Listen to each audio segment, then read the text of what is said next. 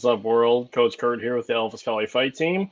Kind of an impromptu podcast today. So today my guest is Tuhon Roberto Pagan. He's a former U.S. Army Ranger, uh, pretty well known in the Pekiti-Tirsia Kali community and just FMA in general. He actually recently had a great collaboration with Budo Brothers, so you may have seen that video. Yeah, so I'm just gonna bring him on. He'll tell you who he is and what he's about, and we're gonna have a fun little discussion today. So yeah, brother Roberto, what's going on, man? Hey, what's happening, brother? It's great to What's up, be brother? here. Yeah. I'm going to share this out while you introduce yourself. Yeah. So I'll introduce myself. My name is Roberto Pagan. I'm a martial arts nerd and enthusiast, a loving father, and also a soldier, former Army Ranger from the Ranger Regiment. And my love is the martial arts, and this is what I'm about. And I love to teach. Teaching is my passion. And I continue to this journey where I just want to teach the world and out there and of what my love for martial arts and within the Filipino martial arts realm, and beginning on this new journey in the Chinese Kung Fu world, and pretty much martial arts in general. Yeah. Awesome. So this being a more or less a Filipino martial arts nerdy podcast, we run into this situation because it's FMA centric that there's only FMA. We can only be FMA, and there's this crab pot mentality, especially within the Filipino community, is that you can only be one thing, and it's not just specific to the Filipino community, but anything that like you have a community group and an identity associated with it is that you can only be this thing, and that's a problem. And so, with that, what are your thoughts on that in general? Well, first and foremost, I was actually what you just said right now. I was actually in that kind of a pit hole.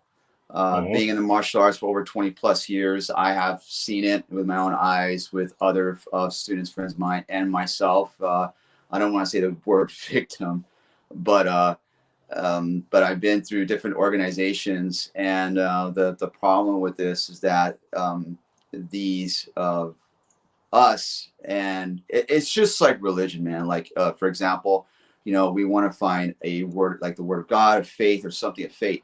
We're designed to be with in a community, right? Us being alone, that's no way, because we wouldn't have a military if that was the case. Yep. Everybody in the last of the decades always fought for their tribe, or fought in a war, or fought within together. And then there's always a ranking in that as well, right? Yep. So that's just carried on that way, okay. But then as people are starting to wake up and people starting to understand more and more and more, a lot of people are still like just separating from all that. That like I don't need an organization or institution associated with these to identify me, right? Or for them to value me, right? And that's a problem that what's going on right now in these in the martial arts. Especially, I'm gonna say this, man. I mean, I don't know anything about the Chinese martial arts, but I'm sure they're out there. But like my experience with FMA, man, it's a dogma. It totally is. I mean, and a lot of people are not gonna hear what I have to say, but I'm gonna say it because it needs to be spoken. It needs to be talked about. It's one of those things that they derive from because these organizations, institutions, associations are a business modules. And so when it comes to loyalty, that's the number one thing right there that really that is a very strong and powerful source of that word of loyalty. And sometimes you don't have to say it. Yep. You're just getting embedded in, right? You just don't know it, right? Oh, I mean, talk about loyalty. What's your definition of loyalty for this community? Loyalty is something is above and beyond. For example, for me, for loyalty, my loyalty is if I pay you for service to teach me, and you say, loyalty to the system, loyalty to the school, loyalty to me, no. Yeah. Because I'm paying you. What have you? We're equally as men or women. Why do I have to owe my loyalty to you? I'm paying you as a customer, right? I'm paying you a lot of money, right, to you to train me. There is no loyalty yet. Loyalty is it's more of a sacrifice. It's out of someone's bounds, out of someone's character of selfless service that you would do for a student, just out of the ordinary, you know. But you have to be careful with that, because every person that wants to bring in a student, right, they like to kill you with kindness, right? They want to kill you with, you know, like before you even jump in. But there's still a motive and agenda to that, okay? Because that's still like, you have to be very, it's pretty cliche. It's kind of like, you know, you have to be, you know, because what happens is because you're vulnerable. And a lot of men and women are vulnerable. They want to be a sense of belonging. They want to be a sense of a part of something, or a brotherhood or a sisterhood, this martial arts group, just like religion. You know, they want to find God in them, right? An act of faith, you know, so they turn a church group, right? I mean, which is nothing wrong with that at all. I think it's great that they want to find faith in the religious service, but you have to also be mindful, you know, of this as well, because you as an individual is more important. That's what Bruce Lee said. You as an individual is more any more important style or system, you know. But now, because the number one thing that people, you know, they're afraid of is finding you. Once you find yourself and who you are, and you wake, you know, like you realize, like, what am I doing, you know? And by the time you wake up, you're already like offer so much service. So, and that's the thing. You got to be very, very careful with that. So again, they can treat you with kindness and all that, but nothing's for free. Nothing's for free. And the moment you're in that organization, institution, association, however, you're in, and everything's all good. Yep. And this the idea moment you get promoted, you're done. That's it. You're locked in, and you're like, oh shit. And then you realize there's these protocols and there's these policies now and these things you can't do, right? So you gotta be careful. Like, you gotta make sure, like, does your goal matches their goals? But see, there's no transparency to that. There isn't. You know.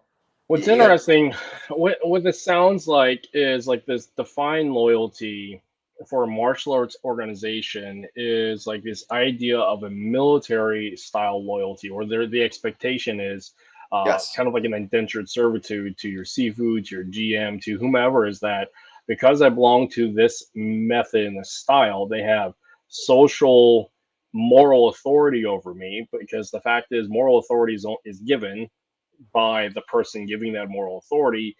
Caveat to that is, if you belong to the social contract of like a military contract, where you're literally an indentured servant to the state.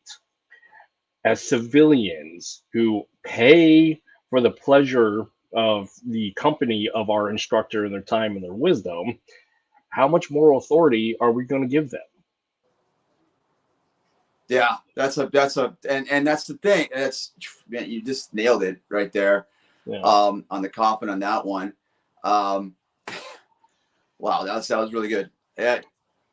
So we know what loyalty is. We understand that when we sign a contract, that's it. We're in. You know, 4-year contract. Our democracy's up. You're only 4 years in the service. You do what the sergeant says. Yes, sergeant. No, sergeant. And that's that, right? Yep. Simple as that. And the thing is, with this martial arts, they're like, they join these organizations and they're thinking that they're signing a contract of their morals to a hierarchy, because these other seniors above have higher authority over you, and you have to be like, yes sensei, no sensei, or yes guru, no guru, or things like that. And you realize that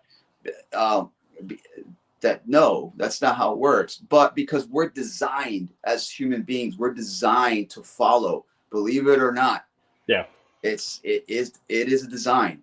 You know, that's the reason why, especially men are very vulnerable. They want to be part of something. They want to be part of a community. They want to feel valued. They want to feel wanted. They want to feel like, hey, what am I doing? Because there's also a lot of detrimental trauma in them from their young days that they had never been looked at. They never seen that. You know, they have their report card. They're like, hey, look at this. Mom and dad are like, that's great. You know. So a lot of the men have like either have daddy issues or mommy issues, right? And they want to feel loved and everything. But how are you feeling loved? You're paying for an act of service.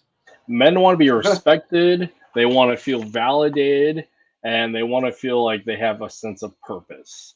Correct. And when That's you're a trying big to thing right there. Purpose. and when you're trying to find that through an arbitrary social group, which I mean, I'm not saying that's a bad thing, but the fact is, like you've been saying, is people want to belong. I mean, just coming from the veteran community alone, because we're both Army veterans, is that when we left service, we left that social cultural group and that identity piece because we signed a contract to be there for one, and we attached that identity to that, which that's a whole different conversation. But the fact is, Yeah. when we left, we lost all of our brothers, we lost our community, we lost our network, we lost all of that Correct. stuff that was safe for us, where we had a sense of belonging. And isolation is a hard thing. We talk, a lot of people like romanticize about the lone wolf. I'm a lone wolf, I can do this, that, and the other.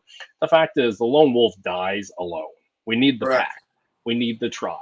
So belonging to something and someone is important. It's just in a civilian sense, like everybody working a 9 to 5, the majority of the community, they try to find ways to find that fulfillment, whether it's a church group or a fitness group or a martial arts group, which is, it's not bad, but like, it's the thing of when you put too much into it with an unclear expectation of reality.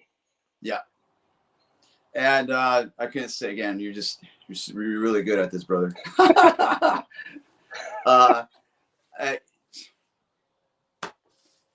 You know, and then the funny thing is, when you go to church, what do you do in the church, right? Like back then, I remember when I was a kid, when I was being in a Catholic church. You remember those in the Catholic church? They have those baskets, these dudes in the suits. Pay your dues. And they're like, and I'm like, why is people putting money in this basket? Like, get this away.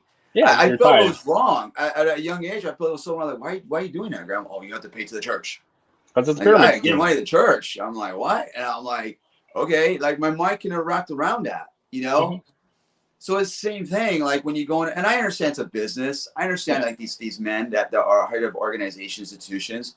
You know, this is their bread and butter. You know, I understand that they have to do what they got to do to make their living off of the students, which is fine because they're paying for the service and everything like that. I'm just what I'm really trying to talk about here is that men and women in martial arts are they're just being lied to. Okay, that you need them to value you or your identity ideology. Okay, you don't. You really don't. That's the whole idea in the traditional martial arts. You build your self-respect. You build self-discipline, right? You build your self-esteem, right? To do better out there, to go to work and find things in your school, right? Not this I can't attitude and all this stuff like that, right? And that's what the old school training was about, right? They built that in you, right? But then what happens is there's a threshold where it comes to the sensei's responsibility, right? That it comes like the student like, you know, I want to do something great for you, Sifu, Guru, Sensei, and they bring him like oranges or something. That's fine, you know. I just had a Sifu that I'm doing with a Kung Fu, which I am so amazed and proud that, you know, he sees my hard work and effort, right? And then next thing you know, he buys me lunch and my friends and everything. It was fantastic, but it was very genuine. Okay. But I don't get that confused where like, okay, if I do that, I have to be like, you know, deferential, and, you know, kissing his hand and, you know, and walk around like his butt. No, you know, what all he asked for is, like I said, hard work, a lot of hard work in your Kung Fu training or in your martial arts training. And that should all be expected from the Sifu, you know. But I had Sifus where when I was young, where they took me, right, and they pick me up, I clean the school, I do all that stuff like that, and all they asked for me was just your integrity and hard work. That was it. There was never about like, if I say this, you do this, you know. It never was. And I have to thank those teachers, man. They never took my loyalty or for granted. They never did any of that whatsoever, weaponize it or demonize it in a way. Yeah. So again, these instructors, they can be the greatest, the most kindest of all, and everything. Don't get it mixed up, man. They are there for your service. You pay them, they train you. Yes, you build a great relationship, and that's all that, right? but that doesn't define who you are, because you need a certificate or you need a piece of paper. Say I gain a rank or everything. That rank is you. You made that hard work. You made that hard work. That's all on you. Okay. But don't get that mixed up because, oh, he's such a great guy or great woman because he certified me and he gave me a chance. No, you made yourself. You gave that chance. Of course he has to certify you because you're paying for it. Yep. The moment you're paying a membership fee, the moment you're paying for your monthly school fees, you're already paying for your rank. Yep. You're already doing it. By the time you get to your black belt, you could have bought yourself a car. Yep. When people say like, well, I bought the rank, like when people say, you see people out there, like there's a hypocrisy out there, right? They'll say, oh, you bought the rank for $500, right? And everything like that. But you paid your dues. Who cares? You're already doing it. You're already doing it. You're paying for your membership fee. Mm-hmm. You're already paying your monthly fee or whatever. You're paying subscription fee, right? You're paying your DVDs that costing like a fortune out there to have this and everything like that, right? Yep. Okay.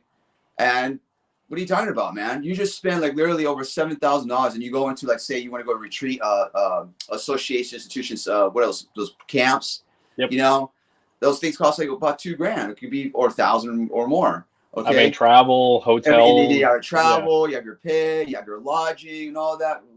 Bro, you just spend literally, I could have got a car. By the time you get your black belt, you're already invested in a car, hands down. You know? Yeah. But see, they don't see that. That's the crazy about it. They're like, no, this is this is different. I'm like, no, it's not. There is no different.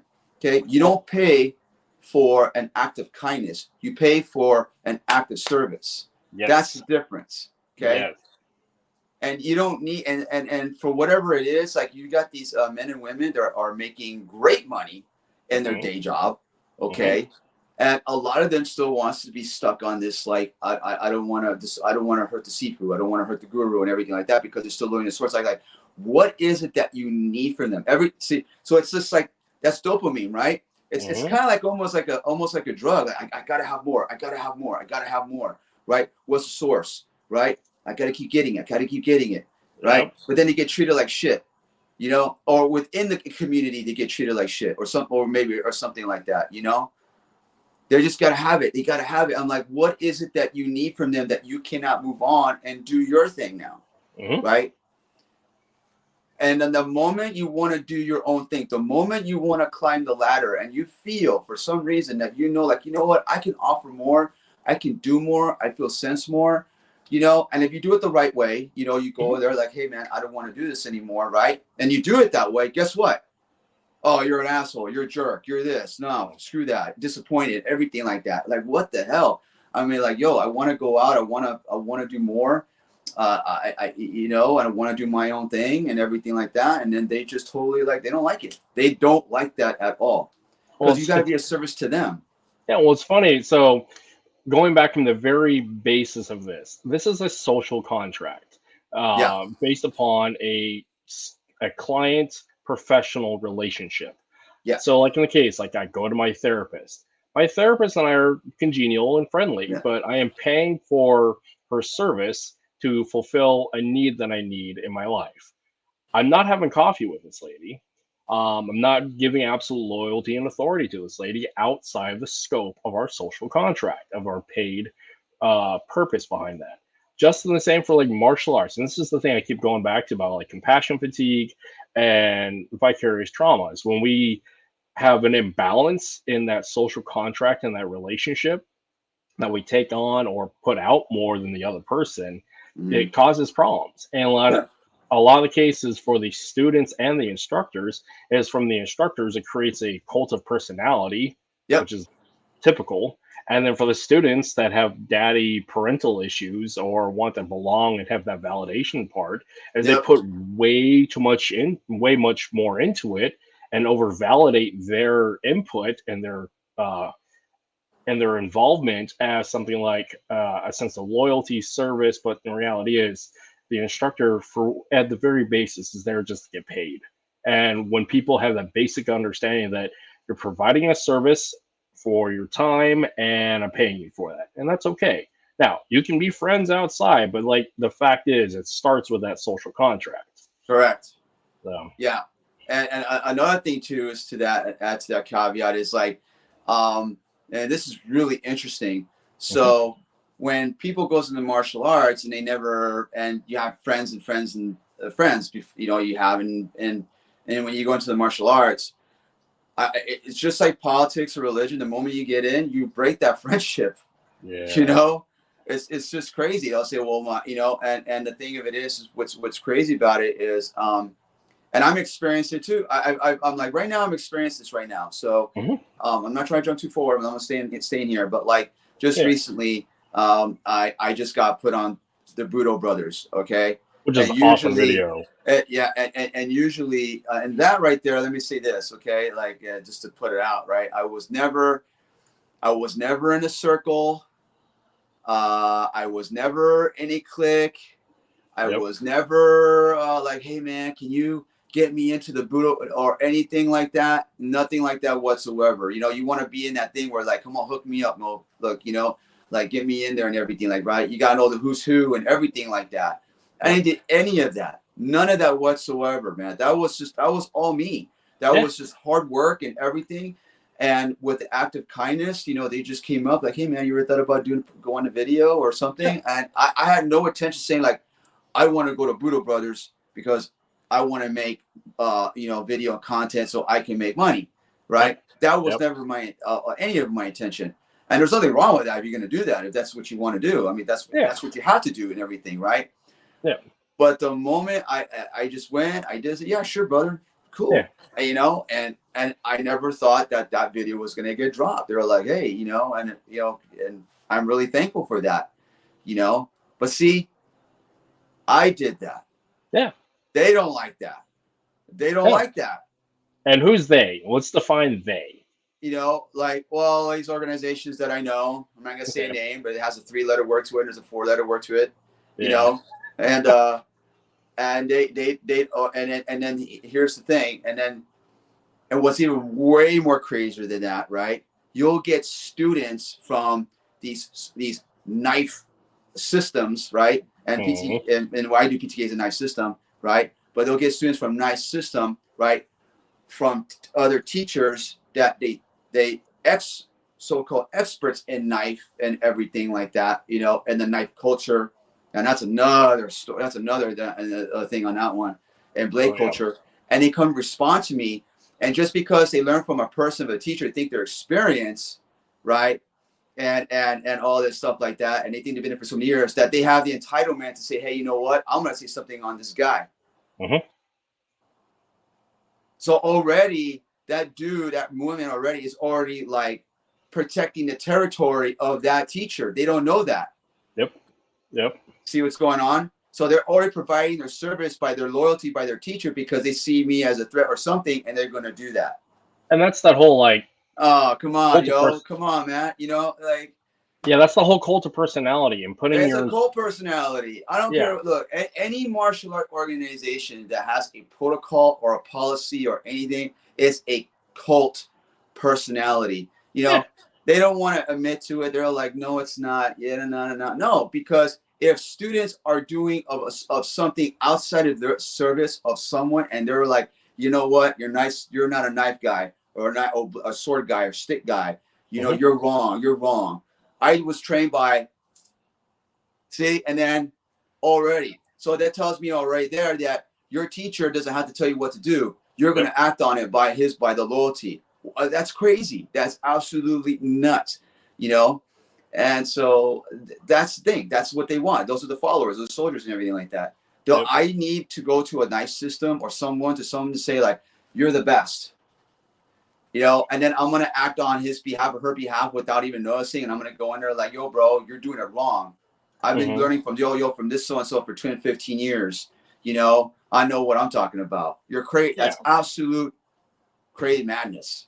Well, it's interesting. So like the other side of this is belonging to groups and organizations helps with branding, marketing, and validation, and having like being vouched for as a professional, which I mean, it's if you're trying to be accredited, like we are trying to be accredited by having licenses, going through schools, and for the professional setting, that makes perfect sense.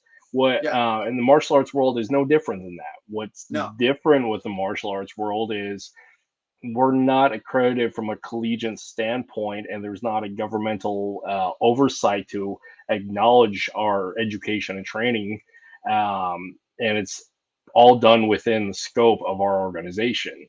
So it's self-fulfilling, self-promoting, but without any like real oversight. Now, the caveat to that is if agencies and federal agencies and militaries use said system, then there's a bit of validation there because they only use what they're going to use and work.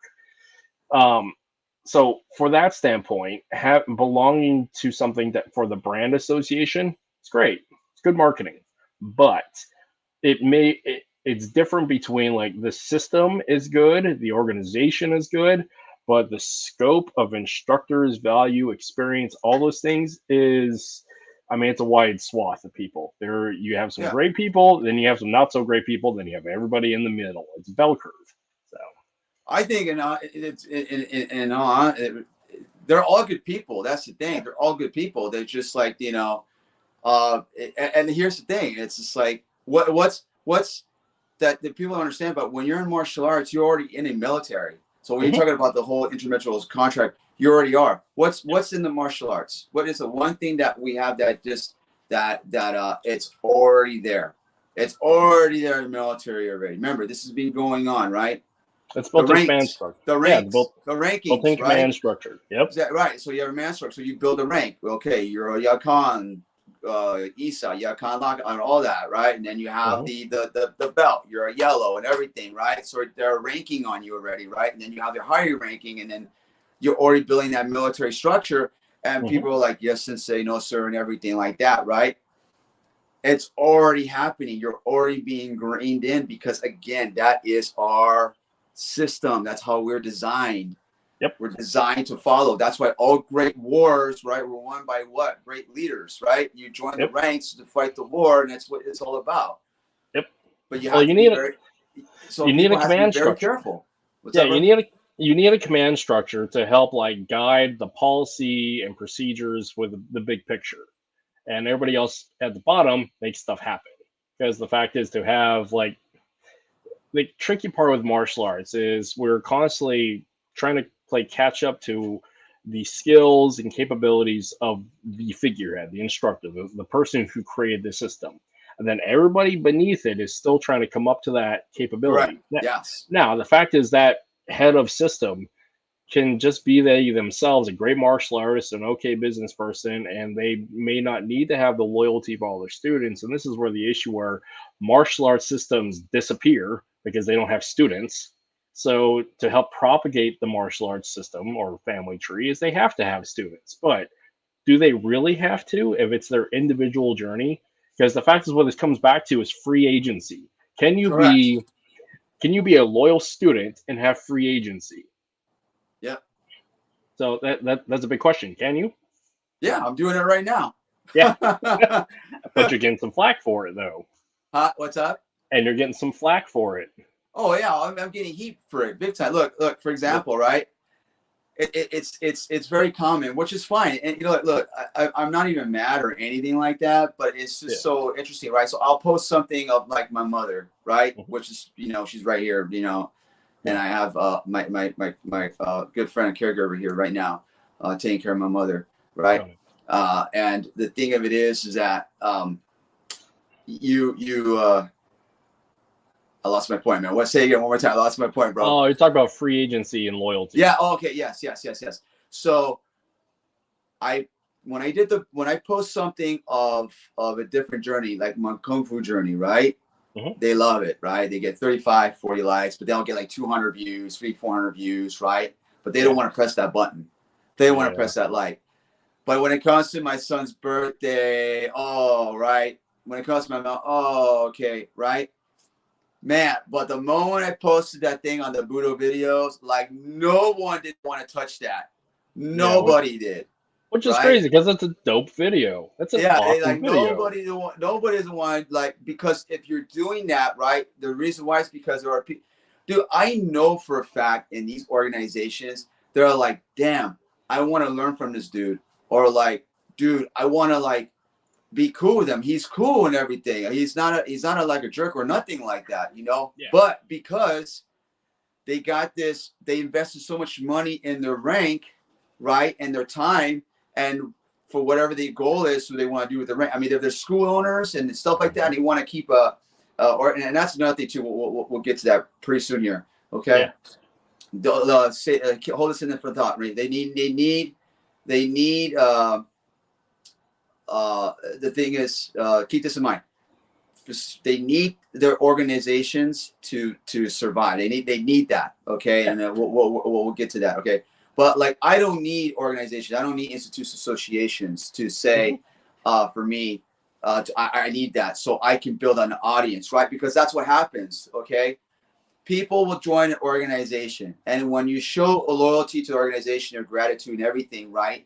And they have these, they're grateful, all these people under the organization, and you want to do your own thing. What happens is they'll join that, okay, and then you're showing the loyalty to him or her, to the system, and then they'll make phone calls like, hey, I got this person, he's going to make seminars and everything. I want you to provide for him and all that, and then he'll come up. Got it, sir.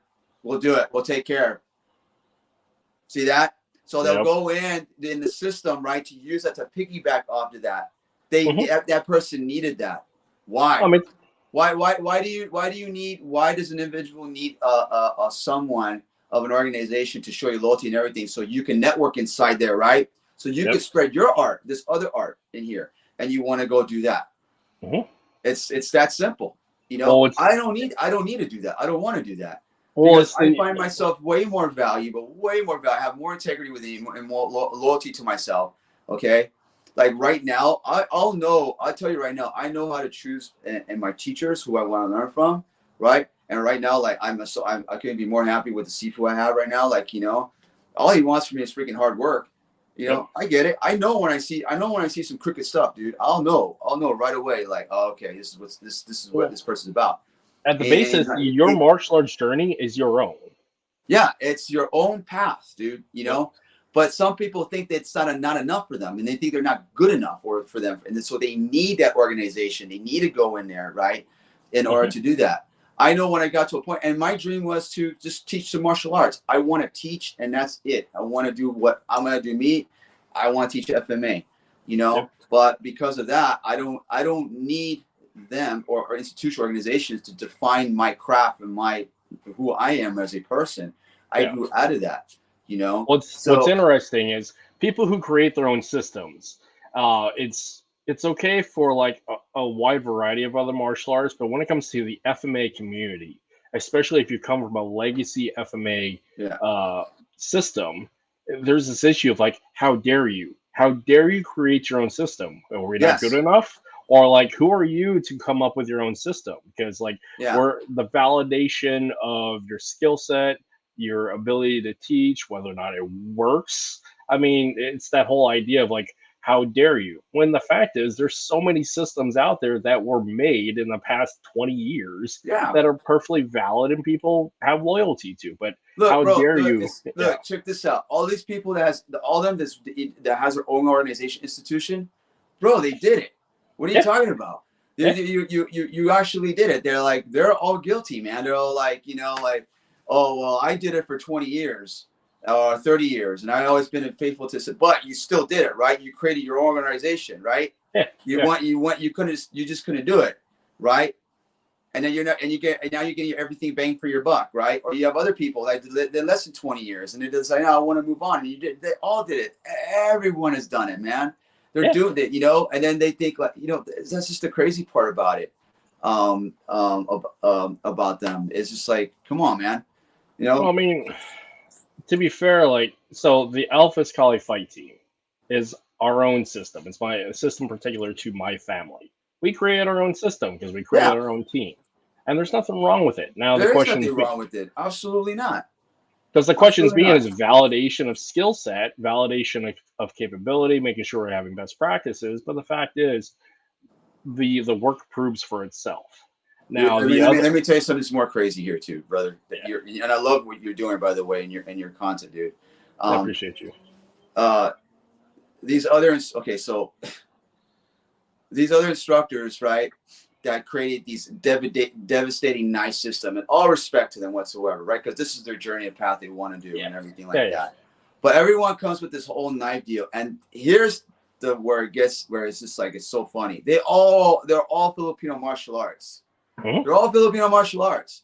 I've seen it. They're doing a platform. Okay, I add a little pressure to it and everything, and I put some reality. And if you're really good with words, and you're really good with the talk, and you're a really educated man or woman, and you're really good with words, words are powerful. Words have meaning. They can really know how to twist the mind a little bit. You know what I'm saying? Easily. They'll use their biography. They use their background. They'll do whatever. I have 8 and 1,000 hours over this stuff and everything. And it works. What do you mean it works? That's another thing too. What do you mean it works? I don't understand that. How did you prove that it worked? How did you get that where I mean it works? You know, and some student will say, well, from a student, well, it worked because I survived and everything. I'm like, oh, that doesn't verify the system that works. No. You know, it's ludicrous. But all these cats, man, that really are hating on others, and especially me, you know, I'm like, bro, dude, you were an FMA. You were an FMA for 10, 15 years. You still using some platforms from FMA, but then you twist it and put a little bit of pressure. By the way, that pressure thing is so mundane, bro. I'm so done with it, dude. I mean, let me show you pressure right now, bro. I'll show you pressure right now, dude. Okay. Yeah. But it's just, I'm like, stop with it, man. Just like, come on. I mean, how do you test that it works? And you created your own system, based on whatever it is, but the core is Filipino martial arts. Yeah. And again, how do you test that it works? Because it's all an intellectual pursuit or intellectual process until you actually put it to the test. But if you were to put it to the test frequently, that's a lot of people dying. That's a lot of people going to the hospital. And that's some criminality, warfare stuff. Correct. And like going back to warfare, the reasons why we know some great tactics, means, and methods that work really well for gunfighting and everything else is, well, a lot of people died to figure that out. And more so, like the modern approach to warfare, especially with small unit tactics, well, we spent 20 years at war to figure that shit out. So for the knife community, how many times did they get in a knife fight to prove that it worked?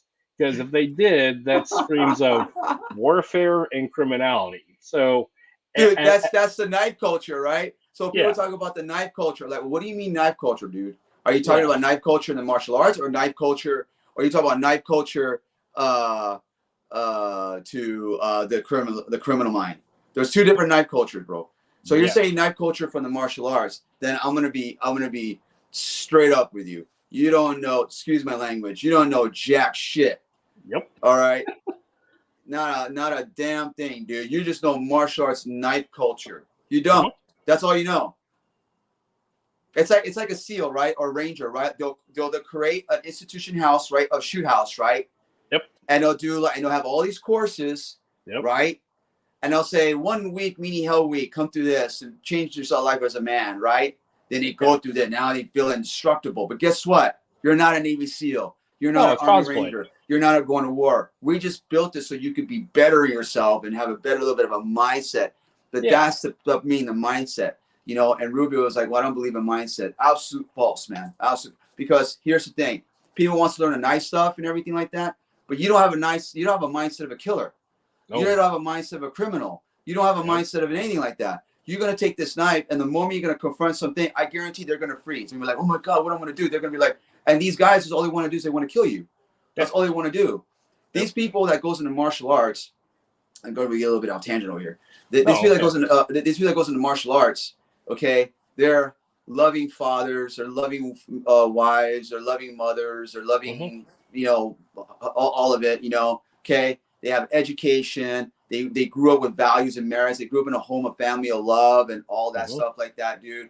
What are you talking about? Like, these people are gonna come in and want to learn like the nice system and everything. They think they're indestructible. They think like, I don't care how many dummies you're gonna stab, how many you're gonna go in and show all this stuff and everything. Guess what, dude? You ain't gonna go out there and try to find someone to kill. You ain't gonna go out there. You're gonna get confronted. That thing that damn you, because that dude only wants to hurt you. All you can do best is defend yourself. That's what you're going to do.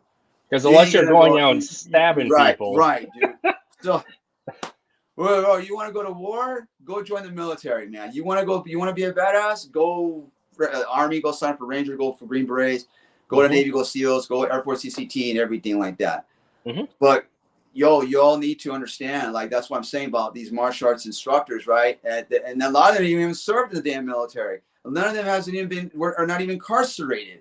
What? Because you learn from some SWAT people, from friends who are cops or whatever, and that makes you valid and makes you something? Hell no. Because you didn't live that life. You never did that. No one has ever put a bullet at somebody. No one's ever put a knife in somebody. You know? So it's just interesting that you will get these people from the knife culture. They want to come in. They're going back to the whole loyalty, thinking like, oh, because I learned from this instructor, you have no right to teach this. What the fuck? I'm like, what? You know, like, and then I look up at their instructor and they're like, dude, he's an FMA person. That's just a sense of loyalty. That's what I'm talking about. Like this whole, like, you know, like I would never, if I had students, I'd be like, hey, I'm not a knife expert, okay? But I could be a knife coach. I can do the best I can to help you with this. You know, I don't have all the answers, but I'm giving you my best, you know, and I keep risking everything like everybody else. I want my students to support every other knife instructors out there, or knife coaches, you know, to think. I don't care if you have to learn platforms and drills and anything like that. That's not going to save your life, bro. We haven't got to that yet. We'll get there, you know. But at the end of the day, nothing's going to prepare you for war. What's going to be outside? You won't. Because all your life is you grew up in a nice neighborhood. You grew someplace. You grew up with love, with people, family loving you, right? It's like animals, right? If you get a person was raised in the wild by an animal, dude, they will be like an machine, like, right? I don't know. They did something like that. I think there's there was a movie about that. It's fictional, but you know, they got. So again, I just did a video here recently about my two of my students, where I tied them together with a rubber band and trying to get them to hit each other. This goes back to the thing of like the way you're raised and the way people are wired. So before I go into that, the big part about it is people who just go out and stab people, criminals, and just violent people, they're wired differently. Yes, majority of way of life, dude. That's their life. That's their livelihood, bro. That's the thing. Martial artists, most martial artists, and specifically martial artists, are the 80% of the people who are doing this because they like to, they want to, but they're not that 10 and the 1%. It's a hobby. It's a hobby, dude. It's a freaking hobby. And so back, go ahead, brother. I'm sorry. And so back to my two students, my two teenage boys that were tied together with foam noodles. The lesson behind that is people are raised to keep your hands to yourself. Our whole society is based on the social contracts of consent of contact, keep your hands to yourself, and living within the law. So like getting my two students to hit each other is really hard because they've been so conditioned. Keep your hands to yourself. Don't hit each other. Hitting people is bad. It's like, well, you're in the context of you actually have to hit somebody. That's the job. And getting people to make that mental switch up, you have to do the job to do the things you're participating in. That's one side of the coin. Then there's the other side where it's the criminal, the violent offender that's what they do because they're wired that way. Yeah. So it's crazy. Yeah, it's crazy. And then the funny thing is to add to a little bit of the juice in that, you'll get instructors, they'll put some stuff in their thing about like, look, when you're not training, this is happening. You know, I'm like, I mean, I get it. Like we've heard, you know, and I understand what's happening with that. But dude, at the end of the day, it doesn't matter how much you're training because you have a life. That right there is a way of life. You can't compare yourself to somebody who lives the way of life is always doing that. That's their social, that's their program. They're wired that way. That's all they're going to do. We're not wired that way. You have to be trained to get wired that way. That's why you go to institutions like the military, or you're going to go to the prison system. You know, that's the only way. That's it. There's no other way I could say to you that if you have an object in your hand that you think you're going to be ready to, like, yeah, I'm ready to go. I'm a badass. I'm a third level, whatever. I've been like hitting the dummies and showing I can do all these vital targets and everything. There's no way, dude. No way. There's absolutely not. You can do so much, indoctrinate some type of a military or whatever, but you can't because you were born from a house of love. You were born Mm-hmm. with merits. You were born with values and everything. Mm-hmm. And these guys, these incarcerators are out there. When they get out, they go right back in it. They're just like, that's just their hustle. That's their way, Yeah. you know? So it's just, again, the whole thing of the knife culture deal is just ridiculous, man, in my opinion, man. It's just like, dude, come on, man. Well, it's, again, you don't know until you know. Even Yeah. combat, okay? Even warfare. Highly trained operators. You don't know until you know. You have a Until pretty you good get idea. on the boots, until you get boots on the ground and you're ready to go and engage, then you will know. And trust me, you can train as hard as you want. Trust me, that's why we break our bodies so bad in training, especially being in the Ranger Battalion and SEALs, where we break ourselves so bad so we could get ready to go to war. But guess what?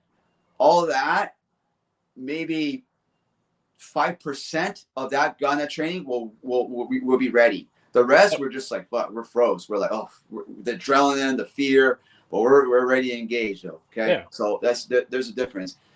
So let me you know, it doesn't take to pull Doesn't take skill to pull the pointy end in. Too much emphasis on skills you never use. Yeah, I mean, I think what Brian's trying to say, it doesn't take much to stab somebody repeatedly. I mean, well, that goes back to what we're saying. the physical Okay, standpoint. like you know, people that train in martial arts and all that stuff like that. No, are they ready to take someone's life? Are they really going to do to defend your life? You're thinking about your life, but you're thinking about also that person's life. Are you ready to go? Are you ready to do this? You know, even people when they have a gun, they're not trying to see a infiltrator comes in their house. They're gonna be like, stop. Don't move. You know, they'll be like, just, you know, and they shoot, they miss and everything because they were so scared to shoot the person, right?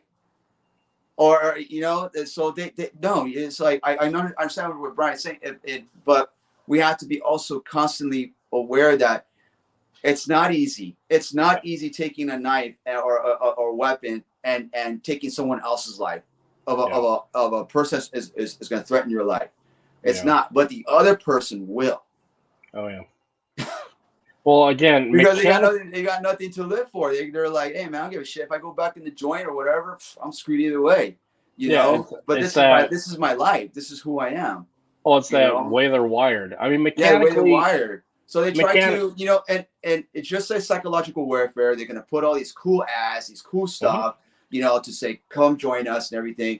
And the same thing with martial arts. They're gonna do all these things, you know, to get the people and everything, which is fine. But just be careful of your loyalty where it comes to. And that's another thing about to hit on. I just remember.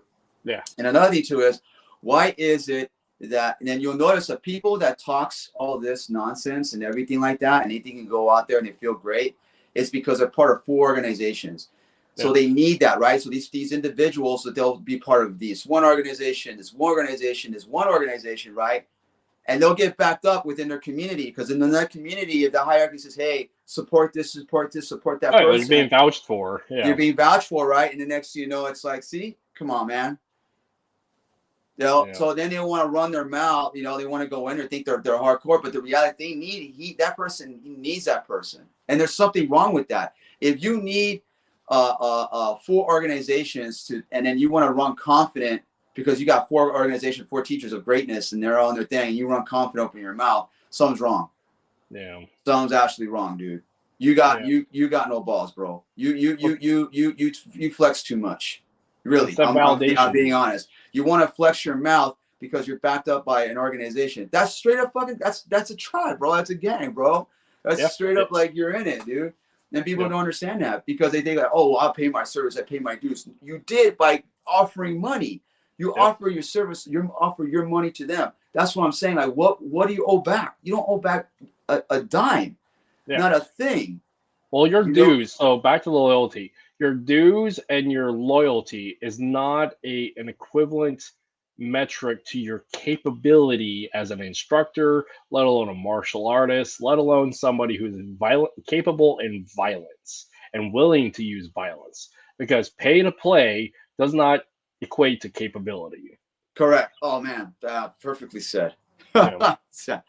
Perfectly said, man. Yeah. So back to the knife thing. So mechanically, it doesn't take much to stick the blade into another person, poke them in a bunch of holes till they bleed out. Mechanically, it doesn't. But mentally, this is the thing I keep going on with a lot of my video work, is that fighting is simple because mechanically it's simple. It's principle based. It's based upon lots of Yeah. modalities of Yeah. skill. It's based on Yeah. physics.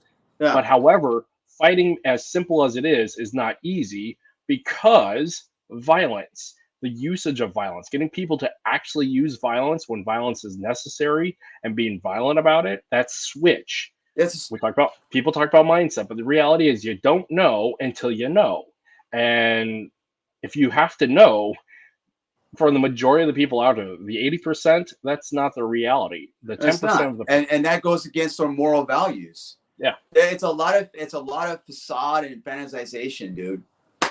yeah, You know, really, it is. You get some, you know, badass, I don't know, goth people, badass former, think they're military, and then they want to be the partner. I'm like, bro, you're it's living cosplay. you're living a fantasy until you get confronted, and then you're gonna see like, okay, we'll see what's up right now.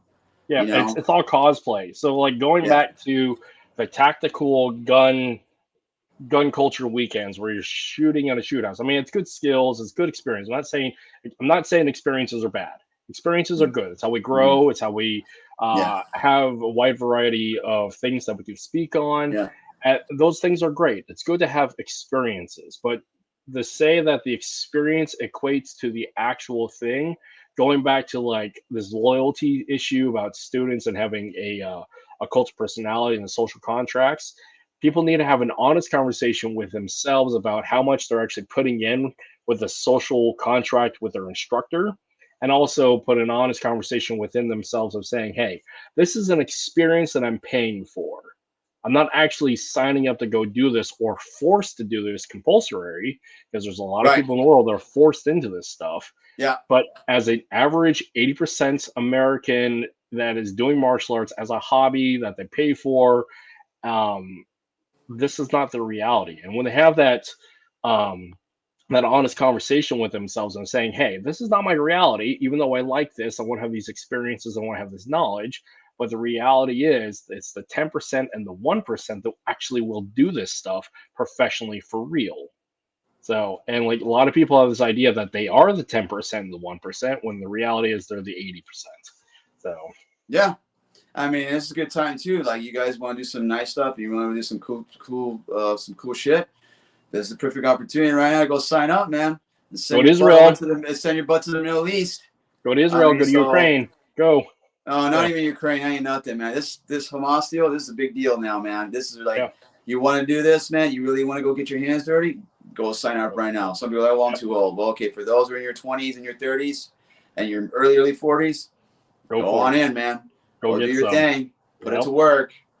Well, that's not what I'm about. Well, then what are you about then, dude? See, it's just like, it's just interesting, you know? And there's like, and they all like, and again, back to the loyalty again, you know, again, be careful. Again, for those out there, if you're vulnerable and you're that person and you want a sense of belonging, and I totally understand, you know, you owe it to yourself to be part of the, you owe it to yourself to be part of a great community and everything. That's wonderful. But just be careful, man, because your vulnerability and your insecurities as a man or woman, when you join a martial arts, okay, it can be weaponized, it can be manipulated, it can be done by the act of kindness. Okay, there is a motive behind every instructor to that. So for me, I always look out for the moral welfare of their well-beings. That's why you use the thing, right? That's why when we're in the military, right? The only way a war will win is we got to take care of our soldiers. Okay. How are you feeling? How are you doing? Everything like that. You know, that's the one thing about when we were in the military, right? We were always looked out for each other. Yes, there's one NCO that took care of that gave the order. That's fine.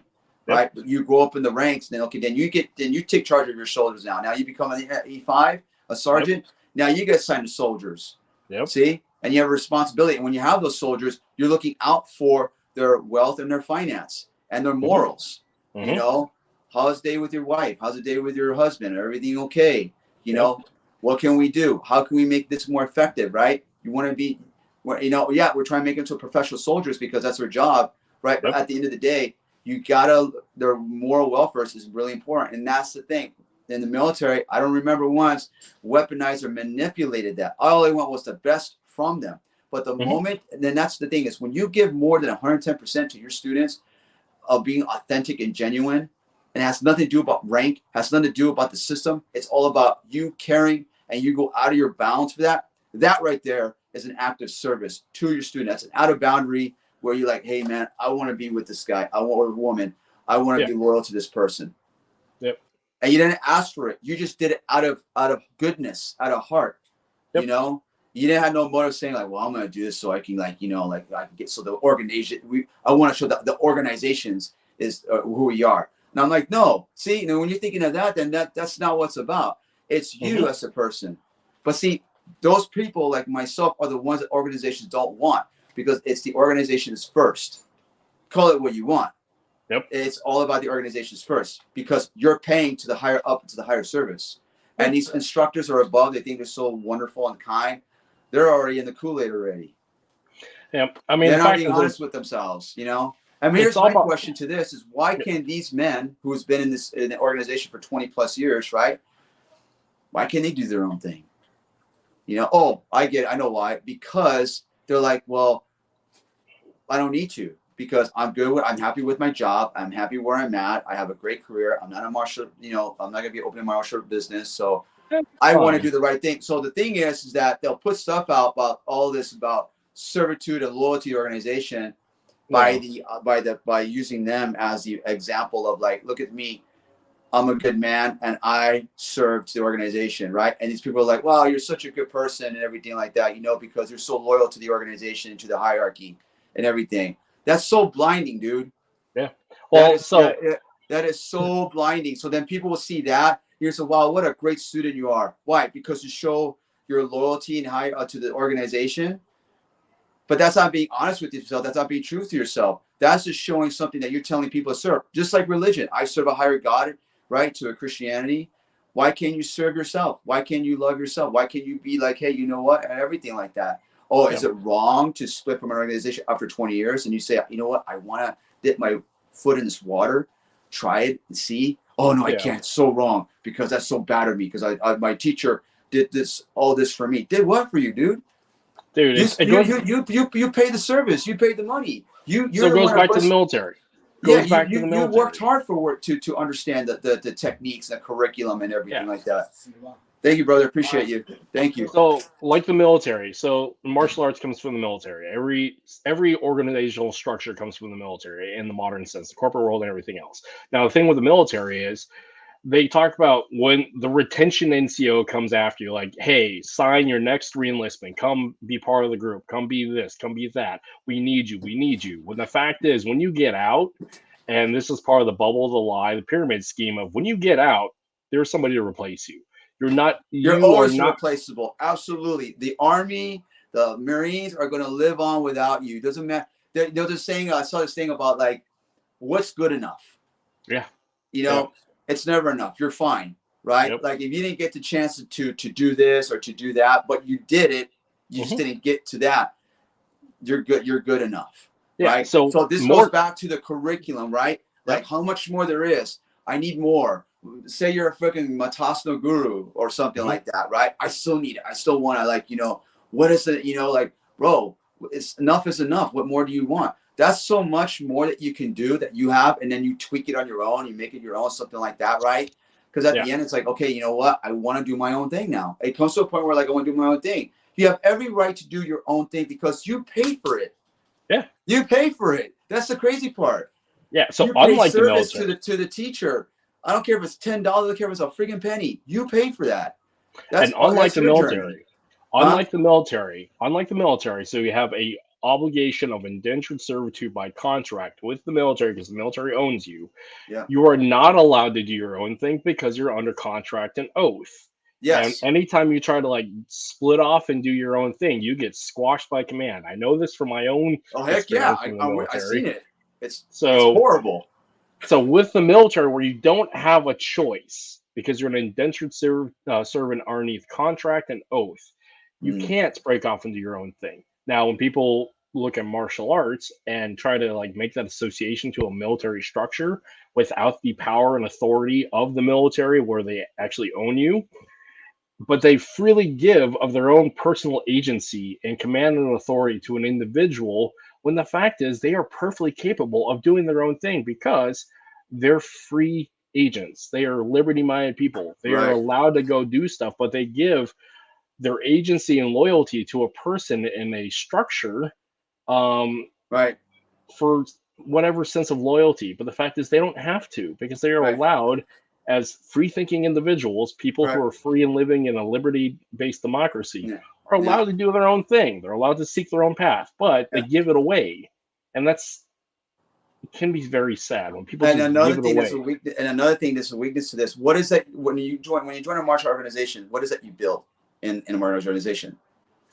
Friends, Belonging. right? You build a Friends. community. You build these Yeah. friends. You build all this, right, and Yeah. everything. Okay, so now you're, like I said, you get these 4 people like they want to talk crap. Now you got all friends in the community. Think you're a wonderful person. They think you're Yeah. wonderful. Are you? They're saying you're a wonderful person because you show your loyalty to the organization. That's why they say you're a wonderful person. Yeah. But the moment you disband, the moment you want to do your own thing, they look at all your friends that you made with, all the friends in your rank and everything like that. Are you willing to cut that off and move on? Because if you do your own thing, they're not going to roll with that. They're not going to roll with that. They're going to be like, no, well, dude, you're a bad guy. How am I a bad guy if I'm going to go do my own thing? Bro, we're good. That's why I have lost so many friends, man, because I went to go do my own thing. I said, bro, you're gonna destroy a friendship over martial arts, like over a martial arts politic. Yeah. That's nothing to do with you or I, but this like the organization. So you're that's what you're saying. That's what's holding on, because they're holding on to that rank. They need that rank. They need that identity. They need that. They got to have that. You know, for that. Why, bro? Why do you need that to identify? You know what identifies Because they give you, bro? power to it. They You know give what power identifies to you it. more than anything? And this is the one they hate me the most. Skills. Yeah. Okay. Yeah. Straight up, bro. Like if you got skills and you built to a skills, and they're gonna say, well, that's ego. Everyone's got ego, dude. That's not ego. There's bad ego and there's good ego. Okay. Oh, he's got ego because he got skills now. Now he's gonna go like away from the organization. No, I got skills, dude. That's how you. What are you gonna do? You want to move on with your thing? Like Bruce Lee was like pretty much in a nutshell, like fuck you all. I'm gonna do what I want to do. If he didn't have that attitude, then there would have never been a Bruce Lee in the movies. And there would have been like the revolution of martial arts in the West. There wouldn't have been the golden age of martial arts in America. There would have been nothing if he didn't have that condescending, that cocky and everything. And he didn't he disbanded from culture and all this, and he did his thing. If he did not have that, bro, we would not have Bruce today. And that's what you need. But what that is leadership. Don't be too much of a jerk about it. You know? Yeah, well, what that is still leadership. I mean, leaders face the adversity both forward and back to like say, hey, I'm making a choice. Just like, so as NCOs, it wasn't about making the right choice or the wrong choice. It's about making a choice, making a stand, follow me. Yes. And facing all the flack being forward and also the weight of everybody behind you, you still have to say, follow me, make a choice, make a decision. Right. And that's leadership. That is leadership. Yeah. You're gonna go right. You're gonna go through the bushes of fire. You know, you're gonna go right into it. You know, they're gonna be like, yo, follow me. I got you guys. I got you. Don't worry. I'm gonna bring you back home. I'm gonna bring you all back home. You know. But that's the kind of leadership they're looking for people like that. And those kind of leadership that are authentic, martial artists don't want that. They don't want that spear guy. They don't want the guys with the bull. They want servitude. They want loyal. They want to the organization. No, my servitude is to my training, to my root, to my what I do. Okay. You want loyalty from me and my servitude, man. You need to do a lot of work, bro. I don't care if you did 30 years on who you are, bro. I don't know anything about you, but I'm gonna tell you right now, it's gonna take it. I know when I see the funk. Look, I got a bro of mine who's with me, man. He is a real dude, a real cat. His name is Aaron.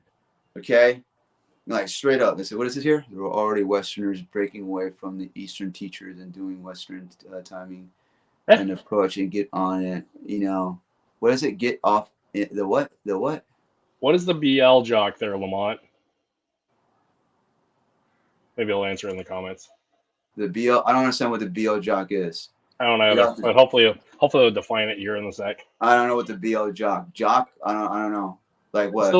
So the other part, so talking about like social contracts, Bruce Lee jock. Okay, Bruce Lee jock, that's what it is. Get off. Oh. So get off Bruce Lee's nuts, basically. I got me telling me to get off Bruce Lee's nuts, or just people in general. Just I don't know. Maybe I don't know what's okay. All right, I guess I'm trying. Okay. So basically, what this boils down to, like again, relationships, social contracts, is all about equivalent exchange. Like so a good friend shows up.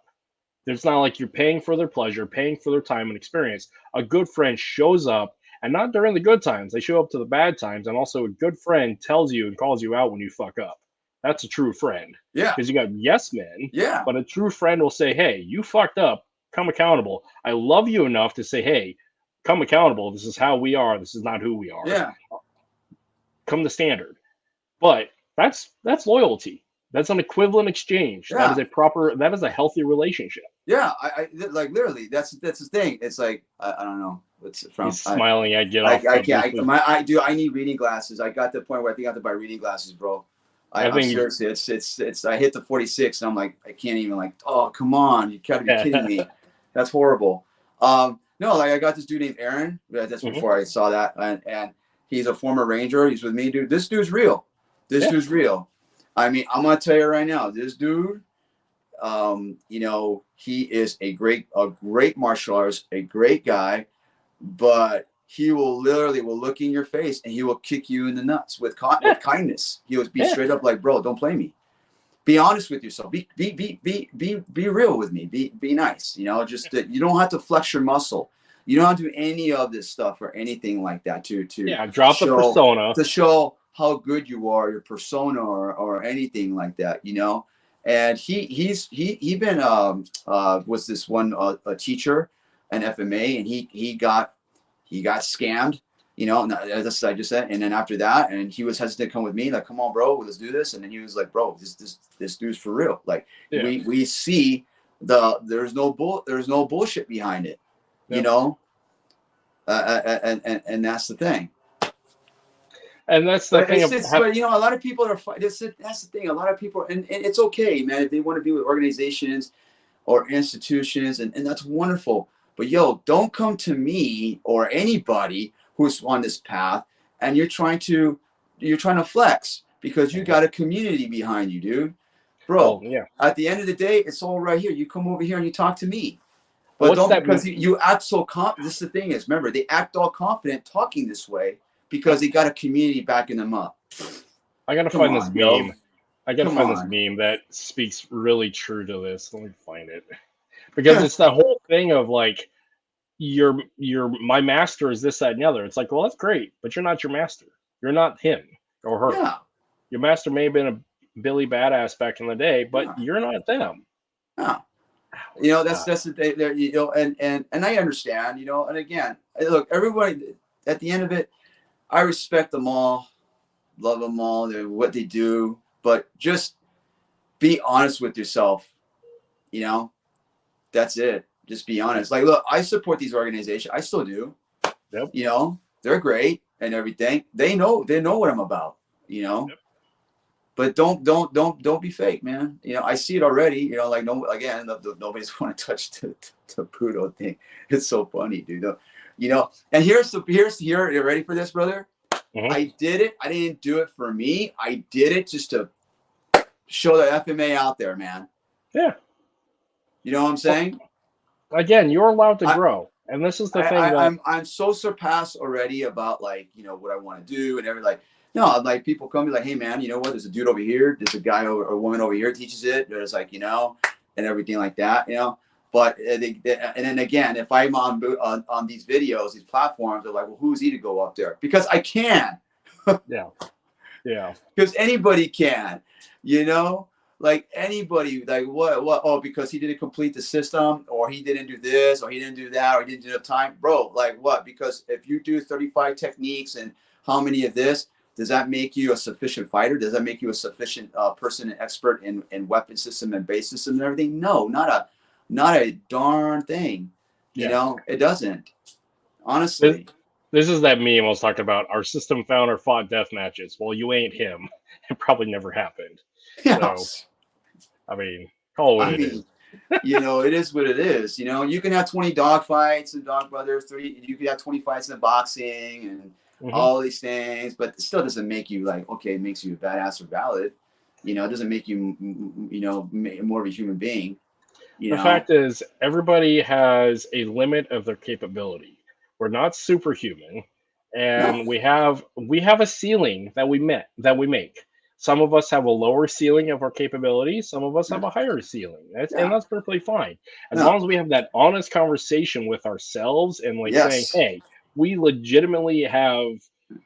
I only have this level of capability Yes. based on my experience, willingness, physicality, all these things, my education, and having that honesty of saying, "Hey, that's me, not what I want to be, what I think I am," because the majority of people are out there of like what I think they are, what they have that self delusion, without having that honest conversation with themselves. Like for Yeah. my case with boxing, okay, I've had a lot of boxing matches. I've done a lot of fights, but I've been a very mediocre fighter.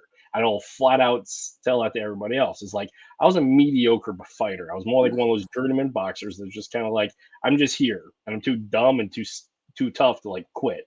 So, but having that honest conversation with myself of saying, yeah, I'm not going to go for a championship because I know I'm just not that. So, Dude, okay, so you're talking about, see, this is what I mean by being humble and honest with who you are, right? I'm not, I don't go out there try to spread the gospel or anything like that. My gospel is through my training, right? Let's see what I do. How do I do? And I'll put it to work. I'll put it to work. Like, let's go. I'll make it happen. Look, like the Ranger, my friend is with me, right? Okay. He's done MMA. He's fought. This dude's a beast. Okay. He's been in some places, great guy. But guess what? He's doing Kung Fu with me. We're doing Kung Fu together, right? And here's the bottom line. He goes, bro, I don't want to go to like, I agree with this. We were like, do I need to go to MMA and Muay Thai too, just because I want to, like, I already do all that. If I want to punch somebody and want to hurt somebody, we can go right in, we can get dirty, get grounded, right? We don't need to do that. Like, this is for the journey about going to Kung Fu and everything, because we're on a different path. You're allowed to like what you like. You're allowed to love what you love. Yeah. And your journey, your legacy is your own. Because the fact is that the end all things, when people ask about your experience, it's yours. Yeah. Not theirs, yours. Yeah. So. Yeah. And that's the thing too. It's like, and like when I go and fight, bro, like, and I get in here and we're going to, like, I don't think about winning. No. I really don't. My mind is in another level, man. Like it's more than just winning. Learning. It's not. Yeah. You just said it. I'm here to learn. I'm here to like, let's go, bro. Let's make this happen. I'm not here for like, oh, watch this. My system's going to be your system, or I'm going to defend. I'm going to uphold the organization, and I'm going to represent it, or anything like that. No, for me, it's all about like, if your character sucks, I'm going to put the humility in you. We're going to learn, me and you, we're going to learn humility. We're going to learn. We're going to be humble with each other, bro. One of us is going to get knocked out, but hey, man, we learned something from each other. Yeah. As simple as that. But I'm not fighting for it's not for no gain or glory, for no art and name or anything like that right now. It's about character. It's about freaking character, dude. And they've already proven, I mean, specifically with like 30 years of the UFC, it's not about the system beating the other system. I mean, there's, again, fighting principles are universal and fighting is simple, but it keeps coming down to the individual's capability to apply, to understand the principles of fighting and to execute them and dominate over another human being. And it's, again, not the systems, because mixed martial arts is a mixed bag of everything. It's the same thing and standardized. What it boils down to is the individual's capability. Yeah. So it's not about the systems; it's about the individual. Yeah, and that's how you grow as a martial artist. That's how it is. You learn something about yourself, like what happened, right? I got beat down. Oh man, screw that shit. I'm gonna go over there. I'm gonna knock this dude. I want a rematch. Yeah. You lost it. You totally lost the whole picture of what you're supposed. That's not about that. No. It's about what happened to me in here. What is it that I am about? Like what I defeated myself. You learn from your losses. You learn from your losses. You learn from your losses. What it can be. It could be anything from a home. It could be something that that you need to deal with, or it could be a lot of things, you know. Mm-hmm. But don't let your ego and your pride be your answer, because I should have done more techniques, or I should have done this, or I should have done more of that, you know. Yeah. Yeah, dude, it's But like nuts, man. defining your identity on what you could have done is also unhealthy. Because the other part about that, basing your identity on what you have done and looking in the rearview mirror, you're not growing. It's like, what are you doing now, and what are you trying to move forward to? Yeah. Because if you keep looking in life in the rearview mirror, you're stuck in the past. So how do you grow from that? And you do that by moving forward, defining something new, going on a new path and journey, whether it's martial arts, education, and otherwise. Yeah. If you want to go forward, move forward. You can't move forward if you're stuck in the past, being restrained based upon the group and association of the past, holding you back upon your own personal journey. When the fact is, you're in the driver's seat. You're the one in charge of this thing. You're going because it's yours. Yeah. So that's correct. That's correct. Yeah. So to put this all into the last thing of this conversation, I think we're doing great. We're at a 1 hour 16. I think we're good. To all the students and to the instructors out there, students, you know, support your teachers. Support your teachers. You know, and again, there's nothing. Being part of a community is great. It's wonderful. You know, to have all that with them. Just remember, before you join anything, does this fit your goals? Is who you got to remember who you are and what you really joining for. Do I want to do this so I can better myself, so I can be something more, and I want to go off and do my own thing?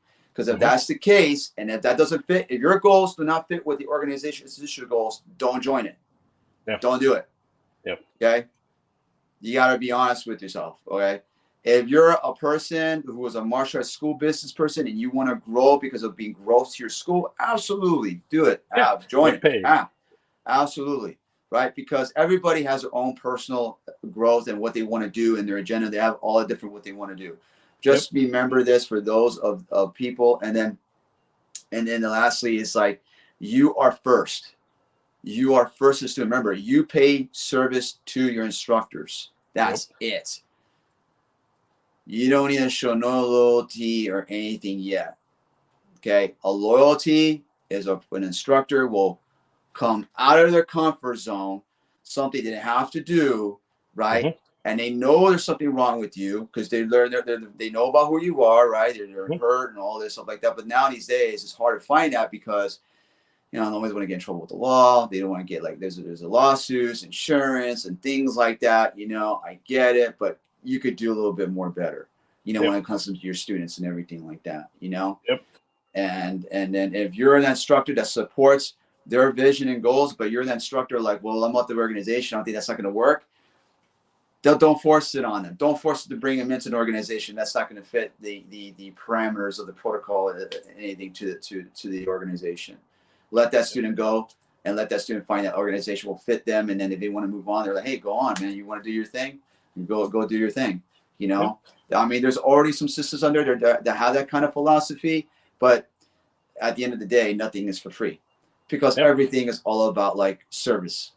Yeah, right. So remember, people are really good with words, but you're gonna they'll only be like, you know, again, they give you kindness, they have a motive, right? They don't inject anything yet, but next thing you know, when I see students already like, again, speaking, your stuff don't work because I studied with this person, that person already did their job. Already. I mean, even he was the nicest guy, the woman in the world. Already, he did so really key, very smart. You know, already twisted. They got their mind already. Oh, I don't do that. But then you go on their thing and see these memes and all this stuff like that, and I'm like, like, you know, because they don't got again, and students, man, like you guys out there, women, you already are special. You already are important. You already are amazing. Who you are, you know. Again, you don't need anything to define you or who you are, but it's okay to go into the house of God. You do that, or any religion you go into to find that faith, go for it. Okay. Just remember, martial arts is just for fun. Okay. It's not a contract. It's not something that you owe. It's something for you to perfect yourself with your own discipline and values and everything like that. Okay. It's not the military. It's not the military. You don't know a darn thing. And you don't need a community of friends to make you who you are, okay? But it is important. We do need a community. Community is very important. But if you can make it on your own and you're all about to take that path and you want to do your dream, it is a lonely path, but it's very rewarding, okay? But you got to grow on your own. You know, that's just the thing. You know, I still have friends in organizations, you know, yeah, we might have some bicker, you know, because they might not agree with me, but that's just them, you know, and you know, I'm just me. I mean, That's the fact that's is, the thing. When you're you, they don't like the you. They want what they want. the cookie cutter ideal of what they think you should be based upon their desires of what you should be. Correct. Yeah. Which is the organizations And that's the that help problem about fulfill not them. having an equivalent exchange of this social contract. So, like a mindfulness practice that I have to go, that I'm choosing to do with in my recovery, is the fact is I practice brutal honesty. Of the fact if I chose to stay here, so part of me choosing to stay here is giving the brutal honesty of what's going on with me, and presenting information and not being manipulative, because being manipulative is helping protect me and also shape like what people want to perceive of me, whether it's an organization or individual. But the fact is, brutal honesty helps people have a accountability and no misunderstanding of what I'm about. Because if I'm going to show up, I expect you to show up, because that's what adults do. That's what professionals do. Yeah. And there's no points of manipulation there. And and people should uplift each other and support each other, even in the disagreements. Disagreements are good. We're allowed to have disagreements, because that means we're not sheeple. That means so. But if it's a threat to the organization and to the hierarchy, then in all rights, those people are in the ranks of higher, they have a moral duty, and they're going to be like, no, we don't support that. But they'll fear, no, they'll twist it around so you guys can stay and everything like that. They have to, because then they're losing. They're losing. They don't want that. They want finance. They need it. They have to. It's just it is what it is. You know, they need numbers. Yeah, and we've danced around this, but here's the fact. All businesses that are a franchise, martial arts in particular, are a pyramid scheme. Of course. And that's okay. Or that's okay. And that's okay. As long as you're honest. I'm just be honest. Yeah. They'll be coming here and talking to me like you're a damn priest, dude, and be like, you know, I did 20 years of my time with, or 30 with an instructor. But that makes you an honest man. Fuck, get out, dude. Get off. Yeah. Get off the boat, bro. Get off. As long as you have stop playing with yourself, man. If you have professional integrity and the system isn't going to get people hurt or killed, and you're upfront and honest with your franchise and your subordinates attached to the main head of the system, saying, hey, this is a pyramid scheme, because the fact is, as more we grow, more we're supported and have a bigger infrastructure. And that is okay.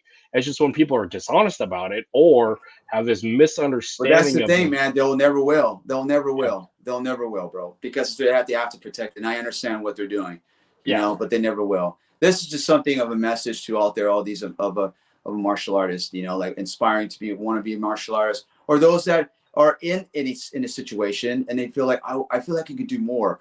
I want to do better. Well, go ahead. Do it. Yeah. But then don't let them say to you, well, you didn't complete the system. You don't have it, so you're not authorized to teach it. Get out of here, dude. Get out of here.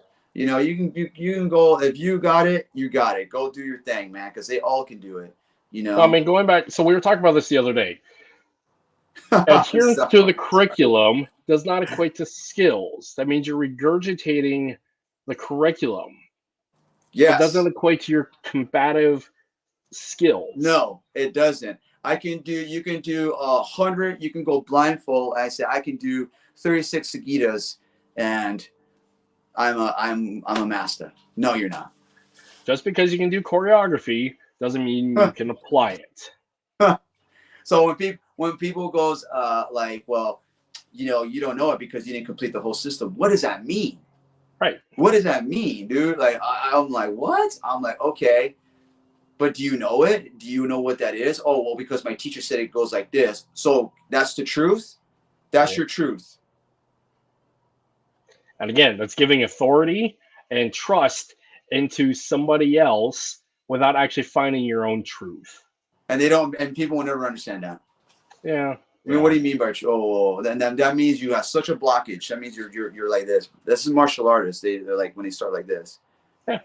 They're talking about styles and all this stuff. Like, bro, that's not what we're talking about. So they don't have this whole. They can't. They can't see. Yeah. Because so and this is a big part about mentorship, whether it's from leadership mentorship, but more importantly, peer mentorship of having your group of peers, your buddies. So going back to the military, have your E4 buddies help guiding you along and saying, hey, this is how we do it.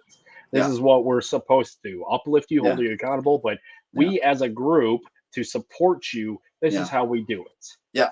So, and that's really important to have. And that's a true community, is people that show up and bring you up to standard, hold you to standard, and uplift you and show up, not suppress you. No. And not by suppressing you, like, well, if you don't come this, and you're going to miss those other two techniques I showed. Oh, well, how can I? Well, might not just keep coming to class, so you might see it next month or whatever. Oh, I just missed it, and then he's going to keep coming and coming. Like, so, man. And this is that point. People just need to have an honest conversation with themselves and their instructors. They just do. Yes. And part of the conversation is asking, what are your goals? What is your goals of being here? What do you want to do? And asking yourself, what are your goals? What is my intention? Going back to the big thing I talk about all the time is why we fight. And that evolves over time. And that is talked about a goal. Yeah. So. I thought this was great. This is actually awesome. We had a really cool conversation, and and I wanted to be on your show, brother. Support a veteran, and bro, I love what you do, and your content great. And for all of those out there, continue with your martial arts support again. Support your martial arts instructors, and pay them in your training and the organization you're in and everything. Just remember that, your identity and everything is very, very important. Your services is a customer service. It's not a loyalty thing. Okay.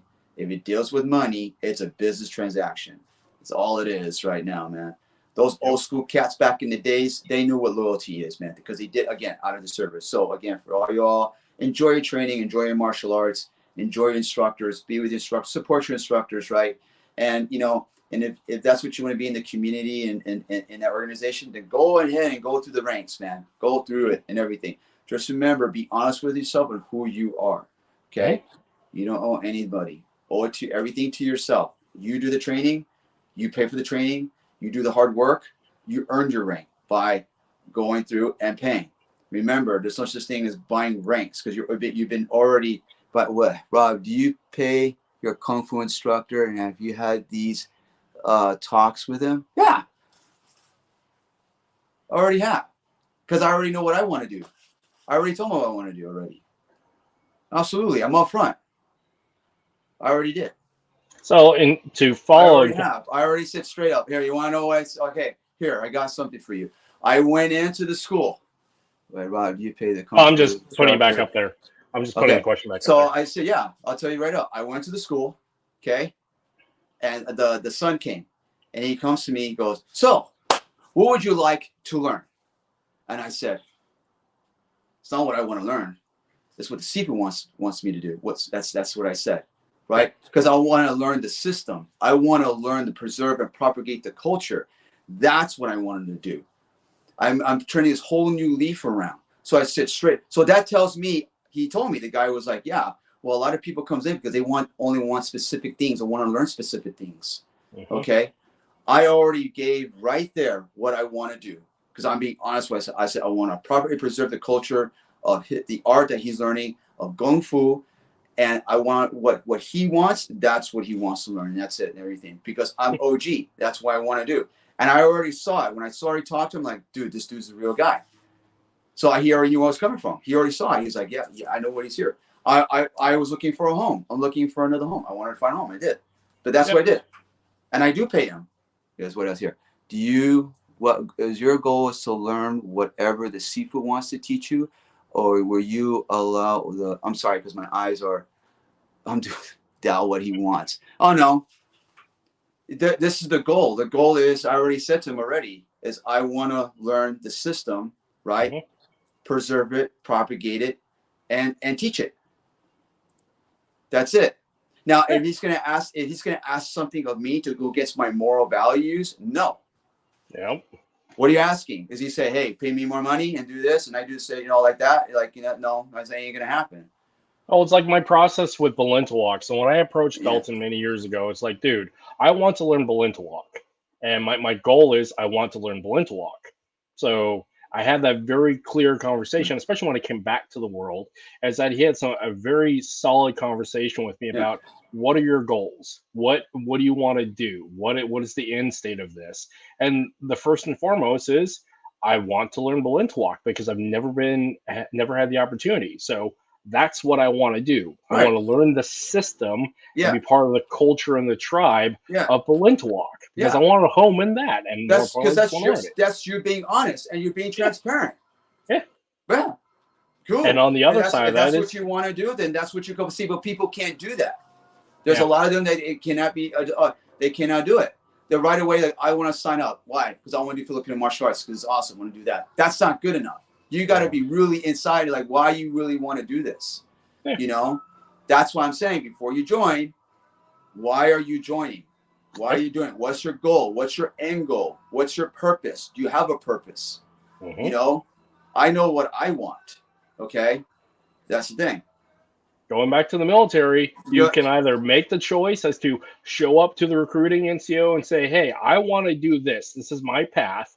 Versus being recruited and saying, hey, this is what we need. And they feed you a bunch of lies. You have to take that accountability of your progression. So, yeah.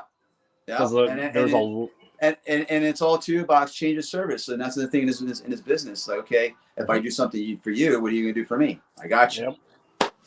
See, it's all business, man. And it has nothing to do about Mario. But see, you can't, for all those, they want to ask these questions, like with all due respect to Paul Rubio, you can't, my journey is my personal journey. You can't compare what mine to the fractions of the word to others out there. Like, you can't, because I know what I am and who I am. It's why I'm here. So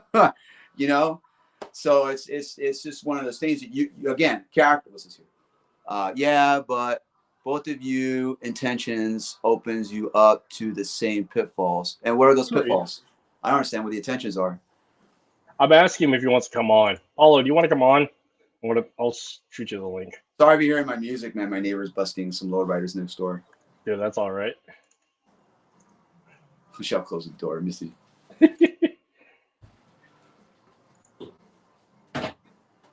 Well, everybody, I'm grateful everybody's been hanging out with us and interacting. This is one of those great impromptu conversations. Oh, sure. So, yeah. But I don't know what pitfalls you're speaking of. That's pretty ambiance of that, dude. So what pitfalls of what? You're talking about political? Or are you talking about what? Are you talking about, I mean, I don't know. Like, I gotta drive my kid to the gym, but I'd be happy to challenge you what you guys have said. Yeah, you can challenge all you want, but, at the end of the day, it's, sure. And this is why it's a discussion. That's why it's a discussion. Even in disagreements, it's a discussion because this is how we grow. I get it, bro. I know what you want to challenge on. I know. Hey, man, you got to do what you got to do. You got to protect. You got to, it is what it is. But, these are the things I'm talking about right here. See? So if someone's going to engage and I say something right? Who's going to challenge me on this? And why would you challenge me on this? Because you got to protect. You got to. Like, what is this here? Send the invite. Oh, shit. Here we go. There we go. Let's go. Paulo, it's in Messenger, dude. I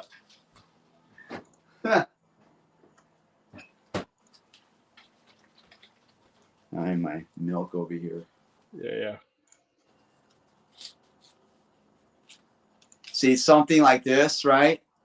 You have to say something about this because, again, it's one of those things where it's like really like, ooh, so, but, I mean, I love Paul Rubio. I love my brother, but he's going to say all he wants, but, I know where I stand. Yeah, that's fine. And that's perfectly fine. Yeah, it's pretty, yeah. Although it's in Facebook Messenger if you want to pop in. So he said he was driving, so we'll see.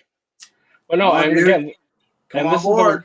And this is the important part of having discussions, because the fact is discussions help grow. Because without challenging the narrative and challenging ideas and having a proper Socratic approach to discussion, logic, and to challenge rhetoric, this is how we become stagnant and fall prey to the status quo of the hero worship of a cult leader. And when we don't have that personal journey and don't have those discussions back and forth of saying, hey, I'm asking questions. Well, yeah, there's a lot. It's just more. There's more than to a cult leader. There's a lot more. It's not just pinning on the cult leader. There's a lot more to that as well. You know, it's like saying don't be a slave to the system. You know, it's just one of those things, right? But there's a philosophy to that. It's not saying like, oh, what do you mean? Oh, well, don't be a slave to the system. No, there's a philosophy to that. See. And then this is the part where like I have to give content and have to give from and it's kind of one of those things where like, well, why try to go read and try to find out like what does it mean by that? What does it mean by these things, right? Well, a conversation without context is problematic, because when people just make statements out there, because I mean this is the problem with social media, is people make statements without actually giving context.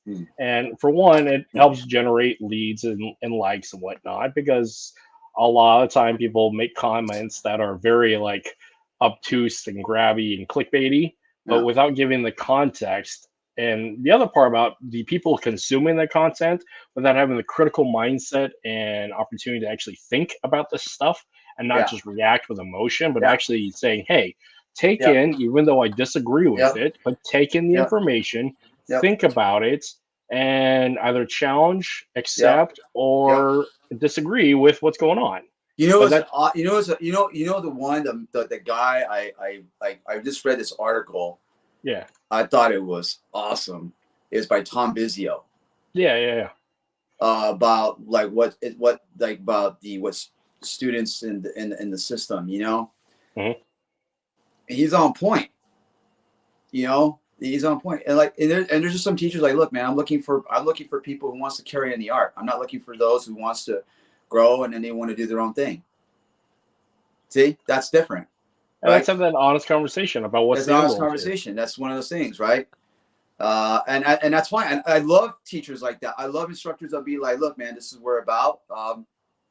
There's other people that will do that, but this is what I'm here for. And if you're on board with it and this is what you want, is we can do, then come on. And they're like, okay, yeah, this is what I want to do. And again, it has to fit your goals. It has to fit your character, But people that come to the martial arts, they're coming for something. They're trying to find that home. They're trying to find out what is it. So let's backtrack while we wait on Paulo if he comes in. So many times we already said like, hey man, about to end, and it just goes right back. Okay, I mean, oh, there he is. Tunes. What's up, Paulo? What's up, homie? What's up, guys? Man, I'm trying. Okay, there you go, dude. I thought you were so micro for a minute. I gotta squint my eyes to see you, Paul, my brother. It's like, oh, good. So now you're like magnified. There we go. It says tunes. Oh, I meant to put roots. Oh well. Is it getting cold out there already, dude? Yeah, it's cold, man. It's cold. It's cold. So I want to say with a caveat before we jump into this, it's very fitting because this is actually how I got reintroduced in the community, is jumping on a random podcast with you, Paulo, and with Roberto here. So coming full circle. So it's kind of a beautiful moment for me. So let's disagree. Let's get in an argument. Oh my gosh. Let's do it. Well, there we go. Look, I was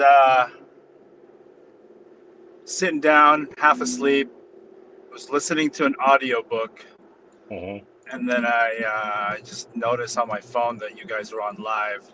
So then I started listening, and I was like, what the hell are these guys talking about? It kind of makes sense, but I feel like there are some contradictions there. And I'm like, I wonder if I should say anything, because I don't need this.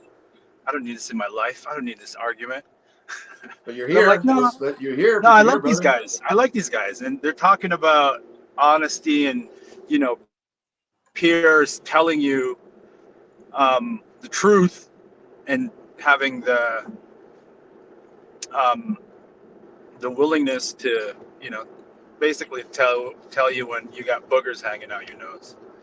Yep. So this is what I came here to argue with. Okay. On the one hand, you guys are talking about validation of skills through combative application, and that mastery isn't defined by how well you know the system, and that you don't need your instructor's validation. And yet here you guys both who have just admitted that the reason you do Balintawak and the reason you want to do Kung Fu is to learn the system, and you're going to do whatever it takes for the master to define when you're ready. So I'm like, which is which, bros? Are you guys going to allow learning the freaking system and having the certification and the rank from the organization and that master to let you know when you're ready to teach the system? Or will you hold yourself to the same standards that you seem to hold everyone else, and that is, it's your skill that defines whether or not you're ready to teach? It's not the certification, it's not the piece of paper on the wall. So which is it? When will you be ready to teach Balintawak? I think Kurt, when will you be ready to teach Balintawak? Rob, when will you be ready to teach Kung Fu? When the seafood tells you to, or when you feel like you have the validation based on your own testing that you're ready to teach it? So twofold for Balintawak. Balintawak has a very dedicated protocol and curriculum that I have to adhere to that is has a very good ceiling of people on a panel to make sure you're within the standards of the curriculum. You're capable of being able to talk about the information and to a point that is knowledgeable and with authority. The other one too is you have to be able to play and actually do the thing, because Balintawak has a very structured curriculum of movement and pattern. And on top of all that, it's up to me to have the progress of when I want to progress. And that can be 10 years, that can be 20 years, but that is my own personal progression. But if I want to meet that end state of hitting level 7 Guru status, is I have to follow along the parameters of the curriculum, go through those benchmarks and testing points, and actually be able to do the thing. So there is... Well, here's the thing. You're right about Balintawak being supremely standardized, right? Yep. It's there. It's written out. Belton, I believe, my homeboy, I think he got his level 7. I forget whether it's 6 or 12 months. Yeah. So he got completion of the system. He got to level 7 in about a year. Yeah. Okay? So that's possible to do, right? Yeah, but I'm not Belton. So there's that other... No. That's not what I'm trying to say. I'm saying that because the system is so standardized and there are checkpoints and check marks, you can rush through it. Yeah, agreed. Okay. But then at the same time, the play in Balintawak, if I'm not entirely sure, when is the first instructor level in Balintawak? Because I know it's 1 through 7. When can you teach? Level 6 is technically an instructor raising up to level 7. You can't be a level 7 until you've brought up a level 6. Until you raise your own level. So you talk about martial arts systems being pyramid schemes. Are you willing to stand up and say that the Tabuada Balintawak is perhaps the most clear example of it? Because you literally cannot level up to level 7. Without the chart, the charter being is propagate the system. So propagating the system means you have to have a body of students and an organization to grow the organization. So but that's a positive. And this is the other one too, having this negative connotation about pyramid schemes and cults, is people have such a stigma and taboo about it. But the fact is, you can have good pyramid schemes. Franchises work for a reason, whether it's McDonald's or martial arts. Franchises work. And there's nothing wrong with that. There's a big difference between a franchise and a pyramid scheme. Yeah.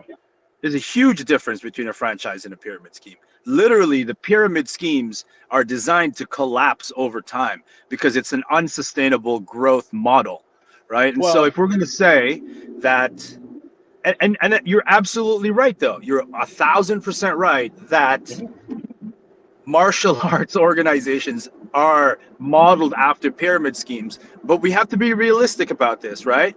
And that is in saying that, we have to admit that that is why most martial arts organizations will die off within a generation. They don't last. Because when the old man passes, there is a scramble for leadership, because that is just a fact of reality. I mean, look at what American Kempo did.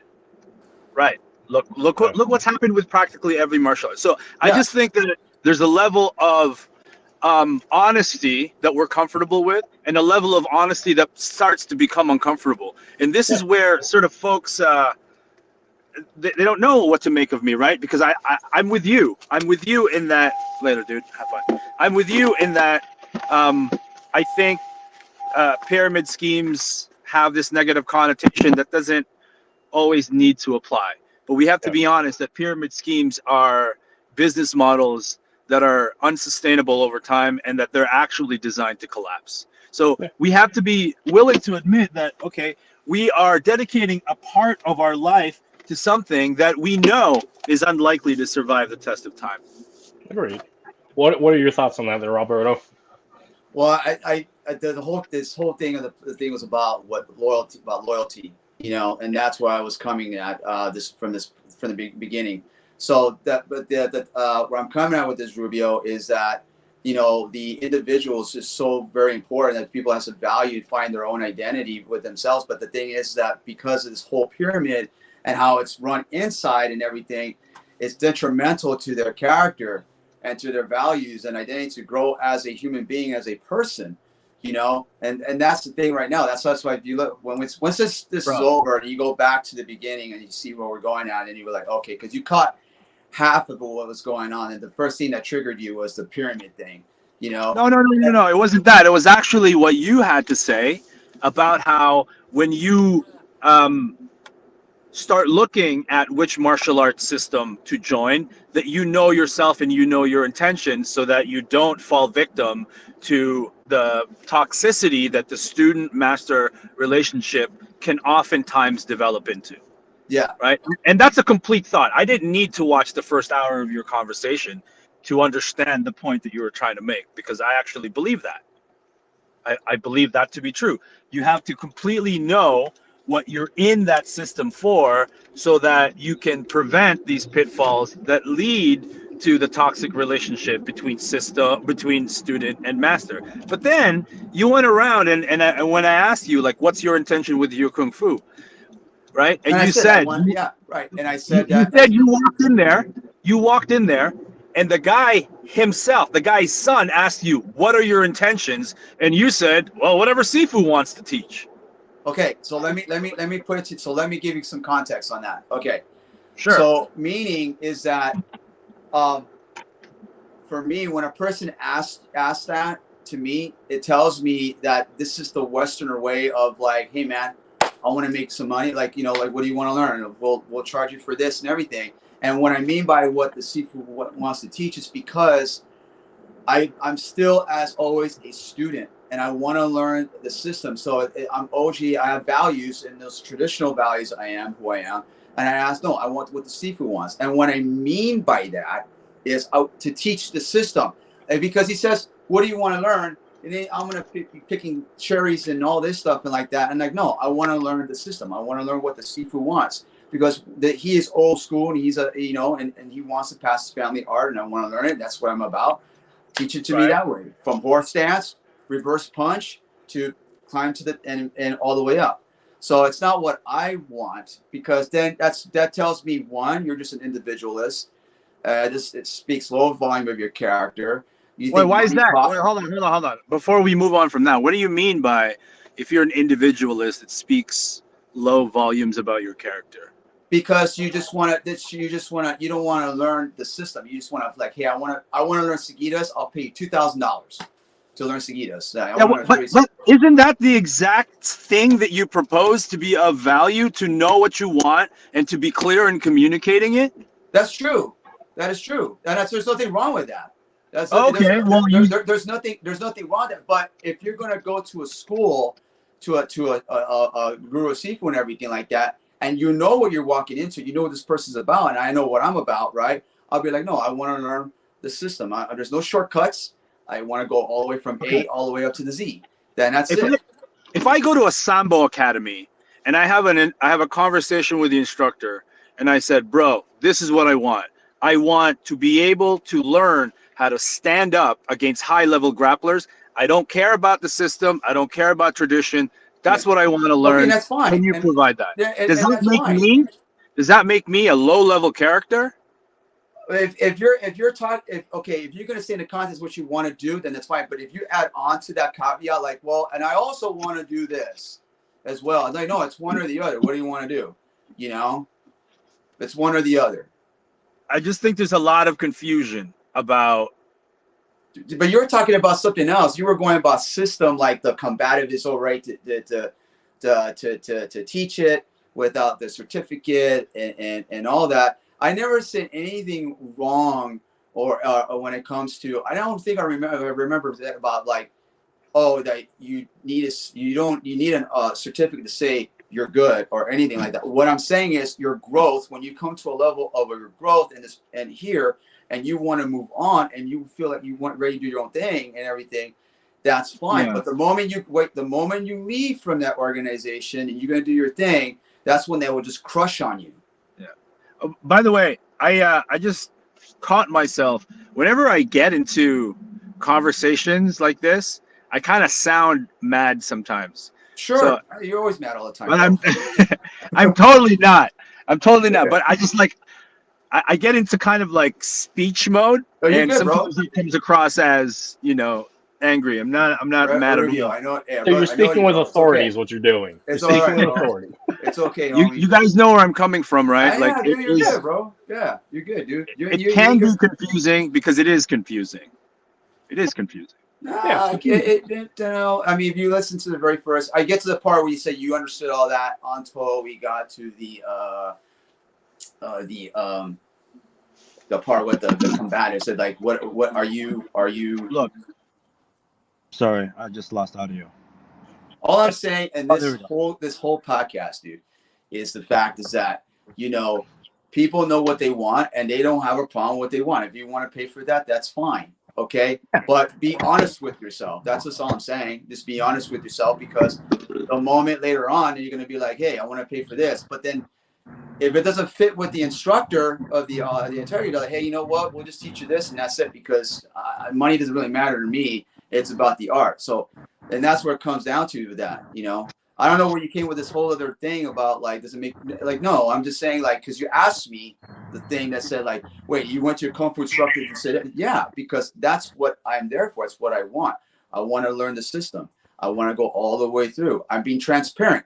This is who I am, because I mean, you said the questions on the bottom, bro. Like you just that what you said. And I said, yeah, and I understand what the pitfall. What do you mean by the pitfall too on that? Oh, here are the pitfalls. When you enter a system, okay, first of all, I want to understand correctly. Your intentions are to learn the system and to become an instructor. You said that. Is that accurate? Yes. Okay. And how do you know when you've learned this? In Balintawak, because it's a very well codified, very well organized system. Sure. You know when you've learned the system. How do you know when you've learned this Kung Fu system? Sure. I don't know. How do you know when he? I'll tell you right now, I don't know what to say to that, because I'm just starting horse stance. I'm very going to, I'm doing this very basic. So I don't know yet. I know. I know what you're saying, but that's very minutiae. That's very freaking minutiae, bro. No, that's all of it. It's not minutiae. It's all of it. That is, bro. It's a big if you point. say, okay, then tell me. See, I'm about to open a can of worm up in here, bro. I don't want to go there. Don't do it, man, because you know what I'm talking. You've seen it with my own eyes in the PTK community. Okay. Speak your mind, bro. In a year, because because that's tick for tack, dude. All right. Because it's been shown within a year, just in a year, they make high master level of an instructor within a year. But listen, bro, you got Tuhon ship from Katipunan in a few months. So what I'm trying to get to is that there are different standards that every instructor has. Sure. Right? But And that that's doesn't. fair. But that doesn't define me, bro. I know that. That's not what I'm saying either. That's not what I'm saying. Okay, let's focus this. Let's focus this part of the conversation. Okay. All right. Sure. My initial contention, my initial disagreement, with you guys are talking about, is this. Okay. One, you say that you should be really, really clear with your intentions and what you want. Transparency. Yeah. And I get that. Okay. Right. And that the whole transaction between student and master is this financial transaction where the master is to serve you, right? Yes. Okay. You know where I'm going with this. No, I hope so, but I think so. But I'm not a mind reader. But let's go, bro. Can I get a medium dark roast regular coffee, please? Anything else? That's it. Thanks. I mean, it's a question of what is the goals of the instructor and what's the goals of the student, and do they match up? Yeah, and if you don't know, right, what this Kung Fu system is comprised of, because you're just doing horse stance right now, right? No, let's go back. Let's go back to what Kurt just said right now, man. Sure. But what Kurt? What did you say? What did you say again? What is the goals of the instructor and what is the goals of the student, and do they match up? Okay.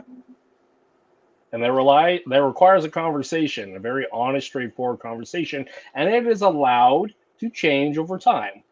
The goals are allowed to change over time as long as they are talked about and there's an equivalent exchange of what those goals are and where they're at and how they're going to achieve them. Right. Is the instructor's job or goal to make money? Yeah. Sure. Yeah. Absolutely. Okay, so and this is what I mean by you open yourself up to these pitfalls. Okay. Okay. If it's the instructor's goal. Oh, let me finish my point. Yeah, go ahead. If it's the Sifu's goal to make money, and it's your goal to learn the system, and the system isn't defined, then the Sifu can continually make money while withholding your end goal. That's the pitfall. And that's the pitfall with every martial art. Okay, we were talking about that earlier. Let's go what we're talking about here. The goal is, I'm talking about the loyalty. I said from the very first conversation, I said, if I'm paying you money, business money, transaction, I don't owe you a dime of loyalty. You owe me your service. If I'm paying you, you're training me. So you don't lose. So that's not loyalty, bro. Okay, loyalty is a totally selfless service of another thing. That's what we're talking about right there. But people think because I give you money and you give me act of kindness of your service, you think you're an amazing person, that I owe you my loyalty. Well, that's garbage. You keep moving the goalposts, which makes it very difficult to have this conversation. No, because you keep changing the whole content of that. And that's not what it was about in the beginning. No. Okay, of course you got to make money. We talked about that. Should I make my point again? My point again? No, there's no making point again. We did say that. It's okay. You got to make your money. Okay. Absolutely. So do me a favor, just for me, just so that I know that we can move forward with a conversation. Can you articulate what my point is? What am I trying to say? Say it again. Say it again, dude. Say it again. No. You just told me not to, because you got it. So okay. No, all just tell me. Just okay. Here's my point. Okay. If the Sifu's goal is to make money. Oh, you still hear me? Oh, there you go. Okay. If it's the Sifu's goal to make money, and it's your goal to learn the Sifu system, but that system isn't defined, there aren't benchmarks to say this, and that, then how can you be assured that you can take accountability for your own progress based on what you know about the system? You do your own research, dude. Okay, so that means you should be taking other Kung Fu classes from other Kung Fu instructors. Well, if you looked at my post, and I did, I've been like learning this one person I'm learning from, and I'm about to learn something else. Yeah, this is so what's your point, bro? Do you have a sense of loyalty to this Sifu that you're learning Kung Fu from? Here, okay, see, so I see where you're going here. No. Just answer the question. Do I have a loyalty? Yeah, I have a loyalty. If you're saying if you have two Sifus in one system, like say if I'm learning two Hongars from two different teachers, okay, then to me that's no. If you're learning one Hongar and that's your loyalty to the teacher. But my loyalty to the teacher, again, going back, okay, for the exchange of services, is something that has to be out of the bounds. Okay. Okay. So let me ask you this: how did that Sifu earn your loyalty? What did that Sifu do to earn your loyalty? So from my loyalty, nothing yet. So we're still building. We're still no. We're still building, dude. I'm loyalty to training to myself and to the art. That's why it's called hard work. You look, you train hard, and everything that you do to loyalty to yourself. And that later comes later on. Okay. An act of kindness that doesn't make it right. Okay. I get it. Okay. So I wonder if this is a balance. Yeah. So that's what I'm saying. Like, so the dude can be wonderful, a human being, and everything what they do. Okay. Fantastic. We go eat. That's wonderful and everything like that, right? But and then but my loyalty, all he wants, that teacher is like, I just want you to train and train hard. And let me see, because if you're doing his system with and and in 3 years it still looks like doo-doo, okay, then I don't need to pay. I don't need this. I need someone who's going to train hard. So let's consider this. This sounds like the difference between two types of loyalty. You have technical loyalty, where you come to a professional subject matter expert for the technical aspects of, hey, I want to learn this thing, so I'm loyal to your knowledge base and your capability to teach. So that's where a lot of people start in, where it's contractual. It's a social, it's a social contract. Then it turns into personal loyalty, where you're more giving of who they are as a human, their character, their kindness, and you've built that personal social contract, not the professional social contract. So, and that one I think takes longer, and the barrier to entry for the technical contract is really about outcome of technicality and capability, where the personal one is divided by time and value based upon the intrinsic social aspect. Point in case, like Cooper. So Cooper is my primary minion. Cooper and I've been training with Cooper for 10 years, and really it started out as a technical thing, and now it's turned into a family thing where loyalty is based upon time, despite the martial arts technical capability. So because we have a relationship. I don't care if you have a halo on your wings, you got angel wings on your back, dude. Yeah. That's not going to give me the sense of loyalty. I don't care if you did 30 years, you got 5 different styles and what you do, who you are and everything. It's about who you really are as a person and honest with yourself. And that's for me to find. And that's for me, and that is for me to find. That's for me. I have to be very careful where I tread on that. Okay. I'm thinking you don't know the declination of loyalty. Really? Okay. You're the last. Okay, Coach Danny. All due respect. So let me ask you this question. Okay. Rob, the one thing that we have a base understanding is that I know your intentions with that Kung Fu, right? You want to learn the system. Is that right? And you want to be an instructor in the system. Yeah. Okay. We're not going to step back and be like, oh, I never said that. Those are two clear things, right? You want to learn the system and you want to become an instructor in the system. Correct? Okay, keep going. You're not finished yet. Keep going. No, that's it. Correct? I'm asking you. If I understand those two things correctly about your intention, you said them. Me, the definition of loyalty. Give you the definition. See, that's the thing. I don't need to give you. So please research that question correctly. Okay. Listen, I'm hearing you. I'm asking you, Rob. I'm just trying to lay down a foundation so we can move forward. I want you said this. I just want to reiterate and make sure that I understand it correctly. Yeah. Your intentions with this Kung Fu system is to learn the system and to become an instructor in the system. No, that was never my intention. More than anything is I grow within the system. That will come into it. Okay. But here's an example. Okay. I can't move forward with this thing. So wait. I'm learning allegiance, loyalty, allegiance, ability of implied. Yeah, that allegiance now. Of duty, devoted, attachment, something or someone, loyalty, commit. Oh God, dude, that's the technical. By the way, I'm not definition. trying to trap you. Yeah, that's just like, I'm not trying to trap you guys. I just want to you're have a not gonna trap. foundation There's no that we trap. can There's no move. trap here. Kurt. Yep. Your intention with Balintawak is to learn the system and to become an instructor in the system. Yeah, eventually. But yeah. Okay, great. That's clear. Yeah. Rob, you're backtracking now. That's not accurate for you? No, I'm learning the system, but I'm not choosing yet to be an instructor. I went there on one purpose only. I said I want to go there for my own journey, and I just let it grow. I'm not going there and say, the first thing I went to him was, hey, I don't want to be an instructor. I just want to learn your system.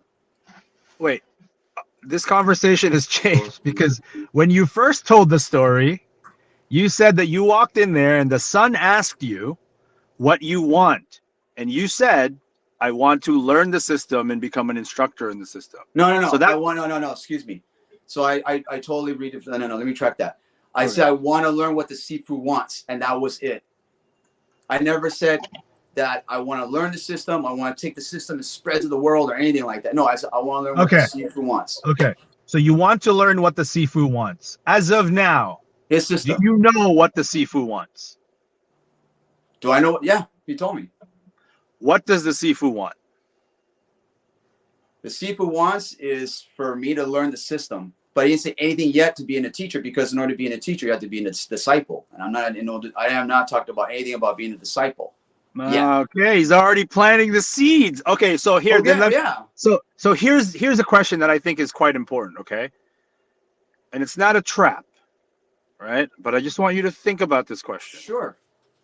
Okay, why would you subject yourself to wanting to learn what the Sifu wants you to learn? Why? What's your motivation? Well, what do you want? Well, that's the Sifu. What he wants me to learn. That's saying like, well, I want you to learn Hongar. I'm teaching Hongar. If I go to GT, G said, I want you to learn my family Pekiti-Tirsia. Fair enough. You go to Why? I want you to learn Balintawak. If I'm going Why? because I want Hongar. But why does Roberto Pagan want that? You know, when I going into the Kung Fu system, and I was going through as days goes, and I'm training, right? I began to see what was going to this, okay? And I thought about it, and I said, you know what? I made the choice already on my own, because I kind of knew where it was going already. And he's speaking all Chinese, okay? I can't understand what he's saying. He's like, you train. I train you more. And then he starts going around. And then I realized later on that I was like, wait a minute. I said to myself, where are all these senior instructors at? Why is there no senior instructors? I'm like looking around. I'm like, what's going on, right? And he just started opening the school. Like what? After this is the first time he opened a Kung Fu school after 65 years. He never opened a Kung Fu school. Never had a Kung Fu school. This is his first Kung Fu school ever. So he decided to open. So I'm thinking the whole time, like, okay, it's going to be a senior there. I'm going to learn somebody. Bro, I'm learning from scratch. So I'm like learning Kung Fu the whole time, right? And you know how these wise ones are very like, they be tricky. And I'm like, oh man, I know where it's going. Okay. He's training me. And I realize now to become, I think, a senior in there to teach other students that comes through there. And I realized that. And I said, man. And then you know what I said to myself? I said, I'll do it. I made a choice. I said, I want to do it. But I never had the intention to go in there to be a Sifu or to become an instructor. Okay, so the question stands. My point is, maybe Kurt, I'll ask you this. I made a choice. I made a choice. No, that's the thing. Why do I want to learn Balintawak? Yeah, why do you want to learn Balintawak? And why do you want to become an instructor in Balintawak? It fascinates I feel like me. you can give me an honest answer. It fascinates and a vulnerable answer. It fascinates me. Balintawak, from the technical standpoint, it fascinates me because it's just the movement skills, the patterns, and the pedagogy is fascinating to me because it is a very structured curriculum. Yeah. And the process of learning has benchmarks, and there's a direct correlation between skills equivalency and adherence to the curriculum. So from a Yes. learning to learn standpoint, that fascinates me. Now, the other part that has been developed into it is, as I've mentioned before, is the Balintawak community, especially the Pac Northwest community, the Seattle community, is something very, very special. So I have a tribe, I have a cultural group, I have association to a community that has been very lacking to me, that is very unique, and I'm not really seeing a lot in the martial arts world, not just FMA, but like martial arts world. I'm not seeing this beautiful tribe of people who just love a thing and just do a thing, and they're there for the thing. So that's one, the technical and the personal. So that makes sense? Yeah, those are perfectly amazing reasons, and I think that's why a lot of people join Balintawak, right? Yeah, it's got sure. a community that is, for the most part, very well controlled. And I use control specifically because GM Bobby is very specific about what his students can present or represent as Balintawak. And I know this because he said so. because he said so. Because he said so. Right? And he's very, I mean, he's got his boys on a tight leash. And I think that's out of GM Bobby just being supremely clear and focused about what his goal is, which is to propagate the art with respect to the promises he made to his grandmaster. Yeah, and I agree with that 100%. That's why I say if the person's student match the goals with the if the two don't match goals, then that student should not go with that teacher. They have to have a matching goal. Now here's the other part about this. The timeline of which I go from level 0 to level 7 is my own. Correct. I'm not forced to be fast-tracked to say, hey, I got to get this done in 12 months, because the reality is I'm not, because time and otherwise. Right. So, again, the goal being is I want to learn Balintawak with the end goal becoming a guru in it, but the time is up to me. Even though the end state and the end state is clearly stated, and the means and methods to get there is clearly stated, the timeline is ambiguous based upon my opportunity and want. So I may never finish it, even though that's my goal, because not every goal gets accomplished. But that, you know, the beautiful thing about Tabuada Balintawak is it's a lot like holding a book, where you kind of get an idea as to how long that read is. You open the first couple of pages and there's a table of contents, so you know what's now and you know what's ahead. The problem, I think, with some systems is it's a lot more like a web page with an infinite scroll, where you just don't know where you are at, you don't know what's coming, and this fucking article could scroll down forever.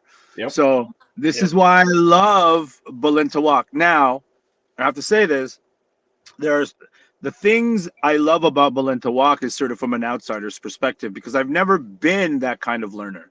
The Balintawak system has never been something that I can intake, but I train Balintawak. I train it in a way that is, like you guys mentioned, honest and sincere. I pick what I want from Balintawak, and not just from Tabuada Balintawak. I pick from it, and then I put it away, and I go, okay, I'm only doing, and this is, you know, if I have a system, I can be perfectly honest. You know, hand fighting and clinch fighting drill from Fit to Fight, Ryan Hoover, Lutang Retirada training from Calis Illustrissimo, Serrada, and open and closed 3-hit strike combinations while linearly moving from De Campo, footwork and strategy from Pekiti-Tirsia. Like, I can break down every bit of what I would call my system and have a solid attribution to its source. And I've been able to do that because I've never subscribed to any one system. I've always just seen it as a whole thing. Brother, you just made a whole point. When people come to me to learn, they're like, I want to learn your system. And I'm like, well, be prepared for a ride, because I don't know where this fucking book ends. And so they are completely subscribed. And I'm clear, right? I'm like, you want a system? I'm like, okay, I have in my system something like 4 level 1 students. And I told them, I haven't made level 2 yet. So you guys are at the top of the food chain. I don't know if this is going to be level 10. But you see the clarity and the transparency and the authenticity and the genuine you just said right there. That's what the beginning of the whole thing about the loyalty. You went in, you learned, you did the Badur Club, you're researching, but you were learning from Berlin to walk. You're doing all this, you're doing all these great things, right? You were finding its strength, you were finding its weaknesses, and then you collab, you put it together, right? And you move forward from this, even though you're not within any ranks except for PTTA. You're ranked in PTTA, okay? But when you did it, you got support. You're doing out there doing your thing. You're traveling in the United States. Yeah. You're not a master instructor. You're no Tuhon or anything like that. But it shows you who you are. Like, dude, I have something to offer. Yeah. And what you're doing. The price of that. Right. That's what we talked about earlier in the thing. There is a price. That's what I'm saying. Your loyalty is to you. Your training to your own. And a lot of people in the martial arts circuit do not like that. They don't. But luckily, you're blessed, my friend, that you have this tremendous support. Okay. And you're out there, you're doing it. Okay. See, here's the funny thing is, what makes you so valuable that you're so friends with everyone in the FMA community, right? Hold on. Let me finish. And you're doing the rock star, bro. Dude, you're traveling with the United States more than any of FMA instructors in this history. Okay. Because all FMA instructors, this guy's gonna get me shot, man. Go on. It's true. Look at if you go, dude, bro. Because I grew up in the '80s, man. If you look at the Inside Kung, if you go collect all these, if you do some archive stuff, you go in the Inside Kung Fu magazines, man. The first page you'll see seminars, 2 pages, and you'll see Daniel Santo, this name. They're just going one state to another. I mean, like, bro, they're like on a seminar rock star from the spring till fall, and then they come back in the fall and they train at the studio. Bro, that's what you're doing. You're doing your thing, your value to you. This is what we're talking about at the very beginning. This is it. Yeah. This is the goal. But bro, and I'll tell you something. I've had 5 seminars. Okay? Yeah. They're pretty well attended. You know how many Filipino martial artists attended them? 0. Pretty close to that. I had 4. I had a Pekiti brother come out in Sweden. I had a Berlin to walk guy come out in Sweden. Yeah. A couple of Inasanto guys come out in Las Vegas. So why is that? Why is that? Yeah. Would you like me to really honestly answer you that question? Yeah. I always ask for honesty because I always try to give Rubio, okay. Man. So one, because I've, picked and chosen elements of an art that I feel is most valuable to my journey and how I want to teach it. Yeah. Other people within that system don't feel that I have the right to do that. Yep. That's one. Right. 2, I think it's because my knife seminars are hard. Mm. And they're good. We work hard. We work, and it's difficult. And I think a lot of actually, you know what? And this is not fair for me to say because I've only had 5 seminars. But I think some people see what I do as potentially a threat to their system. Yeah. I don't think it is. 100%. Yeah. Because I think a part of what I am actually capable of doing is hanging out with a Calista Lustrissimo guy and going, okay, what are some of your flagship drills that you guys work a lot? And then I'll ask a question like, okay, what skills are those drills meant to develop? And then I'll go, here are some ideas to be able to develop those skills by slightly modifying the parameters of how you're currently doing that drill. And I'm not saying, well, who is he to do that? Well, I just think about these things, and this doesn't come in isolation, like it's kind of like a double-edged sword. People are like, oh, this guy traveled the world and he consulted with so many subject matter experts in law enforcement and martial arts, right? So he must bring something to the table. And then the other side, if they want to use that to berate me. They're like, oh, this guy was all over the place. He never studied any one system. How could he? Right. But it's, Bro, I but just, this goes to show, man, like what we were talking about from the very beginning of this, of what the topic was about. You went on a journey, you went in here, you made friends and everything like that. Some will say, well, you're not ready to teach that. Well, who are you to tell me who to teach that? Who are you? You know you can deliver more and give more. And that's the thing. And here's the thing, bro. You became so vulnerable, right, by doing the Badur, by showing its weakness and strength. And then when you found something good, you're always trying to find something that's better than that to make it, to find the weakness in it. So they're watching your journey, they're seeing what you're doing and everything like that. Right. But here's my question to this. You are no Balintawak student. You are no any FMA student. You took concepts, you took ideas and everything. Right. And now everyone's like, yeah, Paul Rubio's around and everything like that. Why? Why is it makes you so great? But why can other students go out and they say, hey, you know what? I want to do this. What? Because you think they're not good enough? I mean, I don't know. Maybe. I don't know. That's my point. My point is that if a person wants to go, their loyalty, the loyalty is to themselves, to their training, to who they are, right? How they develop into the system more than anything. Loyalty is not an act of service to the teacher. Okay, that comes. I'll say this, and it's going to be later, bro. It may sound a little egotistical. Sure. But my journey has not been easy, man. Like, of course not. When I talk about validating, I try my best to take that to heart. Like, I've fought a lot, and in different countries, against different people, and I've had intellectual debates, and I can have deep level Pekiti conversations with the best of them. I can have a deep level Calice Illustrissimo, right? Maybe not specific to, terminology and specifics to how Grandmaster so-and-so wrote it. But if we're going to talk about the concepts and principles and the tactics and the strategies and how those things can come together, and how drills, methodology, process, practice, mentality can all come together to serve the philosophy of what Calice Illustrissimo or Balintawak or Pekiti is, I can have those conversations with anybody and I'll hold my own. So I found my own validation process, but by way of getting into a lot of disagreements with people, fighting. You're getting disagreements because it's not the way it's supposed to be taught in the system. For example, you put up, well, I'll give you one thing. You said in the video, 45 degrees don't work. No one's going to move into 45 degrees, right? But Pekiti believes wholeheartedly that you have to move into 45 degrees. That's the way it is. And when you fight dynamically, you're fighting around and moving around, no one's going to go in a 45, right? So they look at that like, oh, you're defined. That's not how it is. I'm like, no, that's not, I see what you do. You're like, no, the 45 does work, but no one's going to move in a 45.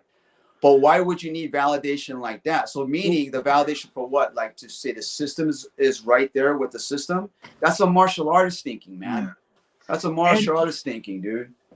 And here's another thing. Some might argue that I haven't validated anything at all, right? Because I've not been in life and death situations. I think that's a little bit of a cop-out to some degree, right? It is. It's a huge, it is, dude. It is. It's like, that's the only metric we have, really? Are you serious? We talked about this earlier. So one, mastery doesn't happen in a vacuum. It comes from continual testing, whether intellectually, physically, and experientially.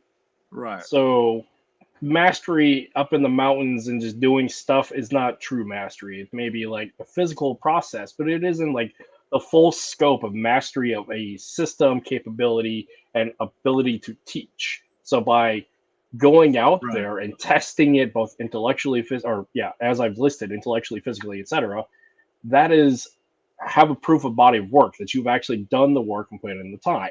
Yeah. Wherein people give of their free will to a specific curriculum and rely on the curriculum and the marketing and the association to have that validation of mastery because they belong to a thing, but it doesn't equate to their capability of skill as the individual.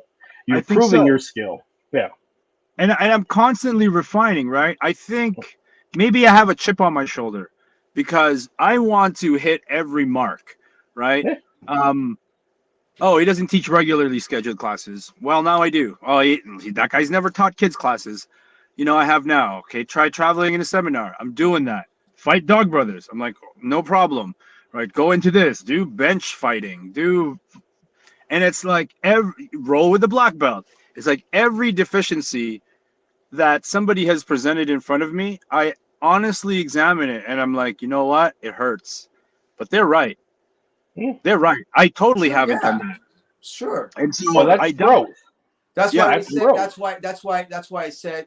I said in the video, when you're fighting a guy, right, and you get defeated, because I said when I fight somebody, it's not about who's gonna win. It's about, for me, it's about more than just winning, right?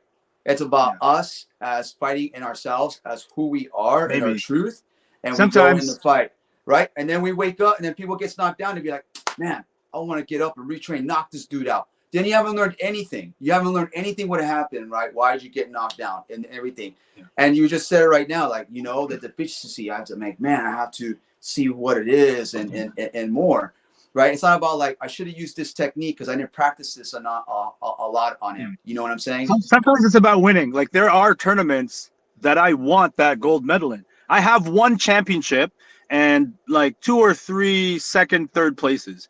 Sometimes it is about what I'm trying to, like, I want to hit it all, bro. Like I want by the end of this ride, that people will go, that guy left no stone unturned.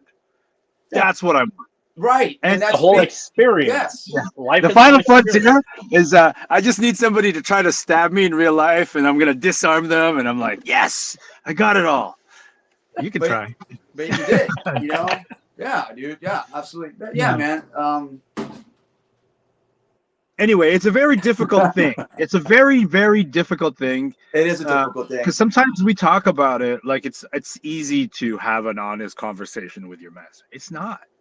It's not. But so it took me a while. Bro, I've been through the trenches of fire, okay? And it took me a while to be where I am today. This was no easy where I'm at. This took heartbreaks. This took betrayal. This took deceiving. This took us so much where I'm at today. And learn more of myself and who they really are of these of those out there, and this is something, and this is not a payback or to discriminate or anything like that with the instructor. As I said, I want them to support your instructor, but the most important thing is like that of this time of age, men and women are coming into martial arts to look at these instructors as their guide or like priests and everything. And I'm like, no, that's not what you're there to. That's why I miss the old school training. The old school back in the days, they will beat you in when it came to self-discipline. They would beat you in when it comes to your values. Bro, Richard Bastille, like Guru Richard, this dude, we're in my house right now. He used to pick me up. I hear it when I was like 8, 9 years old, take me to his home. I cleaned around and he will bust me about values and everything like that. And he feeds me lunch, takes me to school. I clean the school. Before we learn the art, we go right into sparring. Before we go to anything by learning Jikidi or anything like that, we go right into the boxing ring. We put the gloves on, get in there, and he knocks the humility out of each other. Then we go learn the art. The one thing that he wanted more than anything from me was my character. He wanted to see me grow. He wanted to see me become a great man and make great choices and become a good career or a good father, a good husband, all these things, these values. Okay, that doesn't being taught anymore now, and I get it, But he really protected. He never once weaponized or tried to do anything or like if you do none of that. I don't not one. I'll tell you something. I wouldn't want no old man taking my 9-year-old cleaning his fucking house. Oh, here we go. You might talk about this as a cool thing. Not happening.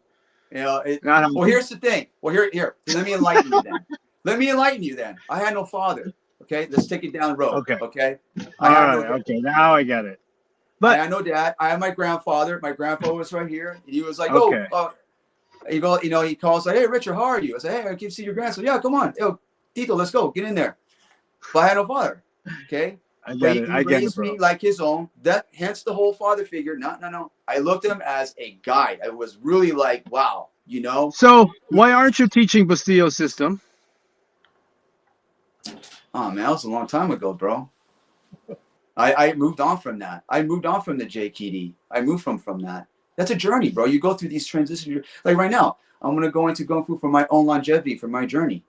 That's for me. That's for my own. I'm not trying to make Kung Fu like people thinking like, oh, I'm not gonna be hypothetical, but it's just this is my journey, man. It's for I think nobody that's doesn't even fair. know that. Nobody doesn't know what that's all about. You know. I think that's fair. No, it is fair.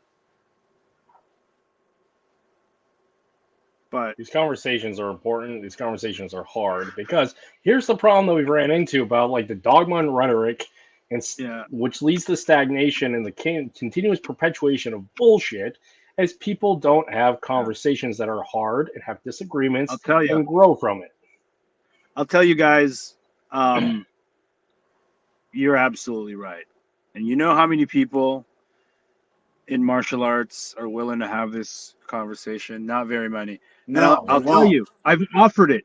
There are people who talk behind my back, and I hear about it because I have ears everywhere. I have people who have people who would disagree with me happily in the comment section, but they will not go on a platform like this. No, they won't. And have a debate with me. No, they won't. I will, bro.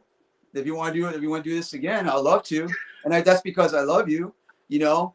See, this is what I'm talking about, bro. This is what I'm talking about here. Like, why I come up here. I'm not coming up here to destroy. No, I come up here because I don't have organization. I don't have any of these people. Like, I don't want to support. No, none of that whatsoever. Because I don't have nothing to prove to them. I have the people out there looking at my stick. They look at who I am. They do what I do and everything. Like, this dude knows what's up. I don't need a high fucking Grand Poobah to tell me what my worth is and my value is. Not one. Now, those... Hey, 1 second. I gotta go let my son know that I'm out here. I'll be back. Okay. Dude, this is probably going to be the longest podcast I've ever done. And this Did you really? awesome. Well, yeah, well, because you got Paul. See. No, I'll talk. I got. I was gonna say, well, I'll tell you later, dude. It's amazing how like Paul Rubio comes in, and then how he kind of like he wants to like twist it. But you see that comment with the whole? Did you see that thing with the loyalty there? Do you see the definition there? Yeah. That's so toxic and crowd mentality right there. Oh, what is the definition of loyalty? Like, dude, that is so. Like, look at that. Read that thing, man. It's like it's there's so much ambiance to that. Like, dude, like that's like follow that, read that, and do abide by that. You know, like no, everyone has their own you know.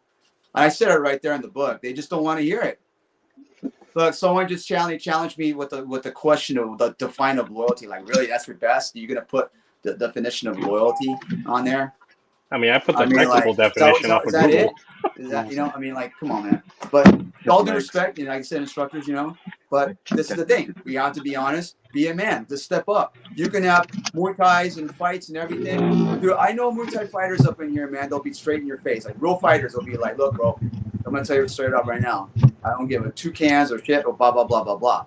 All they ask to do is fist, and that's it. You know, boom. And there's others that want to be like, you know, spread that butter. They want to hurt your feelings. And that then you're doing disservice. But I get it. You want to protect their business and everything like that, you know. But it takes a real person, someone honesty to get on this platform. Because I have nothing to lose. I'm not going to lose from my rank. What rank am I going to lose? Fire me? Because if I have my Yakong from this organization or my seat from this desk, because they're going to fire me. Is that going to make me stop my voice, my truth? No, of course not. What do I got to lose? And that's the thing we were talking about earlier about agency, free will, and loyalty, and giving up of your power and authority to an individual. Because unless you are an indentured servant sworn by contract and oath, your agency is your own. So, a lot of people are willing to give that away for whatever reason. We already talked about that, and it's not about throwing away. I don't want to say throw it away. I mean, they give it away.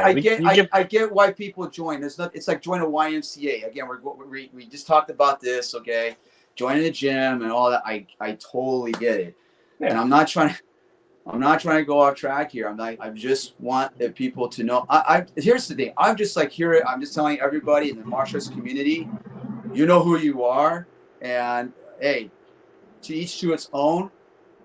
But there's no, you know, I'm not blind. No one's blind as a bat. You know, I just want to be a service to future students and students out there to like, hey, you know what? Don't fall in that pitfall. You know, like your the whole loyalty thing, dude. That's a very powerful thing. So you're saying that an individual has to have some self-advocacy and some critical thinking and understanding of what they want and being able to weed through the bullshit. Yes. To actually be discerning so they don't fall prey to manipulation and all these other things. Absolutely. 100%. Yeah. How do we get to that point? What? I don't understand the question. How do we get to people to figure out how to have critical thinking skills as instructors? How do we get our students, or just people in general, to develop critical thinking skills so they can denote and figure out whether this is a point of manipulation, rhetoric, bullshit, and not be taken in by it? Well, one of the things that I've come to learn in instructing really the spectrum of students, right? Like from little shithead 3-year-olds who can't sit still. Yep. To friggin', to the most, disciplined, hardened law enforcement dude in to the experts. European city, right? What I've come to learn is that even if people know exactly what it is that they want to get out of a system or an instructor, sometimes their intentions don't align with how they learn and what their capabilities are. So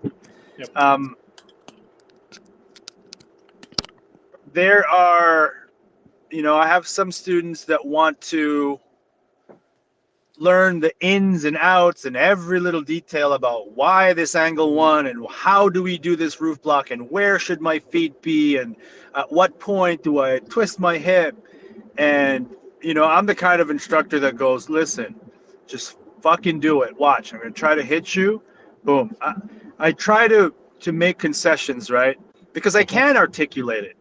I can articulate why, when, how, at precisely what moment, what is the technical standard. But my personal philosophy as an instructor is that technical refinement happens over time, but functionality can be achieved rather quickly.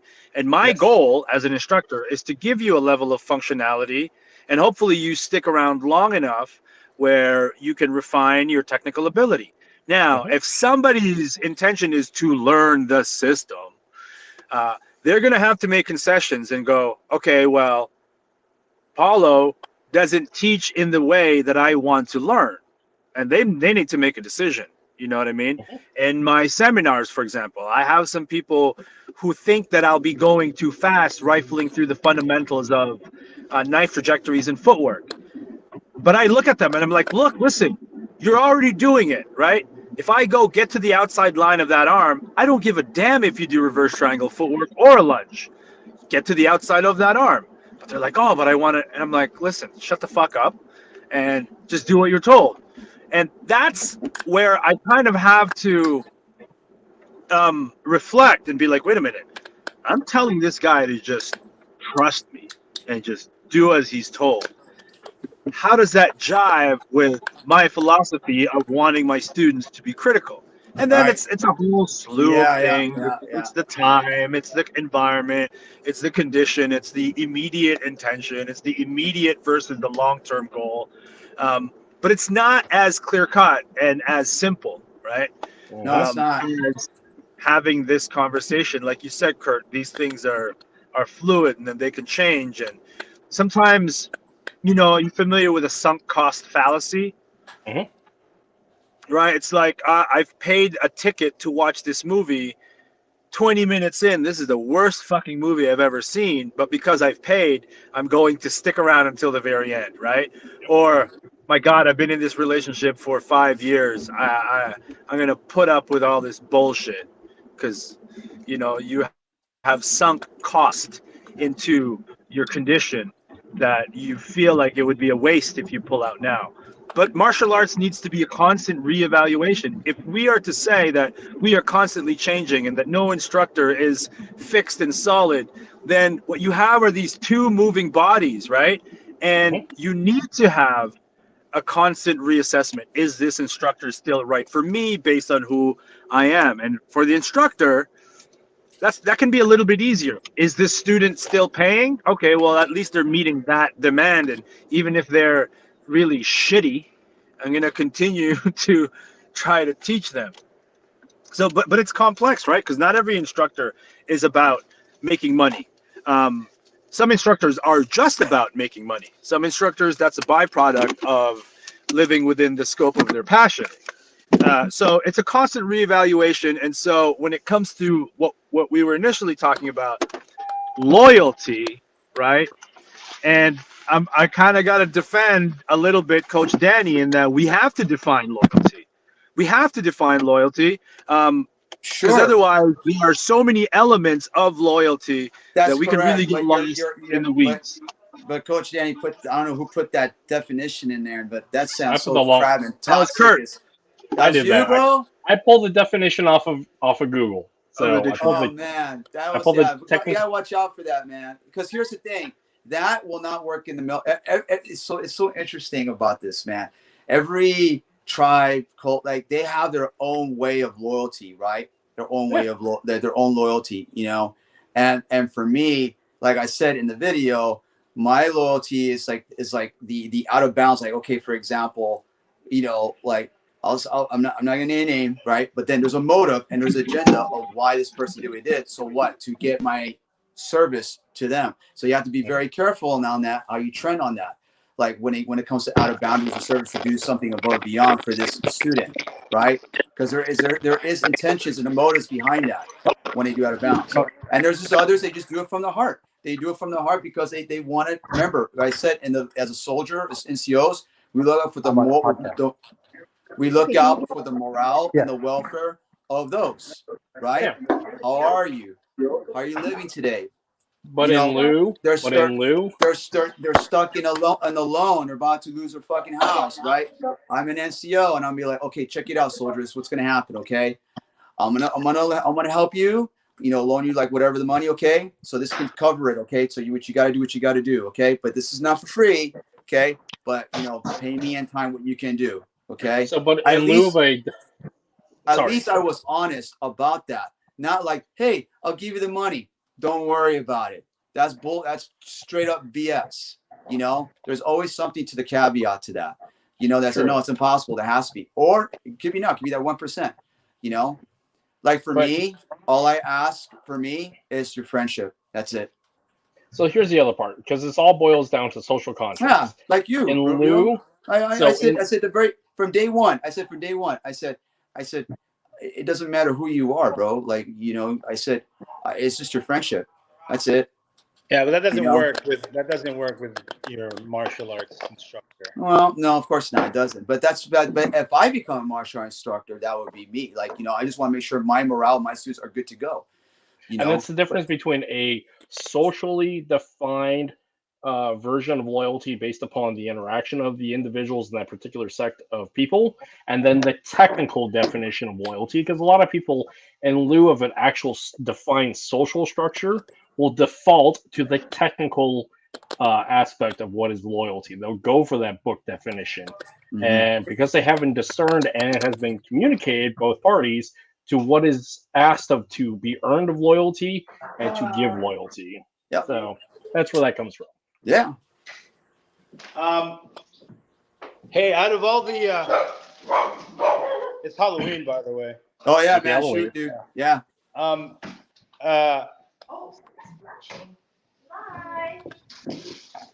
Out of all current Filipino martial arts instructors right now, if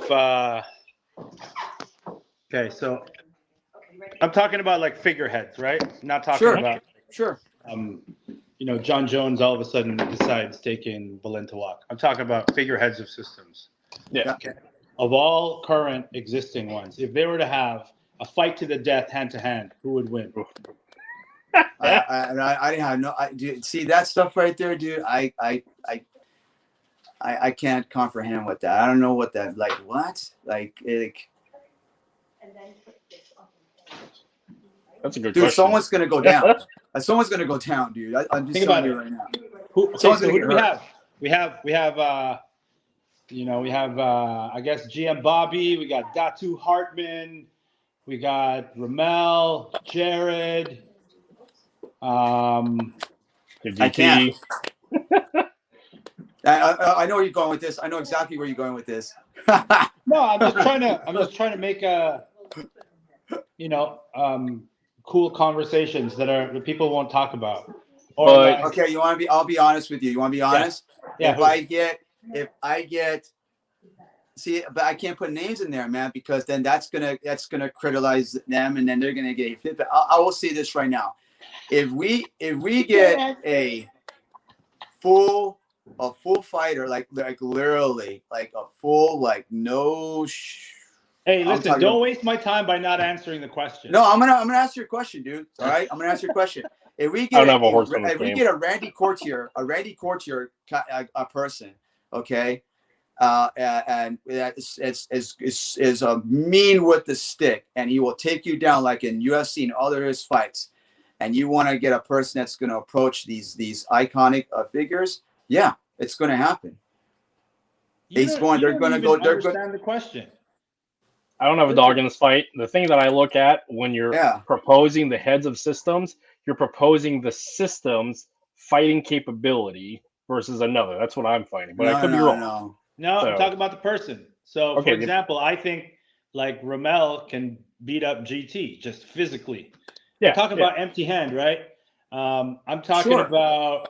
I think if there was a physical fight between, let's say. Age, physicality, capability. Name some more system heads. There's Kelly Warden. Kelly Warden. Versus who? Versus who? Like by who? Yuli Romo. Let's see. There's Master Henry Espera. Thomas Kyer. Thomas Kyer. Yeah. I'll tell you what. If you get Tom Kyer in there against Tim Hartman. Tom Kyer is taking it. Okay, I think so too. We're talking about just physical, right? Oh yeah, no, he'll take him. All right, Tom versus Jared. That's a good one. Athleticism versus experience. That's a good one. That's a good one, bro. Ooh, that's like a good match. I love to see as a professional sport. You know. Yeah. Jared has Muay Thai and Jiu-Jitsu. I don't give a shit. It's not about that. It's him.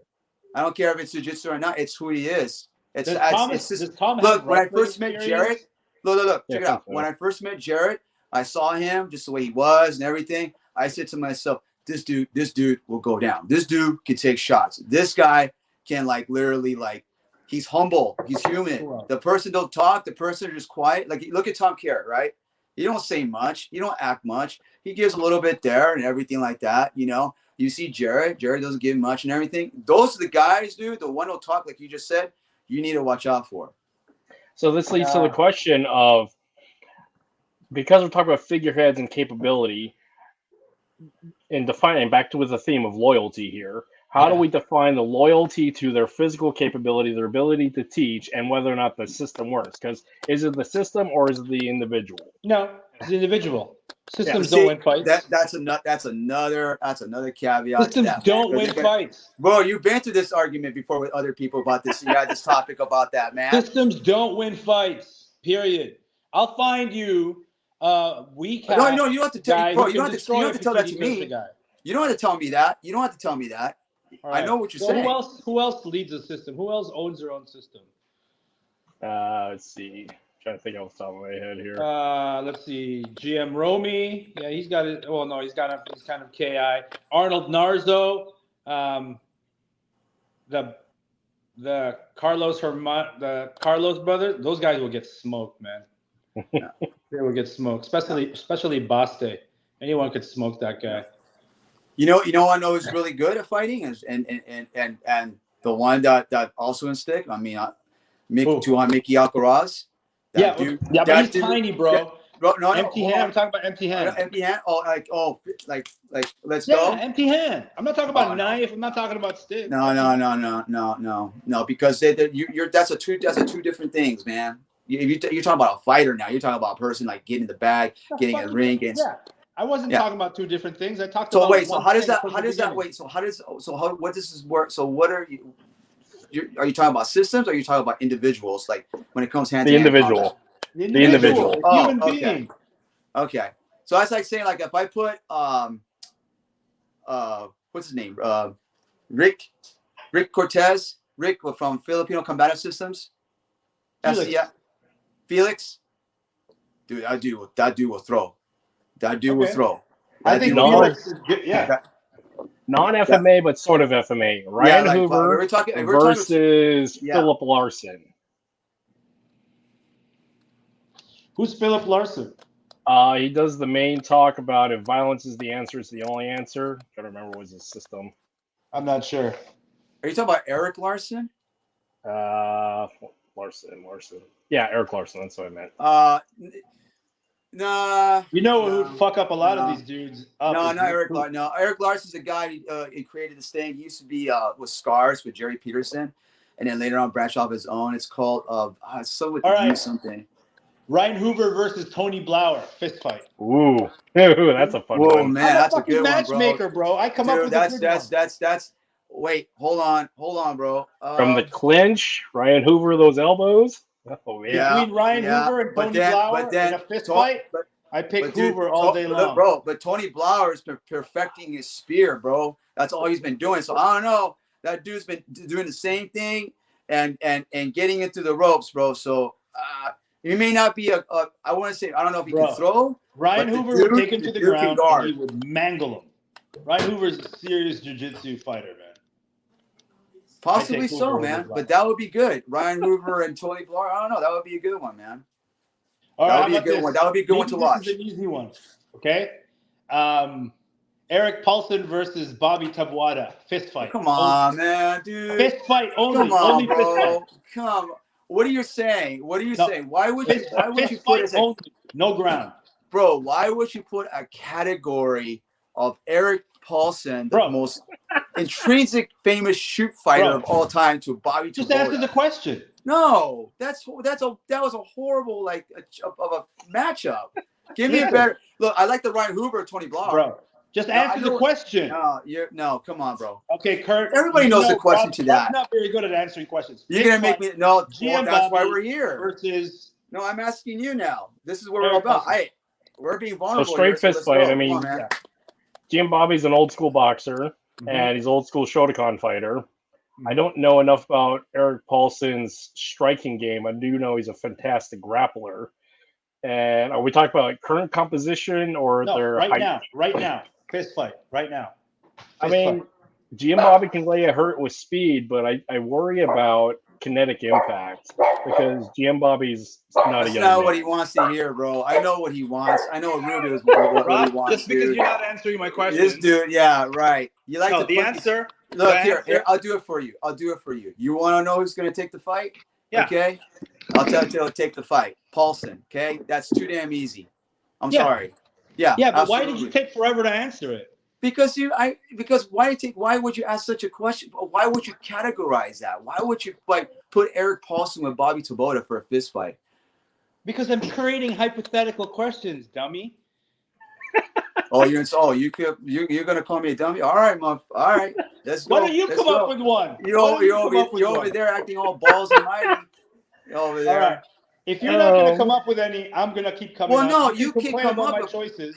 But dude, let's be realistic. You're really gonna put Eric Paulson or is it Bobby Tabuada? Why? Because what's wrong with Eric? What is it about Eric Paulson today that you have to play? Next fight. Come on. Burton Richardson. Fist fight. Okay. Burton Richardson versus Tuhon Mick. I don't know Tuhon Mick, so I don't know. Man, here's the reason why about Tuhon Mick. He's a scrapper. I don't think he don't give up that easily, bro. That dude's a scrapper. He's not a fighter. He's a scrapper. He's a dirty, okay, fine. He doesn't have a stick and a knife in his hand. The dude's going to scrap. And he's going to scrap. But now, hear me out. If it's just fist fighting, oof, man. I don't know, man. Usually before people start explaining, they give an answer.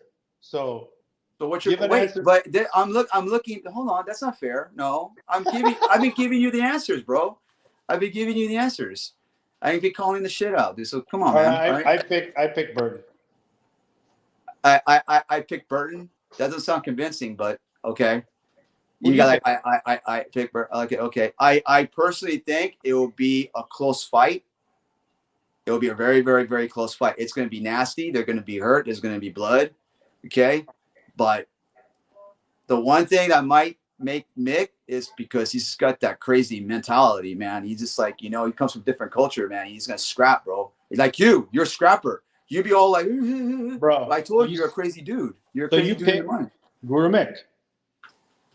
That's How about draw, bro. Here's one. I think it's gonna be a draw. It's gonna be a draw. Here's one. Look at this guy. You're such a wuss. You can't even answer that question. All right, you want to know? I got one. Okay, I got one. All right, here. You want to know? You want to know? And I'm gonna say this based on. See, I don't know Mickey's background when it comes to boxing. Tom I really Sotis don't know. versus Craig Nelson. All I know him as a PTK guy, and I know where you're going with this. I know where you're going with this because you want to see like, because I got the Punan and all that, bro. Dude, I know where you're coming with this. You're weird. At the end of the day, this guy just can't answer. I don't know Burt Richardson, but I know who he is. That dude he fought. He's been in the ring. He boxed. He's a jiu-jitsu guy and everything like that. So if we're gonna come to technical skills in boxing and everything like that, yeah, Burt. Cool. Took you long enough. Okay. That's all I wanted. Okay. So what? My question is, what is the question? I don't understand what your point of all this. What's your point? Why are we having this discussion? What's going on? What are we doing here?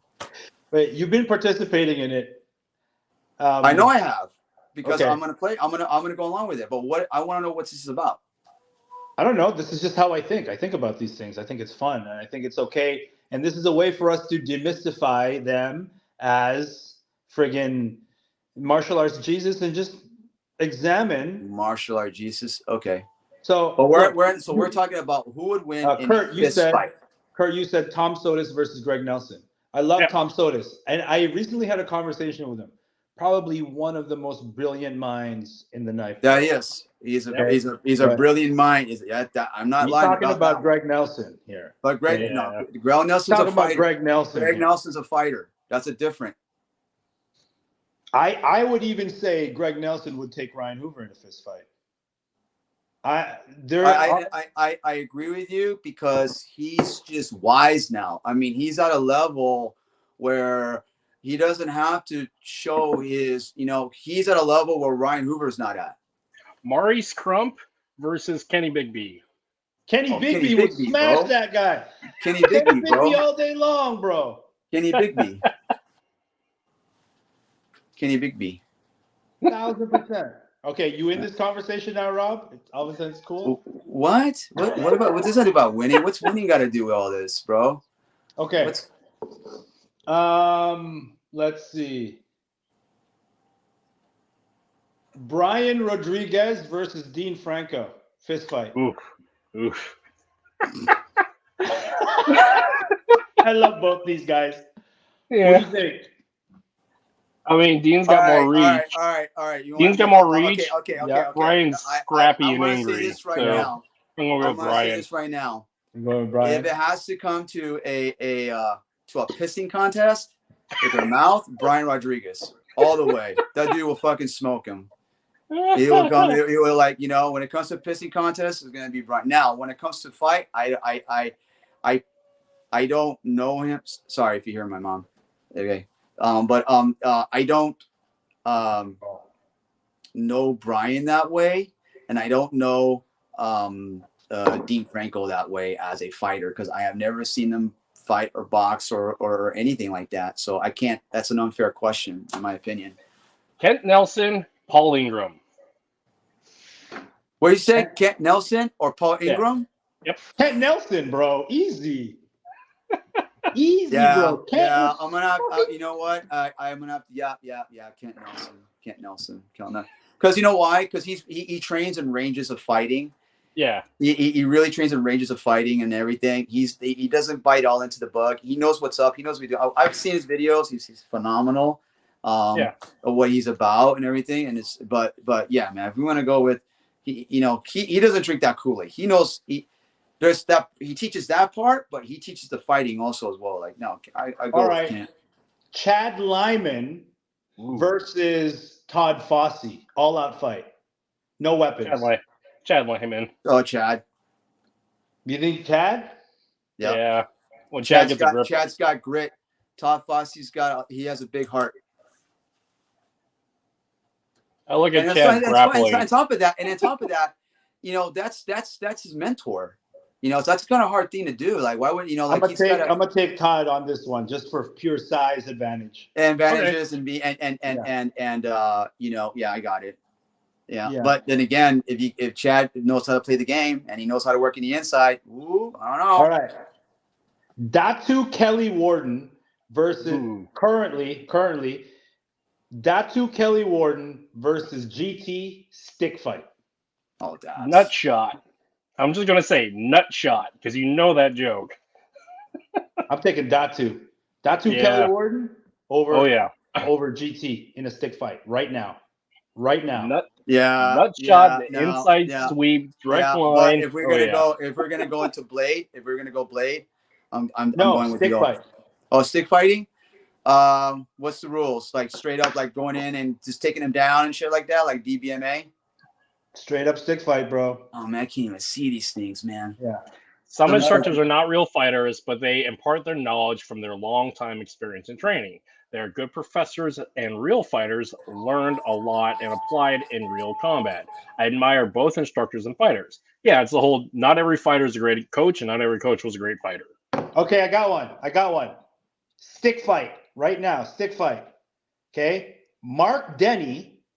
Ooh. Okay. Versus Tuhon Bill and GM Bobby. 2-on-1. At the same time? What's that? You talk about Denny? Oh, yeah. Denny, bro. Yeah. Wait, Mark Denny versus Tuhon Bill and GM Bobby. GM Bobby, Tuhon Bill on the same team. Denny. Yeah. All the way. Athleticism and movement to the outside. Come on, man. How many matches that dude's got, Denny, right now? And his training partner is Eric Noss? Yeah, I'm good, bro. By the way, people, this is clearly hypothetical, and this is fun. But Tuhon Bill and GM Bobby. Yo, GM Bobby just needs one smack. I need these to be in range for one smack, and it'll take your head off. So that's okay. So here's it now. Okay, now we're that's different now. Okay, so now we're talking strategic and tactics, and like I said, this is something like what we're talking about here. So we're gonna go with that, and you're gonna be like, well, you better be quick and sharp, man, because the moment you swing that stick, man, I hope you recover from that, because Bobby's gonna come lay it one on you real fast. Dude, I got clacked by GM Bobby at West Coast. If you're gonna go in, try to go in close with GM Bobby, bro, I don't know. With a stick? I don't know. I also got whacked by Datu Kelly this year at Water and Steel. So I mean, yeah, man, their sensitivity, bro. Their sensitivity, man, is off the rails, dude. It's just they're far. They're gone. Like, dude, you just can't. Yeah. I don't care what anybody says, like. I'm just gonna get you guys in trouble because. Sure. This is what you do. Sure, go ahead, bro. That's what you want to do. Oh man. I don't know what you're. That's why I said you want to get me in trouble. Why? I don't know why, but I think I have an idea. But go ahead. Okay. How about this? Stick fight. Okay, stick fight. No equipment on. Okay, Tuhon Jared.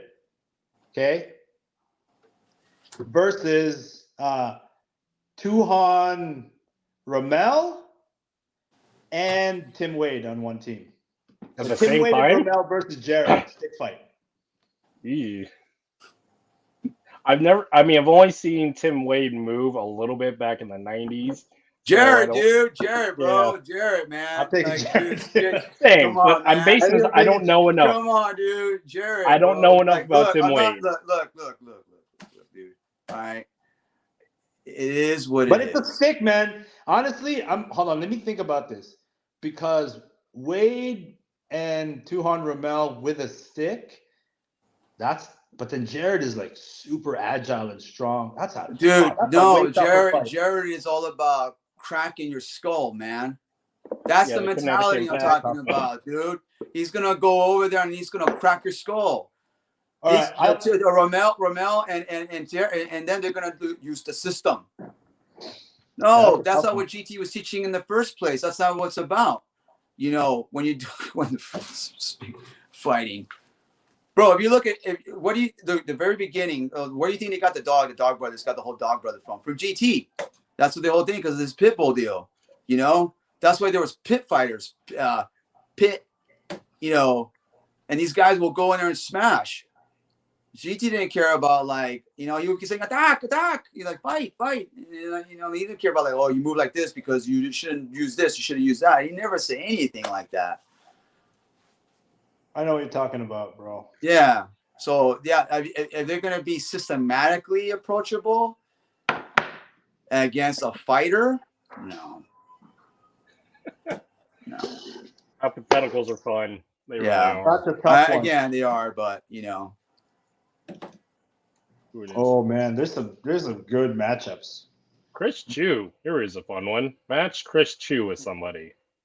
You, Eric. I mean, you, Kurt. I mean, I'm a dedicated boxer, so. Is Chris Chu the dad or the son? No, that's It's George. the son. That's the son. Okay. George is the dad. That was Bruce. I thought Bruce is his dad. Is it Bruce? Is it Bruce? Yeah. I could be wrong. Yeah. It's Bruce. Oh yeah. All right, Chris Chu versus Belton. Belton. Yeah, I'll take. Yeah. Belton. Belton's a fighter. Come on, man. Love them both. Love them Come both, on, but man. Belton. I've been hit by Belton, so yeah. Yeah, bro. He lives by the way, dude. He lives the way as a fighter.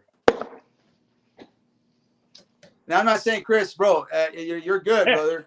You know, it's just it's a lifestyle. Right. Me and Kurt versus Rob and Belton. Okay. First of all, we would smoke you guys.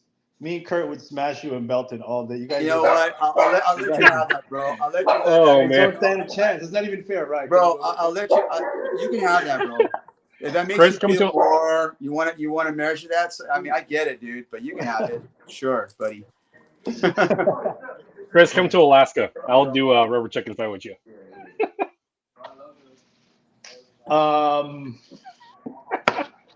What about this? No, I can't. Go, dude. What's up? No, you're all talking. Come on, bro, man. Bring out your. Come on. No. It was mean. It was a mean one that I had in my head. So I'm not. Oh no. Oh no, come on. No, what's no mean? There's no mean here. Come on, let's go. No. Come It's on. really mean. Forget it. That's not mean, bro. You're Filipino. There's nothing mean in Filipino. Let's go. No, forget it. Let me think of another one. Okay. Man, this guy. Who would be a good match? Oh, all right. What about this? Stick fight. Tuhon Apollo Ladra or Tuhon Bobby Ladra? I don't know Bobby. Ooh. I don't know Bobby, so I don't have a dog in this fight. Ooh. You know, shouldn't be okay. Oh man. Woo. I don't know. Bobby's a fighter, bro. He is Bobby's a Bobby. All respect. Tuhon Apollo's a technician, though, man. And he is it, but I've seen this. You've seen him. This dude. Look. You know yeah, man. That's a tough fight, bro. That's a tough one, bro. I'm sorry, man. That's a tough. I'm not being biased, man. They're like fucking skillful fight. They're really tacticians, man, and fighters. Okay, yo. Since I have to be uncomfortable, I have to pick one. I'm gonna pick one. Let me just go think about this. Yeah. Man. I'm gonna say this right now. Bobby Tabota ain't no punk, dude. That dude ain't no punk. Bobby Tabota, he ain't no punk. He don't care who you are. Wait. I'm not talking about Bobby. Wait, let me talk. I want to say something. Hold on here. Okay. I'm saying that GM Bobby, man, that dude's he don't care who you are. It's all about what you can put on the mat. He'll throw down. That's the scary part. Yeah, that's the scary part about. That's the thing. That's the mindset. Paulo Ladra is a sports fighter. Is a difference. Wait, what? Who do you think this is about? Huh? Who's this fight about? No. With I'm still on the subject of about Bobby and Tuhon Apollo, and I'm speaking out as admiration. Bobby who? Tabota. No. I'm talking about Tuhon Bobby Ladra versus Tuhon Apollo Ladra. The Oh, brother. Apollo. Sorry. I picked Tuhon Bobby, man. Taboada. No. I thought you meant Bobby Taboada. No. Tuhon Apollo Ladra versus Tuhon Bobby Ladra. Stick fight. Apollo. I picked Tuhon Bobby. Fair enough. I think you know why? Let me tell you why. What? Brotherly dynamic. Tuhon Bobby is the older brother. Older brothers always win. That's a tough one, though. I don't know about that one. I don't know about the one. brother thing, dude, but okay. I don't know. Both my younger brothers are over 6 foot. So no, dude, fucking Apollo Logic can land. That dude will land. He will land on you, dude. Oof. I don't know. I haven't seen anything about. I just know the dude will land. He's timing is impeccable. Dude, I'm saying all this, man, because I watched. I've seen it. You know? So here's one from Guru. I'm going to butcher this. Mohametano. Yeah. So some FMA practitioners are never been in real combat, but they undergo a lot of spar, and some spars they engage are so intense and almost real. Now, when they started to teach their system based on their experiences, everyone raises eyebrows, asking, who the fuck is that guy? She doesn't have ranks and titles. That's debatable in the world of martial arts and was discussed several times in some pages and forums. In his opinion, he's a disbeliever in ranks. Everyone has a right to everyone has a right to shout out to the following FMA GMs: Tuhon, Mel Tortal, Felix Guinabo, Rene Tongson, Baldwin, Garacho, Caser, Sos Romero, Nostramo, and Romo Oro Jr. All right. Can I answer that first? Sure, go for it. I go back to the same thing. If experience is our metric for expertise, we would all be taking firearms lessons from LA gangbangers. Yes, we would. That's yeah. If experience is our metric for expertise in the knife world, then we would be taking lessons from homeless meth addicts. Yes, right? we would. They survive the most stabbings, and they probably stab more than and they live, and that's their way of life, bro. Right. We have to seek higher standards for expertise, and the number one of that is the ability to teach. So you could have been in Vietnam and killed 60 Viet Cong with your knife. But if you have no command of the English language and have no understanding about how to teach people, then no, you're not a good teacher.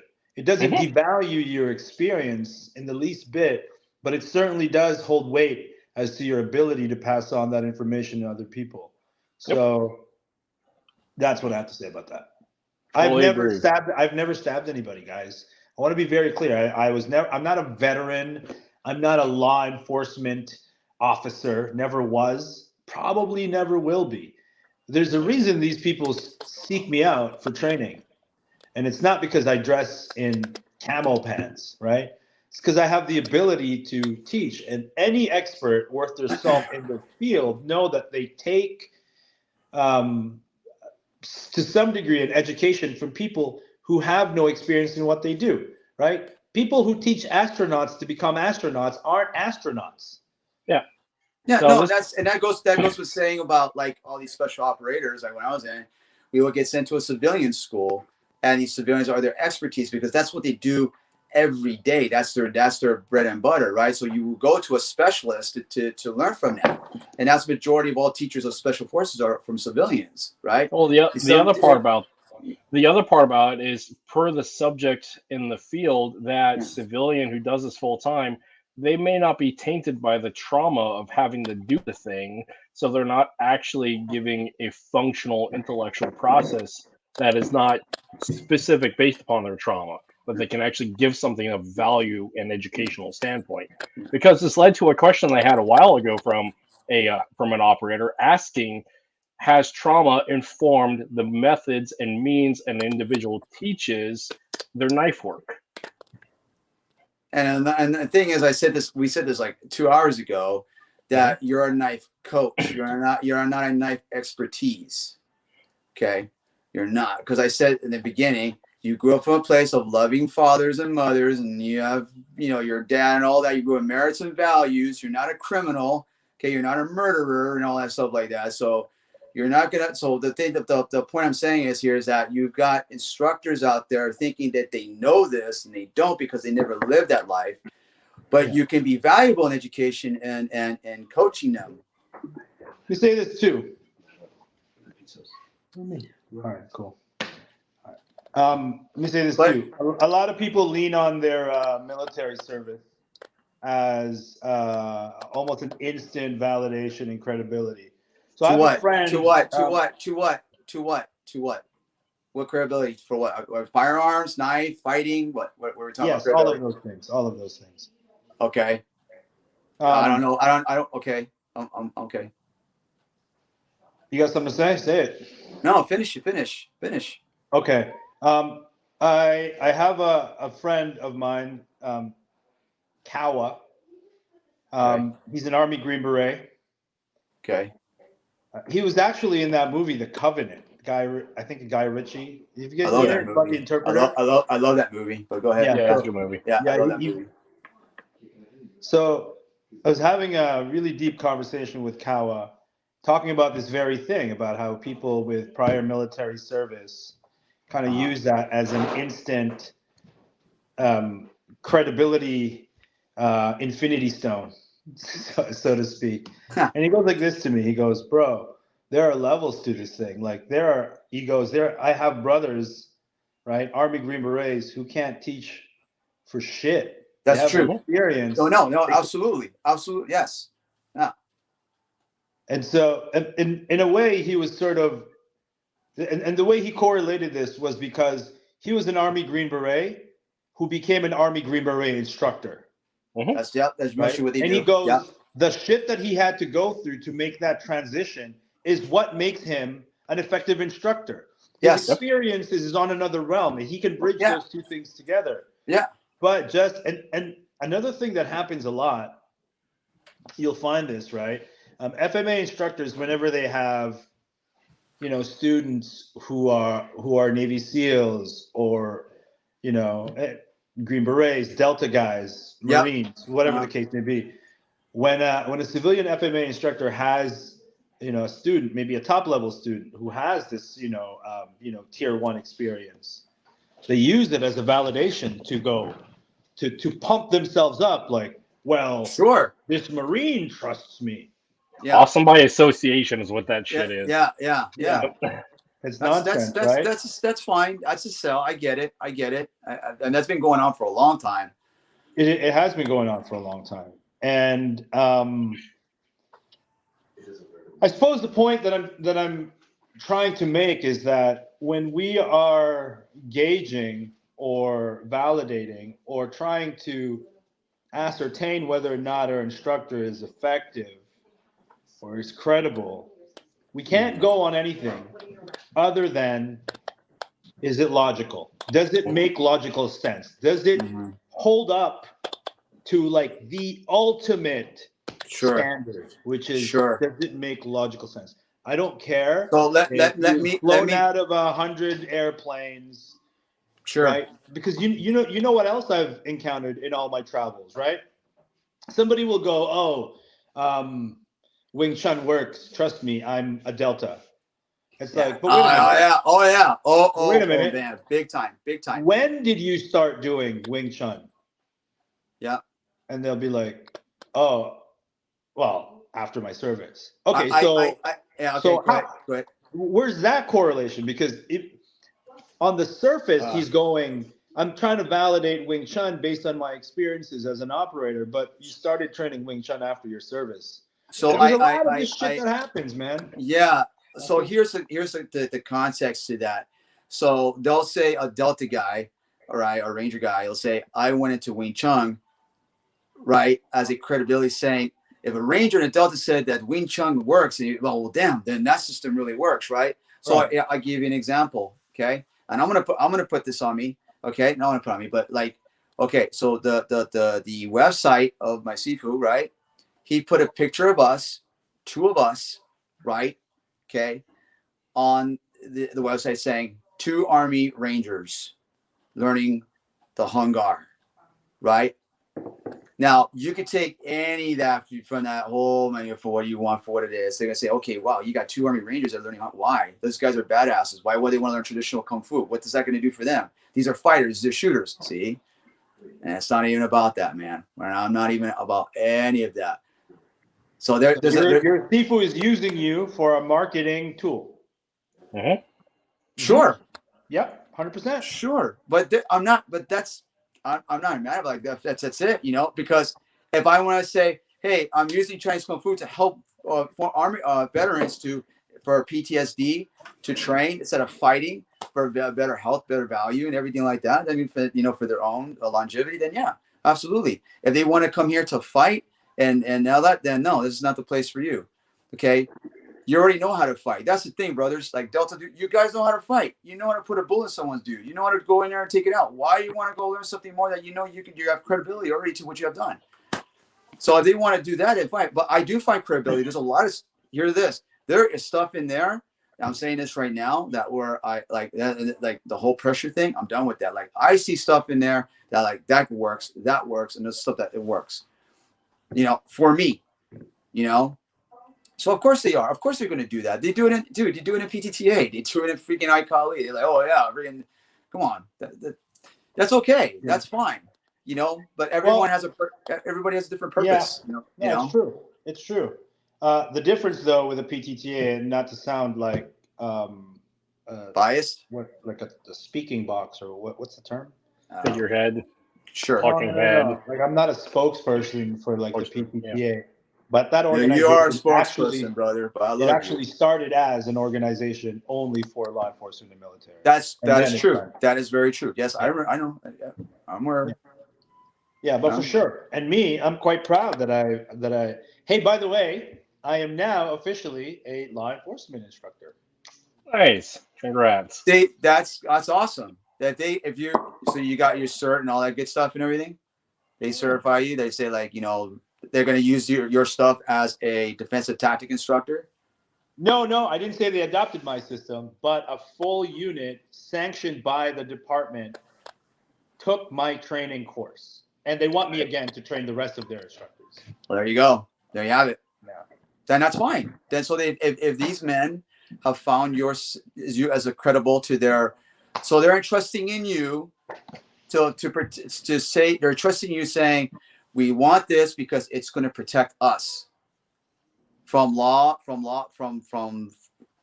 perjury, and also from defending their own life. I mean, maybe at the very least they find value in what I teach and how I teach it. Of course. Well, why would they bring you on board and bring you on again? Of course they find you valid. Well, everybody gets called once. But that's when you get called again, that's the real measure. But the one person who's been committed, the one person who has the most consistency to this day, no one has never done it that far, is like the only two, okay, is Kelly Warren and Paul Vunak. Kelly Warren's been with First Group, doing the 80s, and to this day they continue the Kelly Warren fighting defense system there because he built already that relationship and everything, and they love him and everything. And then now you're going and Paul Vunak of SEAL Team 6, you know. He's been the most consistent dude. Call it what you want, dog. He's been the most consistent guy that he's been with on that team. Somebody, a good friend of mine, Mick Coop, who I credit really for getting me to ask tough questions, right? Mm-hmm. Sure. And he goes like this. He goes, you shouldn't ask why SEAL Team 6 called Paul Vunak to train them. You should be asking why they don't call him back anymore. Yeah. Sure. And you know what it is? I'll tell you what it is. They just move on, dude. You know how many systems they go through with different instructors, dude, in the special warfare community? Has nothing to do with it. It just changes over time and move on and move on. For whatever the personal that is, fine. But they're learning something different more and more, and they're changing. They'll bring one person, they'll keep 3 months. Okay, we like this. Let's go to the next system. It's just constant evolution. And by the way, here's a question. There are, and just so that people are vividly aware, right? There are still tier 1 groups that have Aikido as their primary foundation. Sure. Soft P, get offline, shoot the guy. Redirect, shoot the guy. Sure. So Okay. if they're learning Aikido, they find value, right? So these are warriors. No, bro. These are warriors. These No. men that you're seeing right now, you're saying they're going traditional arts. It's institutional inertia. The reason why tier 1 groups, some of them still study Aikido, is because the guy in charge of that program happens to be an Aikido guy, and he hasn't yet retired. Okay. Well, that changes the whole. Yeah. Okay. Yeah. Well. Okay. It's the truth. Well, that's it. So if that's the case, and they find value in him, that's what's going to go with you. So you go in this defense program, and you're going on, and all of a sudden you're like, I'm going to do the Wing Chun. Well, like, well, shit, Ruru's going to Wing Chun. We're going to do it. So here's a question. Talk about awesome by association. For any instructor, say FMA, because we're all 3 FMA instructors, is working as a contract with an agency the ultimate litmus and valuation of you as an instructor and or your system? What is it? Is it like straight up because a tier 1 or an agency actually contracted with you? Is that a litmus test of saying, hey, I'm a valid instructor, as is my system? No, it's not. Sometimes it's a relationship thing. Because you know somebody who makes the decisions, and you are the guy closest to that conversation. I'll be perfectly honest, right? And people don't want to hear this. The reason why people get defense contracts is because, and I know enough people who bid for these contracts, and I have the inside track where it's like, we know who we're going to hire, but as a matter of protocol, we have to go through this process where we intake at least 3 bids. Yeah. It's who you know. Yeah. It's who you know. But at the end of the day, it's got to be valid enough. Yeah. That so the person I like decision where the doesn't put their reputation on the line by picking somebody who's shit. Going back on that, it's like, for example, like First Special Forces Group, right? They're at Fort Lewis, Washington State. So they never changed. They never try to invent the wheel. They always kept on with Kelly Warden because they're just like, it went from this to a system to a relationship more than anything. And they're like, oh, doggy. And then it's like, I can't see it, brother. It's awesome. And it went from a relationship to more than anything to the system. And they just said, like, dude, we like it. Why do we need to move on to something else and keep changing? We just keep it the way it is to keep it going.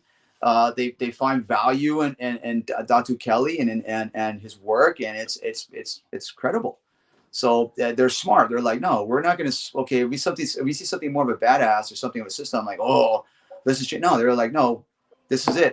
So they already welcome him to the family. There's already trust in there. There's already integrity. There's already that loyalty to him already, that wasn't easy though, to go through there. So right now, like, they always call him on for the contract. It's like you're going back on again, and then you're going to go back on again, because these guys, Leos and SF, they want a person like you, where you're not going to open your mouth. You're not going to say you're all this hot shit and who you are and everything like that. They want to see a guy who has clear technical instructions, and they see the logic behind that. And that goes a body of work. Yeah. And you have a body of work. So trying to break into that market, how does an instructor get involved with contracts with agencies starting out? Hold on a second. Go ahead. Yep. Okay. How? Yeah. Well, visibility is one thing. Body of work. And I'm assuming that a person starting out doesn't have connections, right? Yeah, probably. Then you have to be demonstrable, that you know what you're talking about, that you can articulate these concepts, that you are field testing it. And how do you do that? It's social media. Assuming you have no connections, social media is the great equalizer in communicating expertise in today's landscape. Because if you can move and you can talk. That's right. Yeah, it will be apparent, Sure, you can edit and you can sensationalize, and obviously on social media, most often you're putting your best foot forward. But it is this great equalizer, because prior to that, there was only connections, right? There was only having these opportunities that sometimes seemingly come out of nowhere. Like you're on an airplane and you're wearing a Jeet Kune Do shirt and you get in a conversation with a guy next to you who happens to have influence up chain of command. You develop a friendship, and then boom, boom, boom, boom, boom. Now you have this digital billboard that's ever present, and that it is a part of the fabric of our society. And so to not take advantage of that, if it is your intention to want government contracts, it'd be extremely foolish of you to ignore that and to vilify it, right? Of course, there's always going to be people who do it in a shit way with shit intentions. But if you're gonna go, well, I don't do social media because it's all teenage girls doing choreographed dances, you're kind of missing the point. Don't give me. Are you talking about in the stunt realm? Are you talking about within the stunt community? No, we're talking about how does a instructor break into the market for contracts with agencies who doesn't have connections and is starting out. Well, I have to tell you, in all aspect, Rubio did his homework. He that shit. Look, we're in what, 2023? How long have you been doing this, Rubio? Like, when did you start getting into the whole martial arts? Oh, like 6 months ago? No. How long? Okay. Got it. Okay. I mean, I remember tracking you back in 2010. So. How long have you been doing martial arts content? When did GM Funker started? How long ago was that? My Instagram? No, your GM Funker. When you came on social media, how long have you been? Huh? Like 2016, 2017. Okay. And that's with the whole Fred Mastro and Del Mercado started. That's when you start booming and all that. Well, that was around 2015, actually. Okay, yeah, I got the dates wrong. Yeah. So from 2015 to now, that's how long it took you to be where you're at today. That's a long. That's like, and from there you've been consistent. You've been consistent. You've been doing platform. You've been doing content, everything, engaging and moving and everything. To where you're at today that's the work you got to do. Well, no. That's hard work, bro. That's all grit and grind. No, I agree. But I'm saying now, it's, for example, take somebody like Tuhon Jared, for example, who spent the better part of 20 years. Yeah, it took him 20-something years to be where he's at today, to be where he can be like, without social media, just grinding it. But the new technology was coming in. I mean, he had a contract with the SF and then Leo, and then as time grows, he was like, oh man, I need to start doing this, and I need help. Already in the community. It's just, and it's one of those things, and it's like if it wasn't for the contacts and the technology, what's on PTT and everything, there wouldn't have been no where he's at today. But because he has to grow from that, he's got to I need to hire people, I need to get a team and everything like that, which is understandable. But I'm staying with you, bro, because of on the whole defensive contract. Like, how is it? You get guys, you get dudes who's been doing this for so long. Like, I've been doing Filipino martial arts for like 20 years and it's effective, and I do knife and everything, and it's like, how come I can't even get these darn things and everything? Because, bro, you haven't shown. They don't care about that. These dudes don't care about like your 20 years. They want to see the walk. They want to see what your progress you've been doing, bro.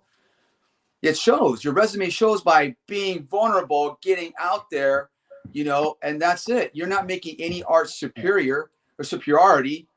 You find the totality, you find the vulnerability, and then you try to challenge it, and those on the authority of other martial arts systems by saying this is not going to work.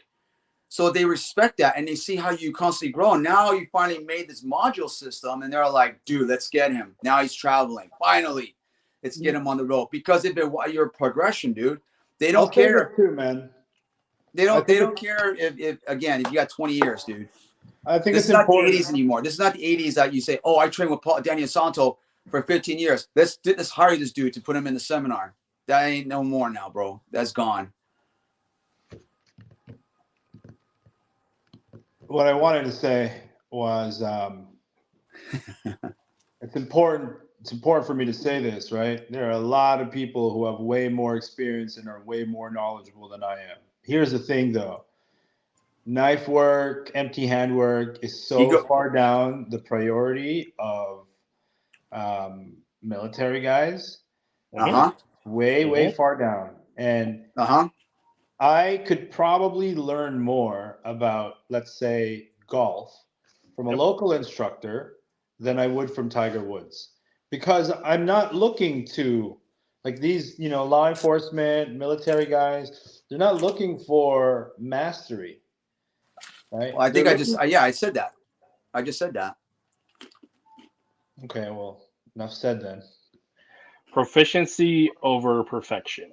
Because well said, Kirk. That's not mine. I got that from Jim Webster the other day when we had the podcast. But again, martial arts is about perfection. Proficiency is combat and fighting. So, and that goes right into what in shooting. Yeah. I was having a great conversation with Tom Sotis the other day. Great. I wish I'd filmed it. Tom Sotis is a brilliant mind in. Just a brilliant mind, period, actually. No, he is a brilliant mind, but at the end of the day, his nucleus is FMA.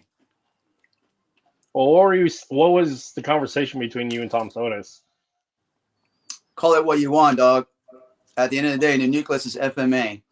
Yeah, but what was Tom Sotis? But if you're a brilliant mind person, like, say, Ed Parker, American Kempo Karate, like these guys, brilliant men, these men could do great things with the system.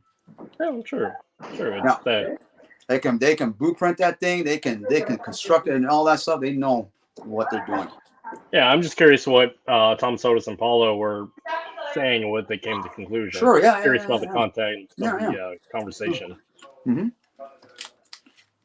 Well, folks, this is like 3.5 hours. This is literally the longest podcast I've ever done. So this is pretty awesome.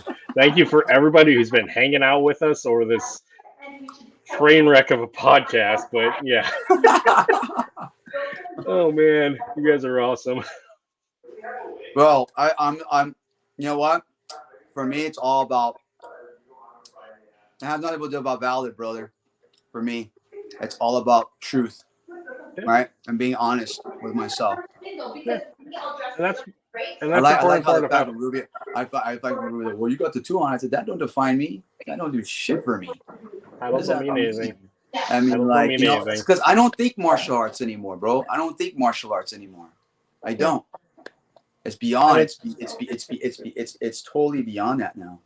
You know. Oh, it's like for me, I don't teach. I ask questions. I mean, eventually I'll teach again, but reality is, I'm in this phase of my life that I'm asking questions. Yeah. Because I'm challenging my internal narrative of what I think I thought I knew, with taking in new information. That's a challenge. It's a real challenge. It's a challenge of my ego, and it's a challenge of my sense of identity. So yeah, that's where I'm at. Dude, I love my seafood, bro. I love training, man. This kung fu, bro. It's so fun. These two guys, and then, dude, check this out. I'm gonna go learn monkey. There's this other dude, this other cat.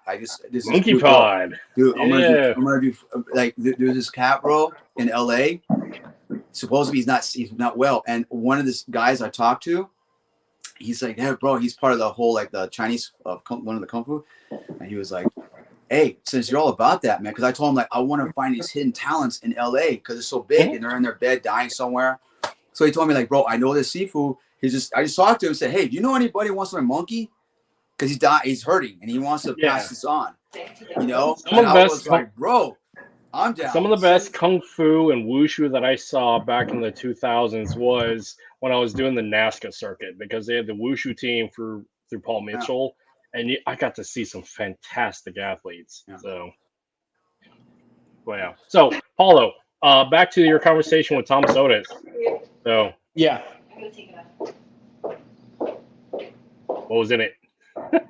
Oh, we had just a great conversation overall. We were talking about where's this guy going? I'm still here. I'm just getting some water. Oh yeah, babe, is there still coffee? I think I'm gonna have some coffee. Yeah, one of your non-binary coffees. So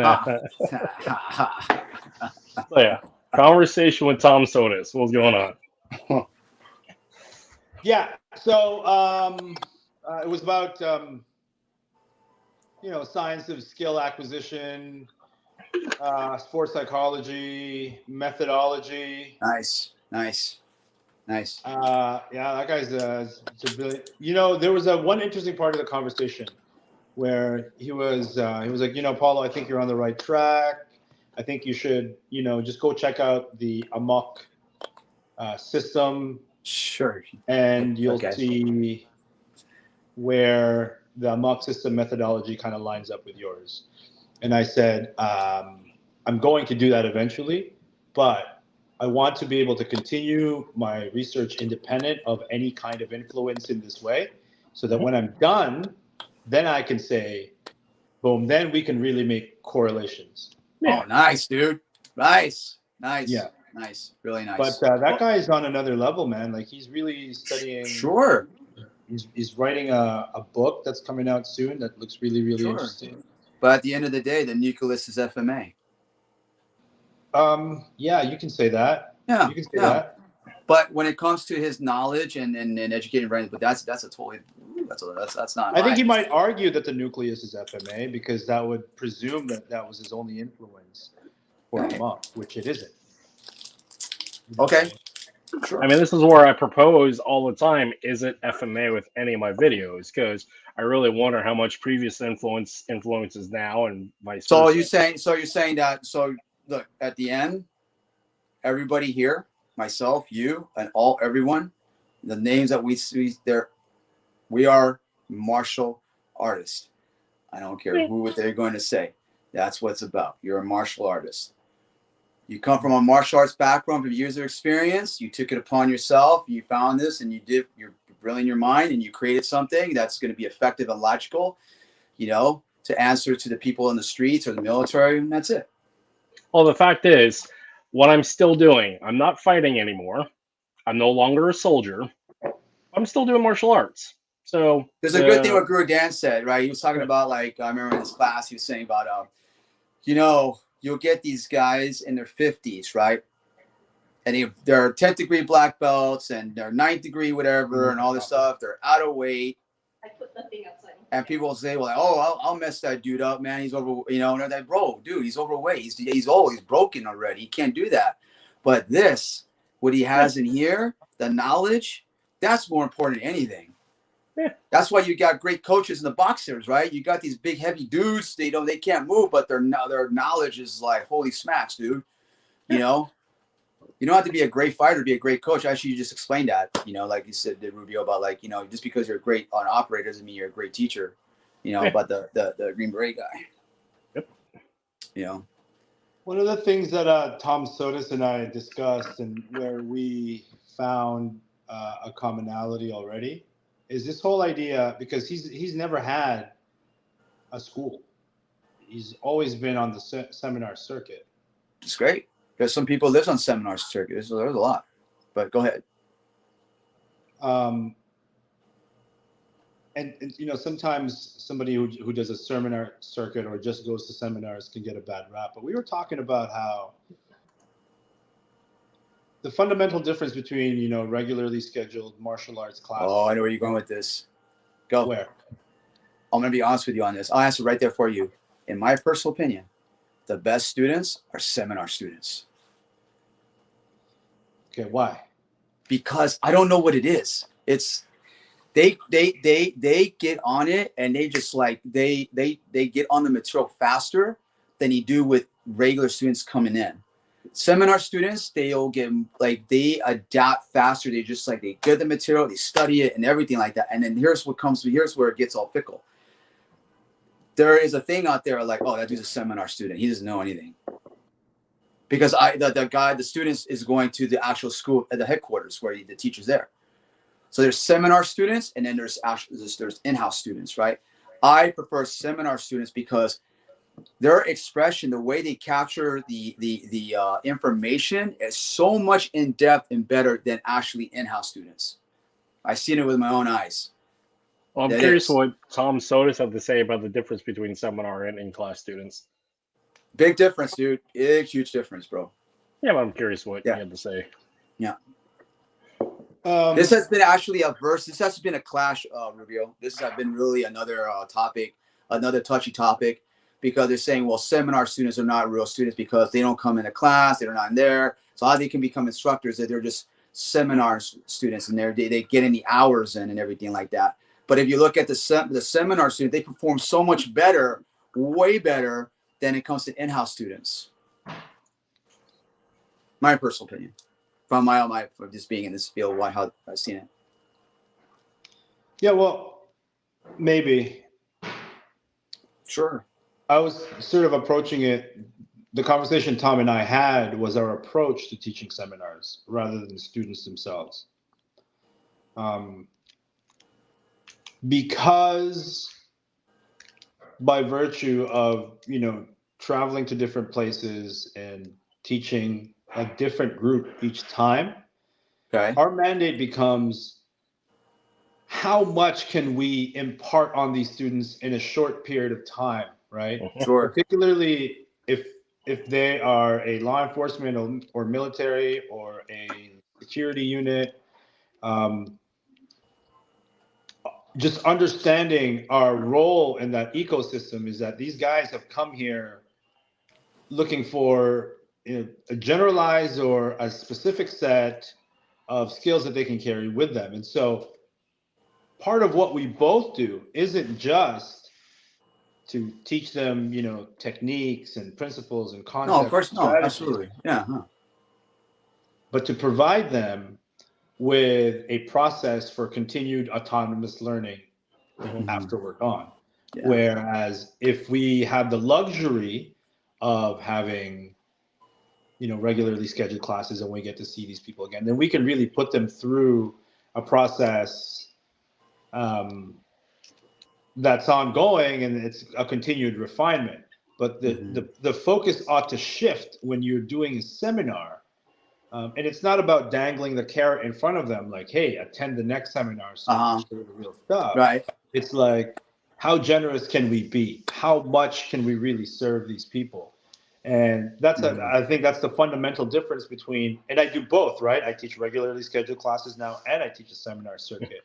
Sometimes the mandate for me in my regularly scheduled classes is, what's this new thing I can teach? How can I extend this lesson so that we're really focusing on specific elements of it? Whereas when I teach my seminar, it's like, I got to get you to a certain level of functionality, A.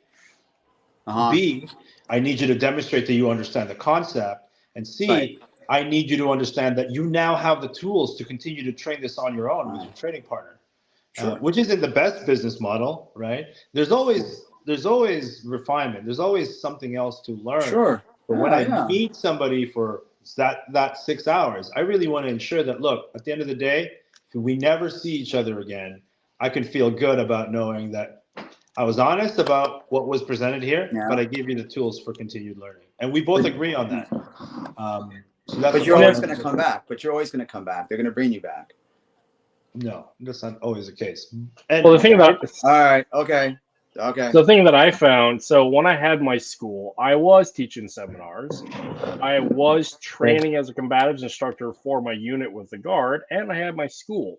The thing that I found between the three is my in-class students, we could build a base and have consistency, but their method of learning and process of learning was slower because the buy-in and day out, because it was up to them. The ladies that I did the 4-hour seminars with once a month, it was really much like an introduction to get them into classes, because talk about business model and also talk about like reality of there's only so much that we can impart with people as a point of inspiration. And then when I was training my soldiers up at my National Guard unit, I was very limited based upon doctrine and training time based upon what was on the training schedule. So I had to like modify everything that I did between those three different subject groups or community groups. And what I've kept finding out is you have to, in students, it's progression, it's perfection, it's long term. For those who are going to be immediately proficient, you have to condense and give immediate capability or immediate like understanding. So my challenge was, or my the choice that I made was like, hey, my regularly scheduled students or my regularly scheduled classes, those students also come and go. And so I've sort of taken the seminar philosophy of getting them functional first. And so that's how I teach my classes. And so, you know, there's pros and cons to that. Remember, we talked about how people learn different ways and they look for different things. You know, some of my students really want to be super technical and they want to know the whys of everything. But I'm like, hey, let's get to functionality first. So we spar almost every class. You know what I mean? We pressure. They see me fail. They tag me all the time. And that's that's the reality of it. And here's the thing that I think some people who have been teaching for a long time maybe lose sight of is that your students will by default give you a level of respect that will disallow them from really giving their best when they're up against you. You know what I mean?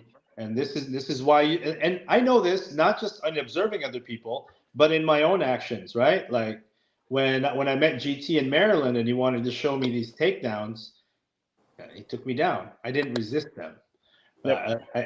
Because mainly also because I understood the nature of that exchange without being, you know, being a go-do. Even though for him it was like, I'm going to prove to you this takedown works. Be a go-do. My mandate wasn't, okay, let's prove it. It was like, okay, just show me. And so I really cultivate this in my students. When it's sparring time with me, right? Under specific parameters, when the safety conditions are met, you're really trying to get after me. And they get me. They hit me all the time. One of my students has been doing martial arts for a really, really long time. Greco-Roman wrestling, friggin' private lessons for 14 years with one of my instructors, you know, Steve, right? One of Coach Steve Dinamo's student for 14 years has now become my student because Coach Steve decided, you know, that he was going to take a little break. So I'm teaching this guy, but when it's time to go, like when we are like knife sparring and we're going, you know, from Largo to Corto to clinch fighting to takedowns to the ground game, there are some elements of that exchange where I'm being outclassed and I'm having to be crafty. But it's like it was like when I sparred against my teenagers, because they're at my last year of the gym when majority, if not all my pro fighters left the gym because life and whatnot. I was the primary sparring partner a technical sparring partner for all my teenagers. Yeah, you get smoked, man. I got smoked all the time. But the fact being I did 4 rounds straight boxing with my son. And I was like, holy fuck. Yeah. Dude, your boy, bro.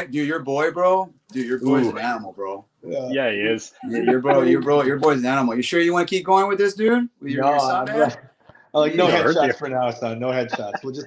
We'll show. You might as well. The forehead. Are you gonna have him fight? Go smokers? Or what's going on, bro? Are you gonna like push? Are you gonna? You know, I mean, he's very.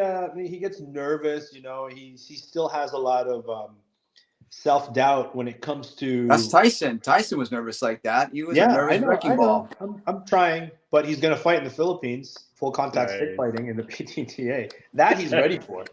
Nice. He's ready for that. Yeah, he's gonna be taking names, dude. He's gonna be taking names. He's gonna be a tough guy to beat. That's the dude. That's the guy right there. That's, to be honest with you, that's the guy who that to me is more than a Yakan.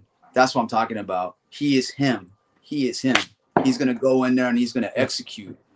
That's what I'm talking about. By Guru Russell, in spar opponents dares. In real fights, there's hesitance, right? So we have this information, right? We have this information, and so if you're a good instructor, you can manufacture conditions where you're less daring, and then you can manufacture conditions where, because in sparring, that's where you take risks. Like in knife sparring, me and my student, we take a lot of risks. And by the way, when you knife spar with the mentality that this is the real blade, right? It's fucking boring. Oh yeah. It's boring. You ever see these dudes like they're taking 100 swings and they're not making contact. They're not even in range. That doesn't matter. Let them dare. That is Exactly. how you Yeah, learn. exactly. Yeah. It's exploration and problem solving is what You that have is. to, And man. so- You got. Yeah, I understand. There's hesitance. There's always gonna be hesitance fighting. That's why you'd be like, "What's up? What's up?" And everyone's like, they don't want to like, "Oh shit, who's gonna throw?" Right? It's just a matter. You're gonna get licked, and you gotta. Let's go. Yeah, no, Lamont's It's absolutely all right. the way. It's all the way. So and that's the only way you're gonna find out. But of course, it's hesitant. Even in like pulling the trigger, you're gonna take someone's life. You gotta be hesitant about like, are you ready? Are you ready for this? You really do this? Yeah, there's always hesitancy. Yeah. You could train as much as you want sparring, but at the end of the day, when you have the oncoming silent at you, yeah, bro, you're gonna be hesitant as hell. But I bet, right. like Lamont's right in that sparring is where you take the risks. Sparring is where you dare to be courageous and brave. But a good instructor can manufacture a condition where it's like, okay, guys, let's not be so daring. Let's not be so brave. Let's be just smart. play. Gotta be fucking smart, man. Those are important too, but that's not really where you learn. It's not where you learn. People Well, I think hear what you're saying, but at the end of the day, no matter how much you spar with the knife and everything, it will never get you ready for the outside in the streets. It will help you, but it's not. That's why I was telling you in the very beginning, if you want to do something like that, you go in the military, go and join Buds, go on a Green Beret selection, get out there, go to war, get some in there, and then that's it. Or you go to, I'm not kidding. I'm not going to kid you on that, man. Well, I mean, you don't know until you know. So and it's like you got these people that make institutionals like, okay, come learn at these shoot house where former Navy. Hold on, let me finish. These former Navy SEALs and everything like that. They can train you to the point where they can take you, but that's it. They can't take you no more than that. That's somewhere you got to go and develop that the one you don't like is the mindset.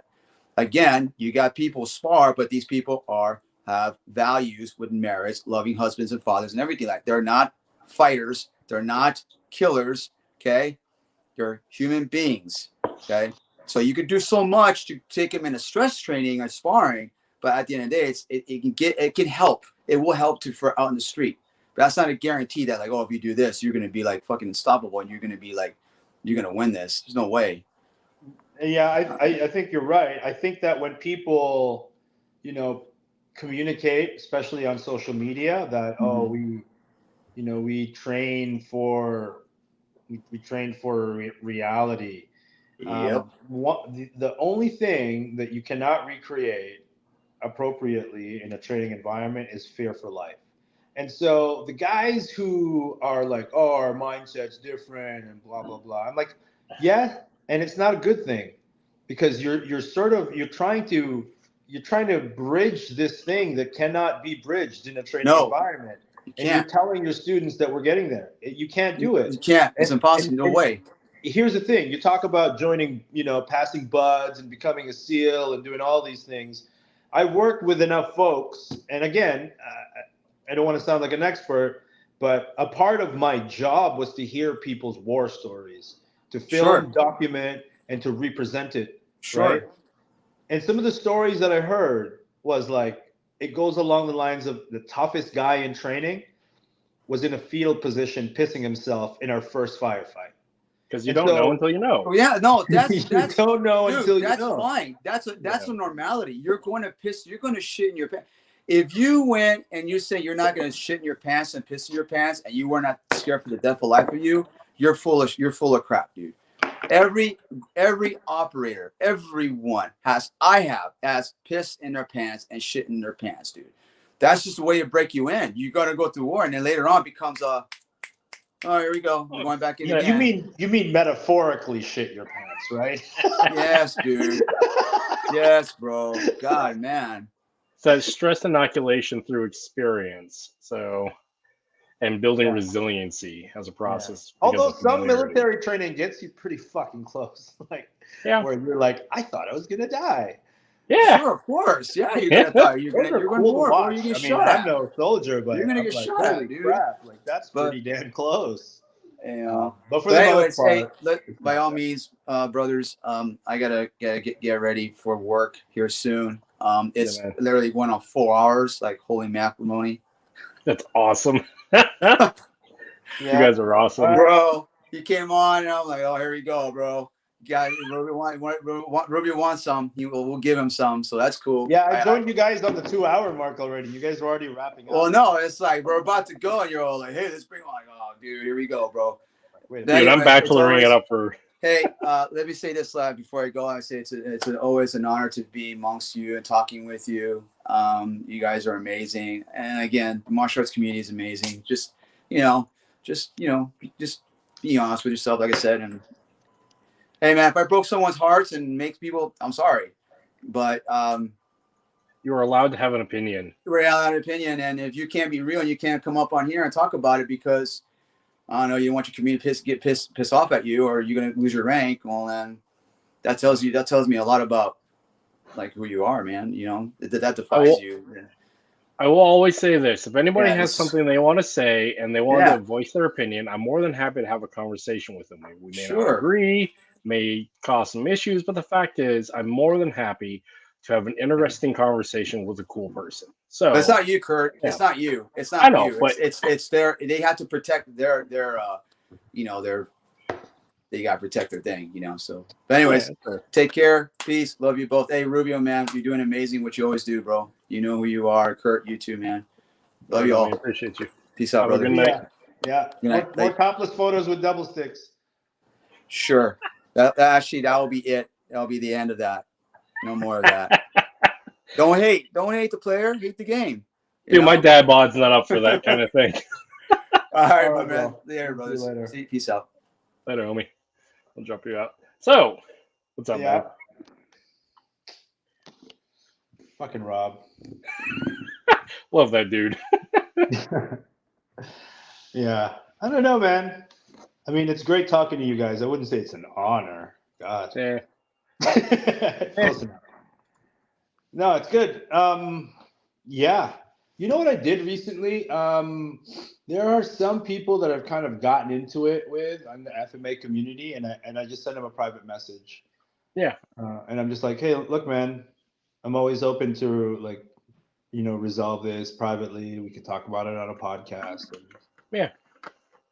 I suppose that was a little bit for my own kind of, just to kind of go, hey, look, I reached out. I'm You're not responsible for you. Yeah, I'm not about holding grudges, and there's just too many things in Filipino martial arts to disagree with. But I just find like whenever we're in the same room, there's more to agree on, and, including where to go for dinner afterwards. Like let's go have Korean barbecue. You can always can't agree with your wife where to go eat. Yeah. So how's been your journey, kind of stepping into? It's an interesting one, right? Because you've been gone for a while, and then all of a sudden, first of all, the landscape is different, right? Like social media, you can really plug yourself into different communities just by, rubbing a few nuts the right way, kind of, so to speak. It's like, oh, I like the way you guys do Sinawali. Come right in.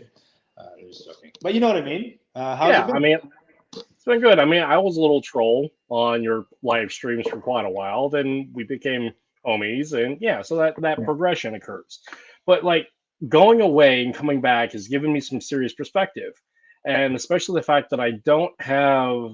I mean, I have a platform, but I don't have a professional impetus or a school that I'm representing, so to speak. I'm a man. I'm technically a man without a flag, but I do have a flag. I have a flag myself and those who I choose. So the fact I'm not doing this for money anymore, I'm doing this for self-edification and a process of learning. And hopefully, like by talking about difficult things, it holds me accountable, puts context of things that I think about, and hopefully it helps for everybody else, because there's a lot of stuff that sounds naive from my part and foolish, but I'm asking the questions that people are that are afraid of asking because of those perceptions. So the stake that I would encourage you to continue to do that, man, because I suppose and part of the reason why I was asking who would win in a fight, Jay and Bobby versus this, I have to be demonstrative that I can't have these lines, I love all these guys. I respect practically every person that I mentioned in that conversation, right? But at the end of the day, it's kind of like it's pushing myself. And one of the things that I continue to do on my social media was to never be a slave to my own success. Yep. Where, like but there's a line to that. Like, it's been a while since I've posted anything that involved me, Doing a thing. kicking dildos. You know what I mean? Like, it's Yeah. Well, I mean, we go in cycles. We go in cycles of creativity, and we can go in cycles based upon what we're involved in. And I mean, talk about like those lines. To be truly a free agent, we have to be free of being attached to a thing or a structure. Now, of course, we have our inclinations and things that we prefer. Sorry. But no, it's fine. Of course, we have things that we prefer and inclinations and associations. But as a responsibility as social media guys, because that's what we are, we have, and being advocates for the entire community, we have to be literal free agents to say what we're going to say for the behest and benefit of everybody. Yeah. Well, I'm teaching kids. I have all of these professional eyes on me now, and what I mean by that, what I said is, like, people tend to attach themselves to the persona that they think is truly representative of who you are. And for me, it's like, I feel like I can be a professional. I can turn on the switch in a classroom environment where I can be really serious, and at the same time throw giant dildos on a wall and spin kick it. Yeah. But that's a tough thing to because you're just like, like a corporation is judged by every interaction that they have with the public, right? So if your greeter is grumpy and is a piece of shit, and they have an interaction with a customer who walks into a Walmart, that's how they're going to see the entire corporation. Yep. And the same goes with social media, right? If the first post that they see of me is, telling an inappropriate joke, then they'd have missed all the other cool stuff that I had posted that may be relevant to what they do. So this is the thing where I kind of have to balance out. I have to regulate to what degree of authenticity I want to present. What's up, Brian? My man. By the way, are we on the Fight House Talks podcast or on your podcast? It streams to both, but this is primarily mine. So here's the other. To go back and answer your question on the second part, because I'm a free agent at this point, they can lead to the opportunity for me to be a jackass online, which sometimes I can be. But the fact is, it gives me the opportunity to do it.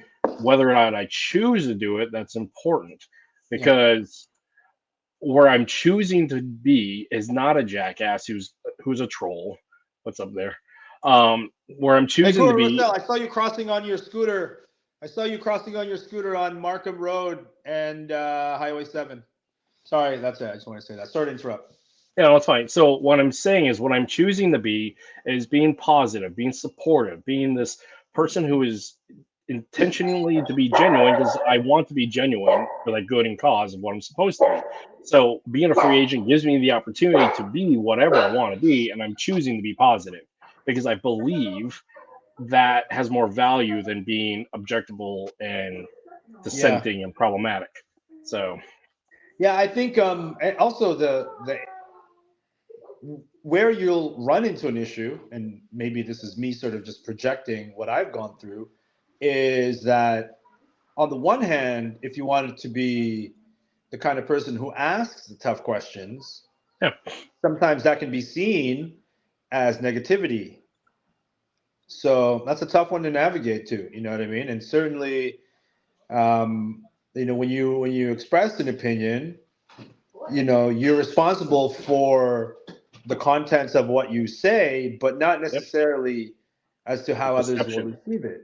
Yep. I'm responsible for me, not for you. That's right. Right. So, and I find that like the community, not just FMA, but like the world in general, doesn't understand that critical exchange of they're accountable for them, they themselves, and not everybody else. So, and that's really tough in the martial arts community in general, because it's such a fickle little thing where, you're trying to please multiple daddies, and it's like you can't say the wrong thing because daddy number one's gonna get mad, and you can't express opinion A because daddy number two is gonna get mad. And so, part of having these conversations, it's fun. Like, who would win in a fight? Yeah. Like GM Bobby versus Datu Kelly. These are great conversations to have. And honestly, if they were sitting in front of me, we would be having these conversations. If I had Datu Kelly and GM Bobby, I'd be like, and we're drinking, I'd be like, who'd win? Stick fight, who would win? And then they'd have a kind of like really cool conversation about it. Okay, what about knife? Okay, cool. What about you've been drinking and you're sober? Nut shot versus backhand. I mean, yeah. But the thing is, like, it's typically their students who go, "How dare you ask those questions?" Yeah. Like, well. And that was a big part of the first half of this conversation with Roberto is this thing about loyalty and the projection of that loyalty to the instructor because of a cult of personality. This is a conversation we've all had a million times over, but it's that thing of loyalty to an instructor and a system because of a cult of personality, daddy issues, whatever. But the fact is they're reliant upon the capabilities of that individual without they themselves actually taking ownership of their own capabilities and saying that I'm not my grandmaster. I'm myself. So and that's really hard for people because people want to belong and people want to show deference and loyalty because they're excited and they love a thing. So and that is, I think, a byproduct of bigger issues. Like I've had people who wanted to, for example, collaborate, but wanted me to do all the work. And it's like, hey man, if we're gonna collaborate, don't dump your issues on me. Like, right. This has to be, symbiotic. Anyway, I think it's been a pretty interesting journey so far. Yeah. And man, going through those 5 seminars in like 2 weeks. Yeah. Really, it was so, first of all, it was exhausting. It was nerve-wracking. I was super, super anxious because each one was a different dynamic, different places, different hosts, jet lag. Communication between students. Yeah, it was really, it was rough, but it was so good because like with each seminar, like the one in Vegas, I only taught half the class, and then, then Sal took over. But that gave me a lot of information and tools and ideas to integrate into the next one, and it just kept evolving and evolving and evolving until by the end of it, I had these notes, and it was kind of like Lego pieces, right? Yeah. These are the foundations and introductions, and based on what they do, it can go here, here, or here. There was even one seminar where after lunch, the lead instructor for the unit was like, look, I get what you were trying to do for the first half, but what we're looking for are direct applicability for this, and that. And that makes sense. And I'm like, let's go. And then at the end of that, there was a pressure testing element. Yeah. That was exactly like some of the stuff that we did at the beginning of class. And I'm like, look, I told you this was all going, somewhere. You wanted to do it in this specific way, but the things that I taught you at the beginning of class, those are the universal things that you can carry over and continue to train. Like you can use, basically Hubud, right, as to disengage and transition to your weapon. You can use Hubud as a platform to get connectivity. You can use Hubud as a way to gain a favorable angle for a takedown. You can use Hubud to deploy your own weapon in close range. But being able to intellectually pivot, adapt, and then bring back and mentor to the original plan is a skill in all of its own. And do it in such a manner that they didn't realize that you brought it back to what you were originally intended. Yeah. And now those guys were like, we want you back in the springtime. We're going to bring all 50 of our instructors to train with you. Yeah. And those are like, oh, that's pretty freaking cool. Who knows whether or not that's going to happen? Things happen, schedules, but just to, these meaningful feedback loops The thing about when you teach a civilian martial artist group is, even if you ask for feedback, it's always going to be positive. Like, I've never been to a martial arts seminar where the instructor at the end, first of all, good on them for asking for feedback, but I've never been to one where there's been negative feedback. Yep. You know what I mean?